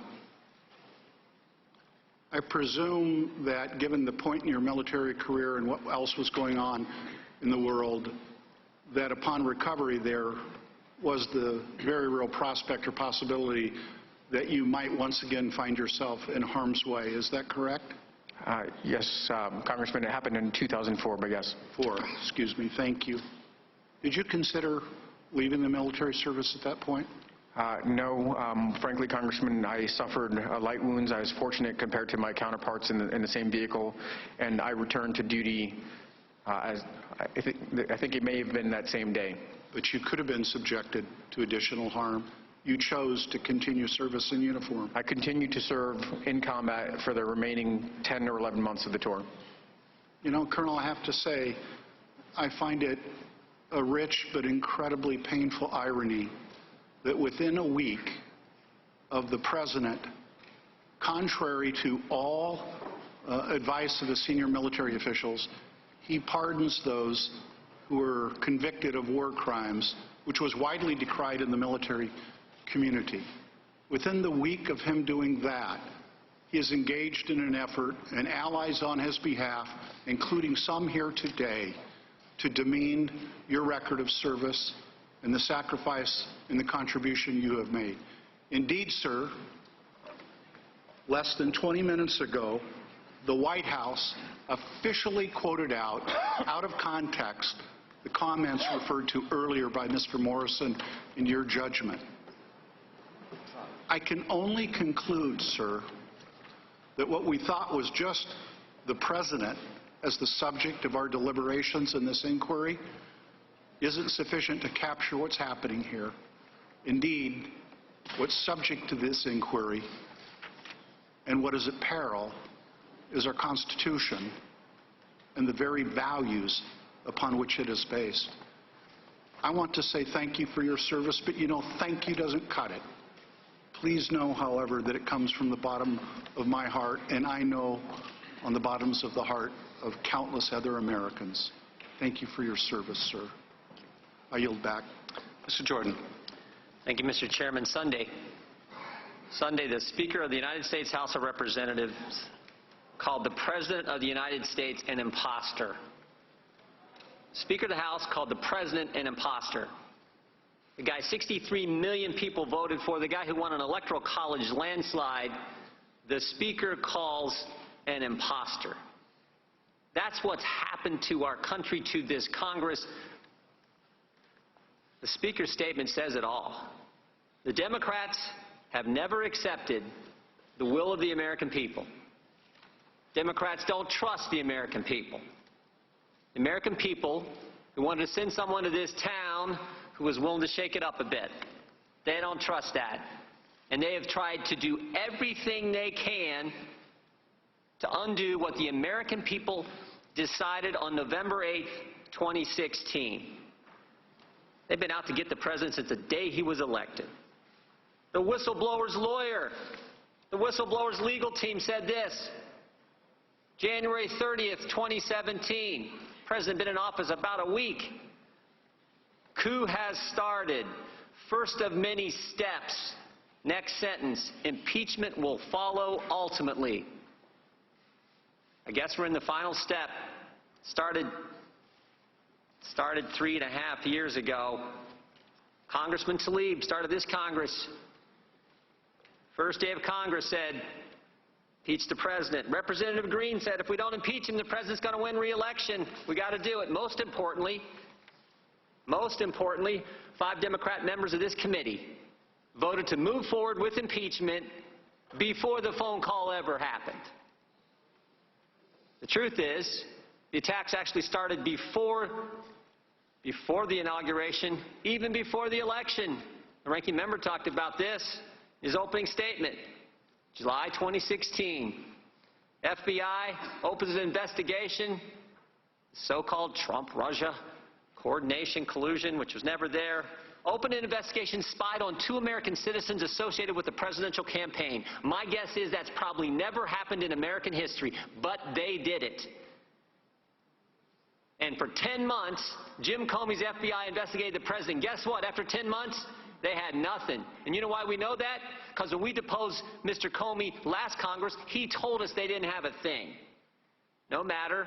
Special Counsel Mueller gets appointed, and they do a 2-year, $40 million, 19-lawyer, unbelievable investigation. And guess what? They come back, and they got nothing. But the Democrats don't care. So now we get this. Bunch of depositions in the bunker in the basement of the Capitol. Witnesses who aren't allowed to answer questions about who they talked to about the phone call. We get this.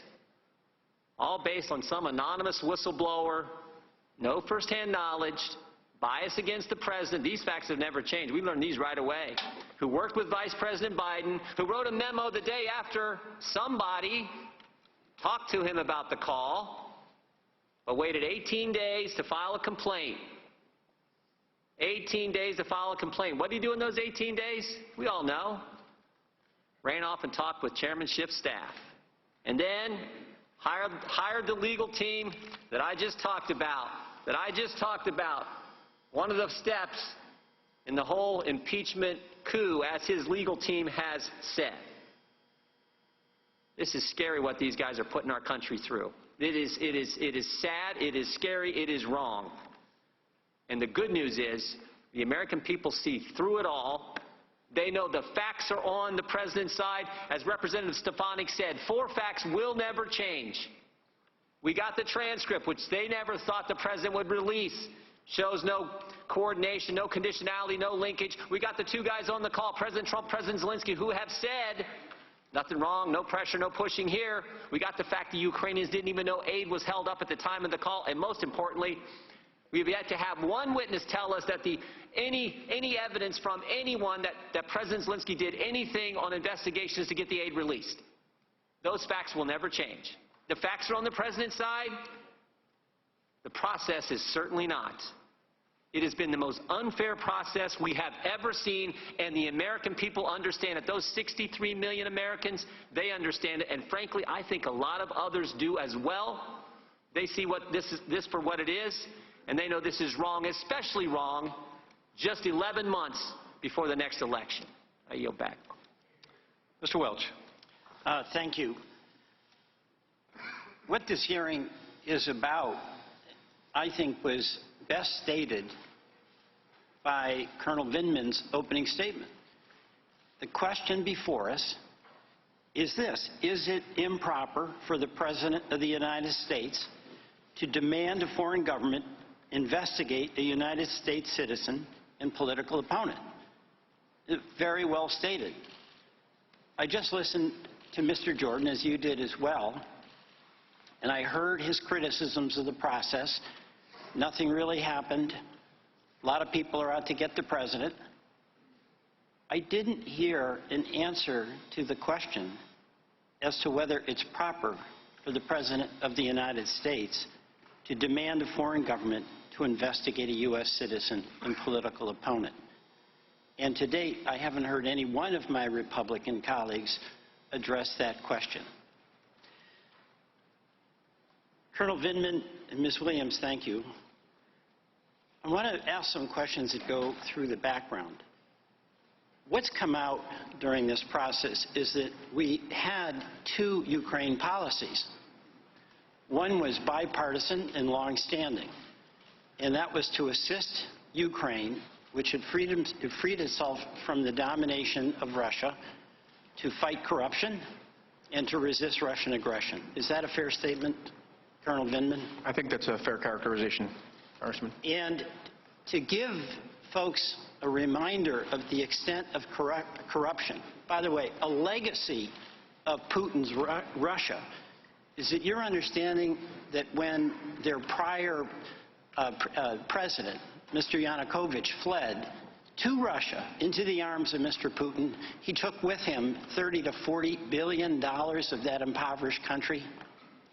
Those, there are different estimates, but it's on that scale, yes. Vast scale for a poor country. And is it your understanding that powerless but motivated Ukrainians rose up in protest to this incredible graft and theft and abuse by their president? That is correct. And that was in the Maidan, it was called the Maidan Revolution, the Revolution of Dignity, correct? Correct. And young people went into that square in downtown Kyiv and demonstrated for months, correct? Correct. And 100 died. 106 young people died and older people died, correct? That was between February 18, 2014 and February 22. Is that correct? Correct. 106 died, including people who were shot by snipers, kids. And Yanukovych had put snipers on the rooftops of buildings to shoot into that square and kill, murder, slaughter those young people. Is that your understanding? That is correct. In our bipartisan support, and by the way, I want to say to my Republican colleagues, a lot of leadership to have this bipartisan support came from your side. Thank you. But our whole commitment was to get rid of corruption and to stop that Russian aggression. Is that correct? That amounts to some of the key pillars. That's right. And the Giuliani, Sondland, and it appears Trump policy was not about that. It was about investigations into a political opponent. Correct? I'll take that question back. We know it. And you know, I'll say this to President Trump. You want to investigate Joe Biden? You want to investigate Hunter Biden? Go at it. Do it. Do it hard. Do it dirty. Do it the way you do it. Just don't do it by asking a foreign leader to help you in your campaign. That's your job. It's not his. My goal in these hearings is two things. One is to get an answer to Colonel Vindman's question. And the second, coming out of this, is for us as a Congress to return to the Ukraine policy that Nancy Pelosi and Kevin McCarthy both support. It's not investigations. It's the restoration of democracy in Ukraine and the resistance of Russian aggression. I yield back. Mr. Maloney. Thank you both for being here. Lieutenant Colonel Vindman, this may be one of your first congressional hearings like this, so you may not understand. I can't blame you for feeling that way, sir. Particularly when I've been sitting here listening to my Republican colleagues. You know, one of the advantages of being down here at the kids' table is that you get to hear the folks above you ask their questions. And I've been listening closely to my Republican colleagues, and I've heard them say just about everything except to contradict any of the substantive testimony you've both given. You may have noticed there's been a lot of complaints, and there's been a lot of insinuations, and there's been a lot of suggestions maybe that your service is somehow not to be trusted. You know, you were treated to questions about your loyalty because of some half-baked job offer, I guess, the Ukrainians made you, which you, of course, dutifully reported. I guess Mr. Castor is implying maybe you've got some dual loyalty, which is, of course, an old smear we've heard many times in our history. They tried to demean you as though maybe you've overstated your importance of your job. But, of course, you were the guy on the National Security Council responsible for directing Ukrainian policy. We've heard them air out some allegations with no basis in proof, but they just want to get them out there and hope maybe some of those strands of spaghetti, I guess, will stick on the wall if they keep throwing them. We've even had a member of this committee question, this is my favorite, question why you would wear your dress uniform today. Even though that dress uniform includes a breastplate that has a combat infantry badge on it and a Purple Heart medal ribbon. Seems like if anybody gets to wear their uniform, it's somebody who's got a breastplate with those commendations on it. So let's do it again. Let's do the substance. Can we do that? Because we've had a lot of dust kicked up. Ms. Williams, you heard the call with your own ears, right? Yes, sir. Not secondhand, not hearsay. You heard the president speak. You heard his voice on the call. Correct. And your conclusion was what he said about investigating the Bidens was, your words, unusual and inappropriate, I believe. Am I right? That was my testimony. And Mr. Vindman, you were treated to a July 10th meeting in the White House where you heard Ambassador Sondland raise investigations, conditioning a White House meeting on that, investigations that you thought were unduly political. I believe that's how you described them. And you went to NSC Council and you reported it, right? Correct. And then later, you too were on the White House call. Am I right? You heard it with your own ears. Correct. Not secondhand, not from somebody else, not hearsay, right? Correct. You heard the president's voice on the call. I did. And you heard him raise that subject again that Ambassador Sondland had raised before about investigating the Bidens, right? I did. And I want to ask you, when you heard him say that, what was the first thought that went through your mind? Frankly, I couldn't believe what I was hearing. It was probably an element of shock that maybe in certain regards my worst fear of how our Ukraine policy could play out was playing out. How this was likely to have significant implications for U.S. national security. And you went immediately and you reported it, didn't you? I did. Why? Because that was my duty. You still have your opening statement handy? I do. Could you read the last paragraph for me again? Not the one, the very last one, the second to last one. Would you read that one again for me? Because I think the American public deserves to hear it again. That's the one. I think my dad would appreciate this one too. Dad, my sitting here today in the U.S. Capitol talking to our elected officials is proof that you made the right decision 40 years ago to leave the Soviet Union and come here to the United States of America in search of a better life for our family. Do not worry, I'll be fine for telling the truth. You realize when you came forward out of sense of duty that you were putting yourself in direct opposition to the most powerful person in the world. Do you realize that, sir? I knew I was assuming a lot of risk. And I'm struck by that word, don't worry, that phrase, do not worry, you addressed to your dad. Was your dad a warrior? He did serve. It was a different military, though. And he would have worried if you were putting yourself up against the President of the United States, is that right? He deeply worried about it because in his context, there was the ultimate risk. And why do you have confidence that you can do that and tell your dad not to worry? Congressman, because this is America. This is the country I've served and defended, that all of my brothers have served, and here, right matters. Thank you, sir. Yield back. Ms. Demings. Thank you, Mr. Chairman. First of all, Ms. Williams, let me thank you for your service to our nation. It truly matters. Lieutenant Colonel Vindman, I had the honor of speaking to a group of veterans this past weekend. And what I said to them was that no words are really adequate or sufficient to fully express our gratitude for their service to our nation. So, Lieutenant Colonel Vindman, today I say to you, there are no words that are sufficient to fully express our gratitude to you for what you have done for our nation and, amazingly, what you are still willing to do for our nation.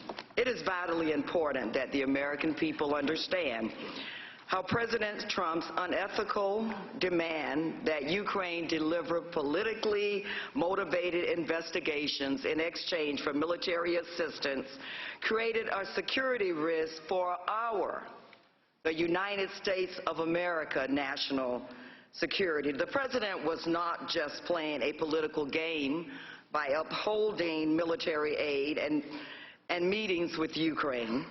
Threatening the hundreds of millions of dollars of military assistance that Congress had appropriated has real-life consequences for Ukraine and for the USA. In your deposition, Colonel Vindman, you testified, and I quote, "A strong and independent Ukraine is critical to our security interests." Could you please explain why a strong and independent Ukraine is so critical and why it is so vital to U.S. interests? We sometimes refer to Ukraine as a frontline state. It's on the front line of Europe. They have actually described to me, the Ukrainians, that they consider themselves as a barrier between Russian aggression and Europe. And what I've heard them describe is the need for U.S. support in order to serve this role, in order to protect European and Western security. Lieutenant Colonel, this is not just a theoretical conflict between Ukraine and Russia. You've already said this morning that Russia is actively fighting to expand into Ukraine, that Ukraine is in a hot war with Russia right now. Is that correct? It's stable, but it's still a hot war. And isn't it true, Lieutenant Colonel, that even if the security assistance was eventually delivered to Ukraine, the fact that it was delayed, just that fact, could signal to Russia that the bond between Ukraine and the U.S. was weakening? That was the concern of myself and my colleagues. And was the risk of even the appearance that the U.S.-Ukraine bond is shaky is that it could embolden Russia to act with more aggression? Would you say that's correct? I believe that was my testimony. Just last month during an interview, President Putin joked about interfering in our political elections. I can only guess that's what we have become to Russia and its president. I think he felt emboldened by the president's reckless actions, both attempts to hold critical military aid from Ukraine and President Trump's effort to blame Ukraine, not Russia, for election interference. Ms. Williams and Lieutenant Colonel Vindman, I can only say that every American, regardless of our politics, should be critically concerned about that. And let me just say this. Yes, we do trust the American people. But you know what? The American people trust us, too, as members of Congress, to support, protect, and defend the Constitution of the United States against all enemies, foreign and domestic. And we intend to do just that. Thank you again for your service. Mr. Chairman, I yield back. Mr. Krishnamurthy. Good afternoon, Lieutenant Colonel Vindman and Ms. Williams. Thank you for your service. Lieutenant Colonel Vindman, I'm concerned that your loyalty has been questioned not just because you're bringing forward evidence of wrongdoing against the President of the United States, but because you're an immigrant. Recently, Fox News host Brian Kilmeade said he, meaning you, were born in the Soviet Union, emigrated with his family young. He tends to feel simpatico with the Ukraine. I find this statement reprehensible because it appears that your immigrant heritage is being used against you. Lieutenant Colonel, I came to this country when I was 3 months old. Your family fled the Soviet Union and moved to America when you were just 3.5 years old, right? Correct. And I understand that your father worked multiple jobs while also learning English, right? Correct. Your father stressed the importance of embracing what it means to be an American, correct? That is correct. All your childhood memories relate to being an American, correct? That is correct. You and your family faced difficult times during your childhood, correct? Yes. I can relate. That's my story, too. But your father went on to become an engineer, right? He reestablished himself in his former profession in the United States. I can relate. I got a BS in engineering. Of course, some people claim I practice the BS part now. Your father never gave up working hard to build his very own American dream, did he? He did not. Well, Lieutenant Colonel Vindman, your father achieved the American dream, and so did you and your family. From one immigrant American to another immigrant American, I want to say to you that you and your family represent the very best of America. I assume that you are as proud to be an American as I am, correct? Yes, sir. Sir, I want to turn your attention to Yuri Lutsenko. You called him a disruptive actor in your opening statement, correct? Correct. Mr. Lutsenko, the former prosecutor general in Ukraine, has made various claims about various Americans, right? Correct. You are unaware of any factual basis for his accusations against Ambassador Yovanovitch, right? Correct. He also was a source for an article by John Solomon in The Hill, right? That is correct. And you said that key elements of that article, as well as his accusations, are false, right? Correct. Lutsenko is not a credible source, correct? Correct. Sir, the other side claims that there was absolutely no pressure on this July 25th phone call. I think that's what we heard earlier, right? I believe so. And you have termed what President Trump asked in terms of investigations on that phone call as a demand, correct? Correct. And you pointed out the large power disparity between President Trump on the one hand and President Zelensky on the other, correct? Yes. There was pressure on that phone call, right? The Ukrainians needed the meeting. The Ukrainians subsequently, when they found out about it, needed the security assistance. So pressure was brought to bear on them, correct? I believe so. Sir, Colonel Vindman, last week we heard a decorated military veteran, namely Ambassador Bill Taylor, come before us. You interacted regularly with Ambassador Taylor, and you know him to be a man of integrity, and he's a patriotic American, isn't that right? Superb individual. I asked Ambassador Taylor a series of questions based on his experience as an infantry commander. I asked him, quote, is an officer allowed to hold up action placing his troops at risk until someone provides them a personal benefit? Ambassador Taylor responded, no, sir. Colonel Vindman, do you agree with Ambassador Taylor? I do. I then asked Ambassador Taylor, quote, is that because they would be betraying their responsibility to the nation? Ambassador Taylor responded, yes, sir. Colonel Vindman, do you agree with Ambassador Taylor? I do. I then asked Ambassador Taylor, quote, could that type of conduct trigger a court-martial? Ambassador Taylor said, yes, sir. Do you agree with Ambassador Taylor, Colonel Vindman? I do. Thank you for your service. Concludes the member questioning. Representative Nunes, you're recognized for any concluding remarks. Well, Act 1 of today's circus is over. For those of you who have been watching it at home, the Democrats are no closer to impeachment than where they were 3 years ago. In the process, the Department of Justice, FBI, State Department, elements within the IC, the ICIG, have all suffered long-term damage. The Democrats can continue to poison the American people with this nonsense. We sit here all morning without any evidence for impeachment, which would be a very serious crime, high crime and misdemeanors, as it says in the Constitution. No such thing.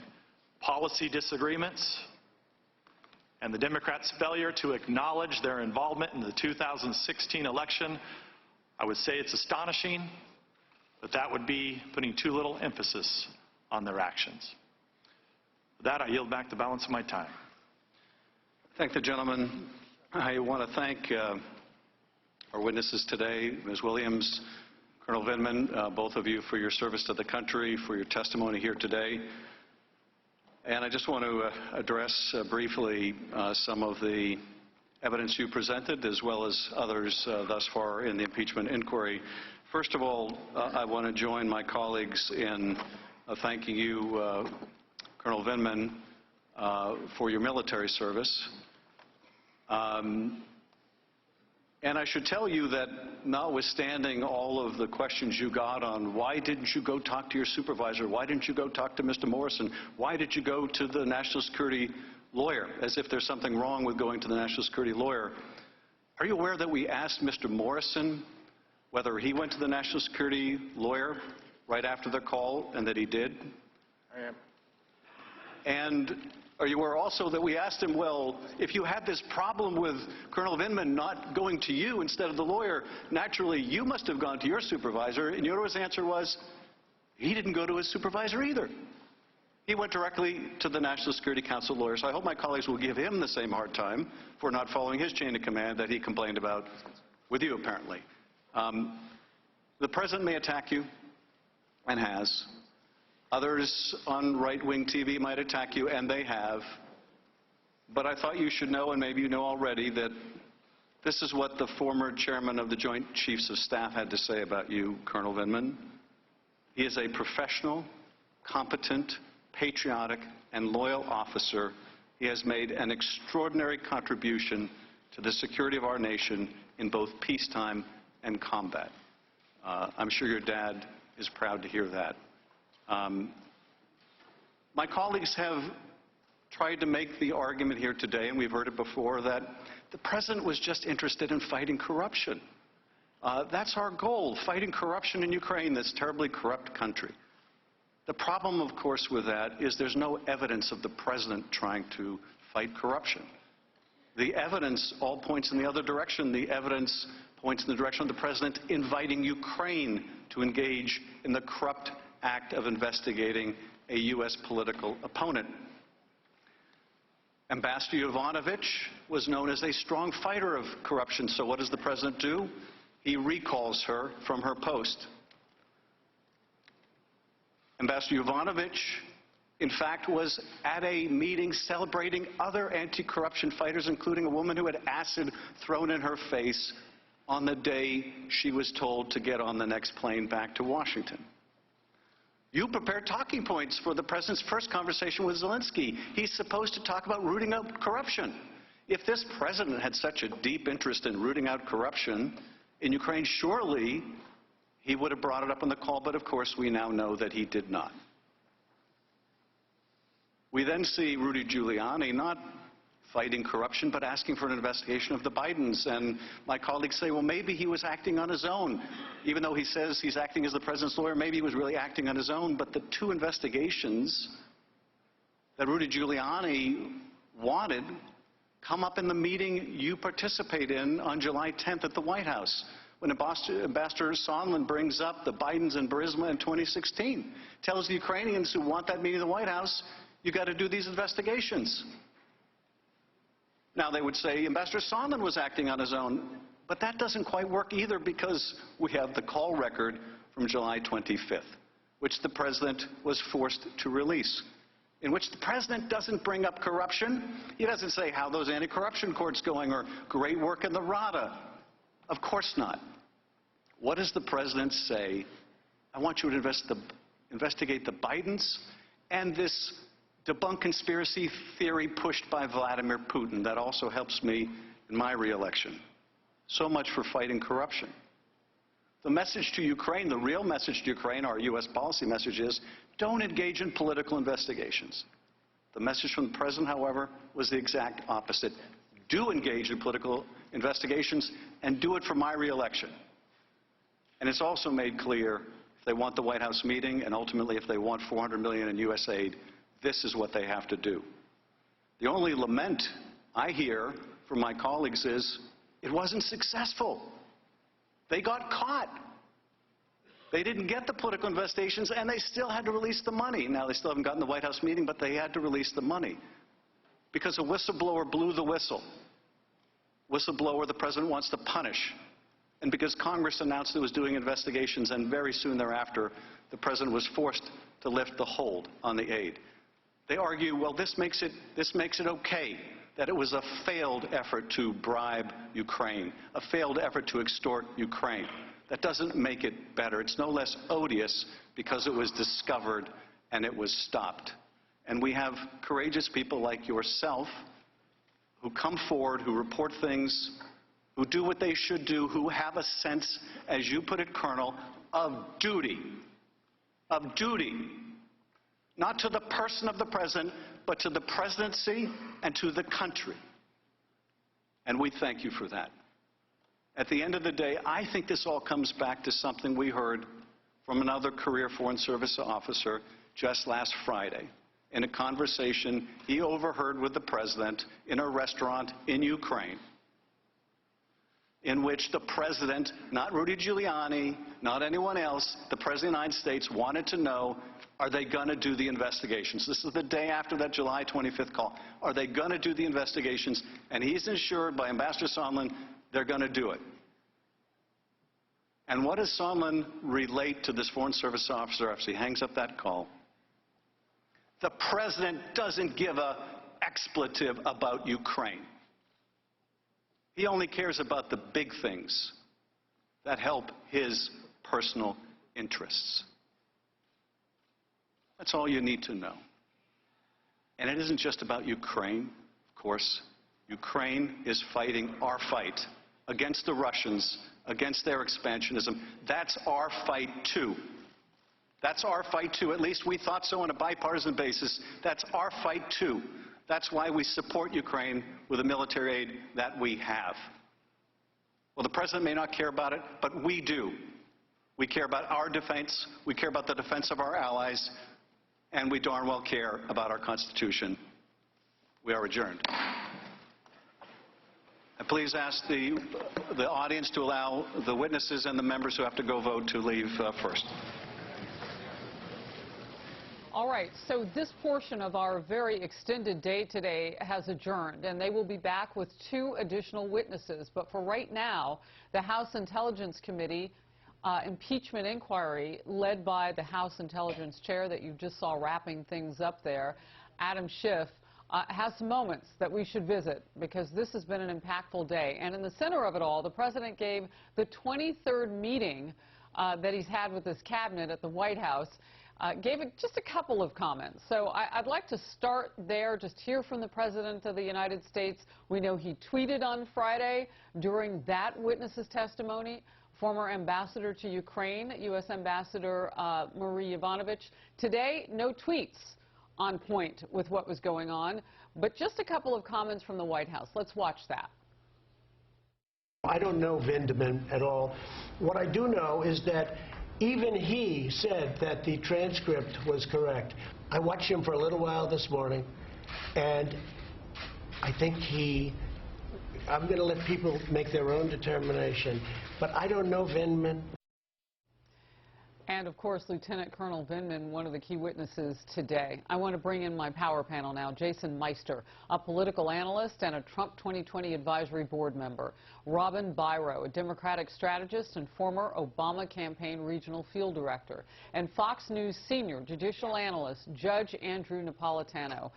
Judge, I'm going to start with you. A couple of things. These witnesses, we were told, appeared at this hearing today, and we only found this out moments before the hearing began today, that they were under subpoena. What is the significance of that? I don't think there's any legal significance in terms of the credibility of their testimony, but for them there is significance because they are both still employees of the federal government.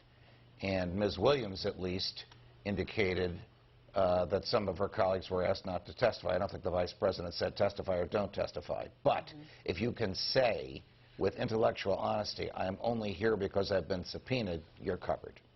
And it's often that this happens, even in civil and criminal cases. And the lawyers will often accept the subpoena rather than having the marshals knock on the door at 6 in the morning and hand her the subpoena before she leaves for the day. All right, I want to pop up some numbers on the screen if we can. Jason, I'm going to ask you about this, and I'll get your response right after, Robin.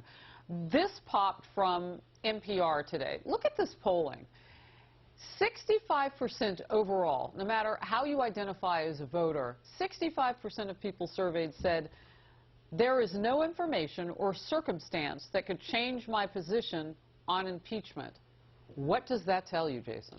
I'm not surprised, Harris. It shows us that we live in a very partisan country right now.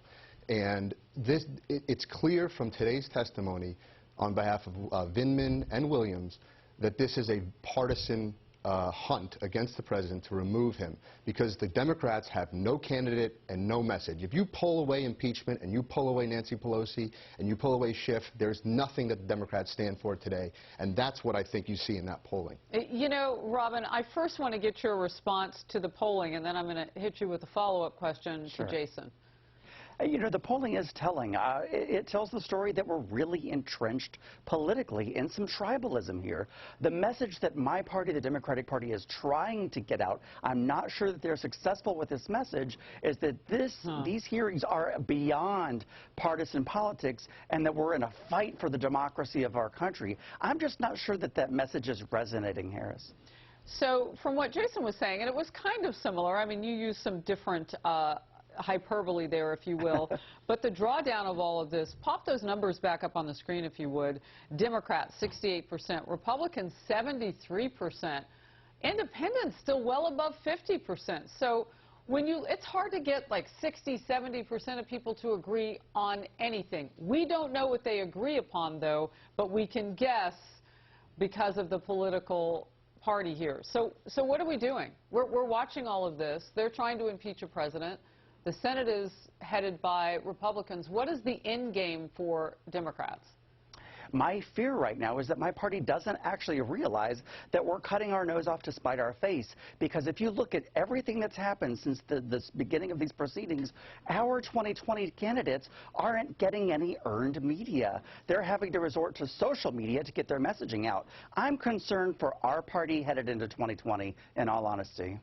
Yeah, it's interesting. I want to do another quick go-around with everybody. Judge, we've got 2 more witnesses coming up this afternoon. That's set to begin at about 3 p.m. Eastern. We're told they're out for a House vote right now, so we'll have to see how that goes, timing-wise.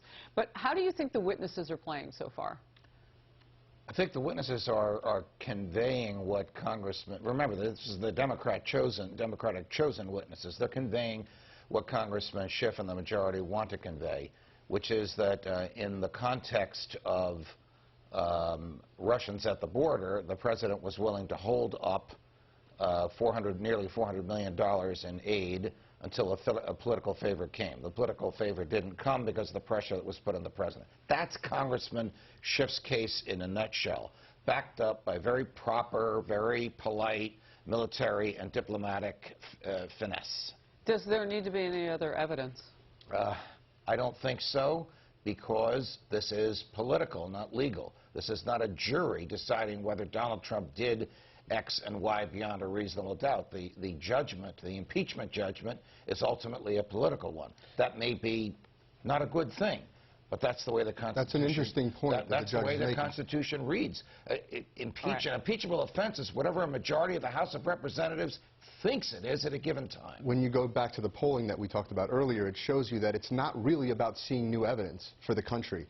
It's an emotional decision. It's a political decision. And that's what you saw the Democrats trying to make their case today. They're not really producing any evidence that there's an impeachable offense here. There's no high crime and misdemeanor. This is all about proving an emotional response to the testimony from these witnesses. All right. Gentlemen, all 3 of you, thank you very much. We're going to take a quick break. There are 2 additional witnesses, as I mentioned, set to testify later this afternoon. We'll hear from Ambassador Kurt Volker, former special envoy to Ukraine, and Tim Morrison, the boss of Lieutenant Colonel Vindman, who we heard from already today, the man that he did not go to, Republicans showed. But Tim Morrison also went up a different chain of command with his concerns as well. He is the former White House Russia advisor on the National Security Council. Coverage continues now on the Fox News channel and satellite and cable. For now, I'm going to return you back to regular programming on this Fox station. I'm Harris Faulkner at Fox News headquarters in New York. This has been a Fox News special report.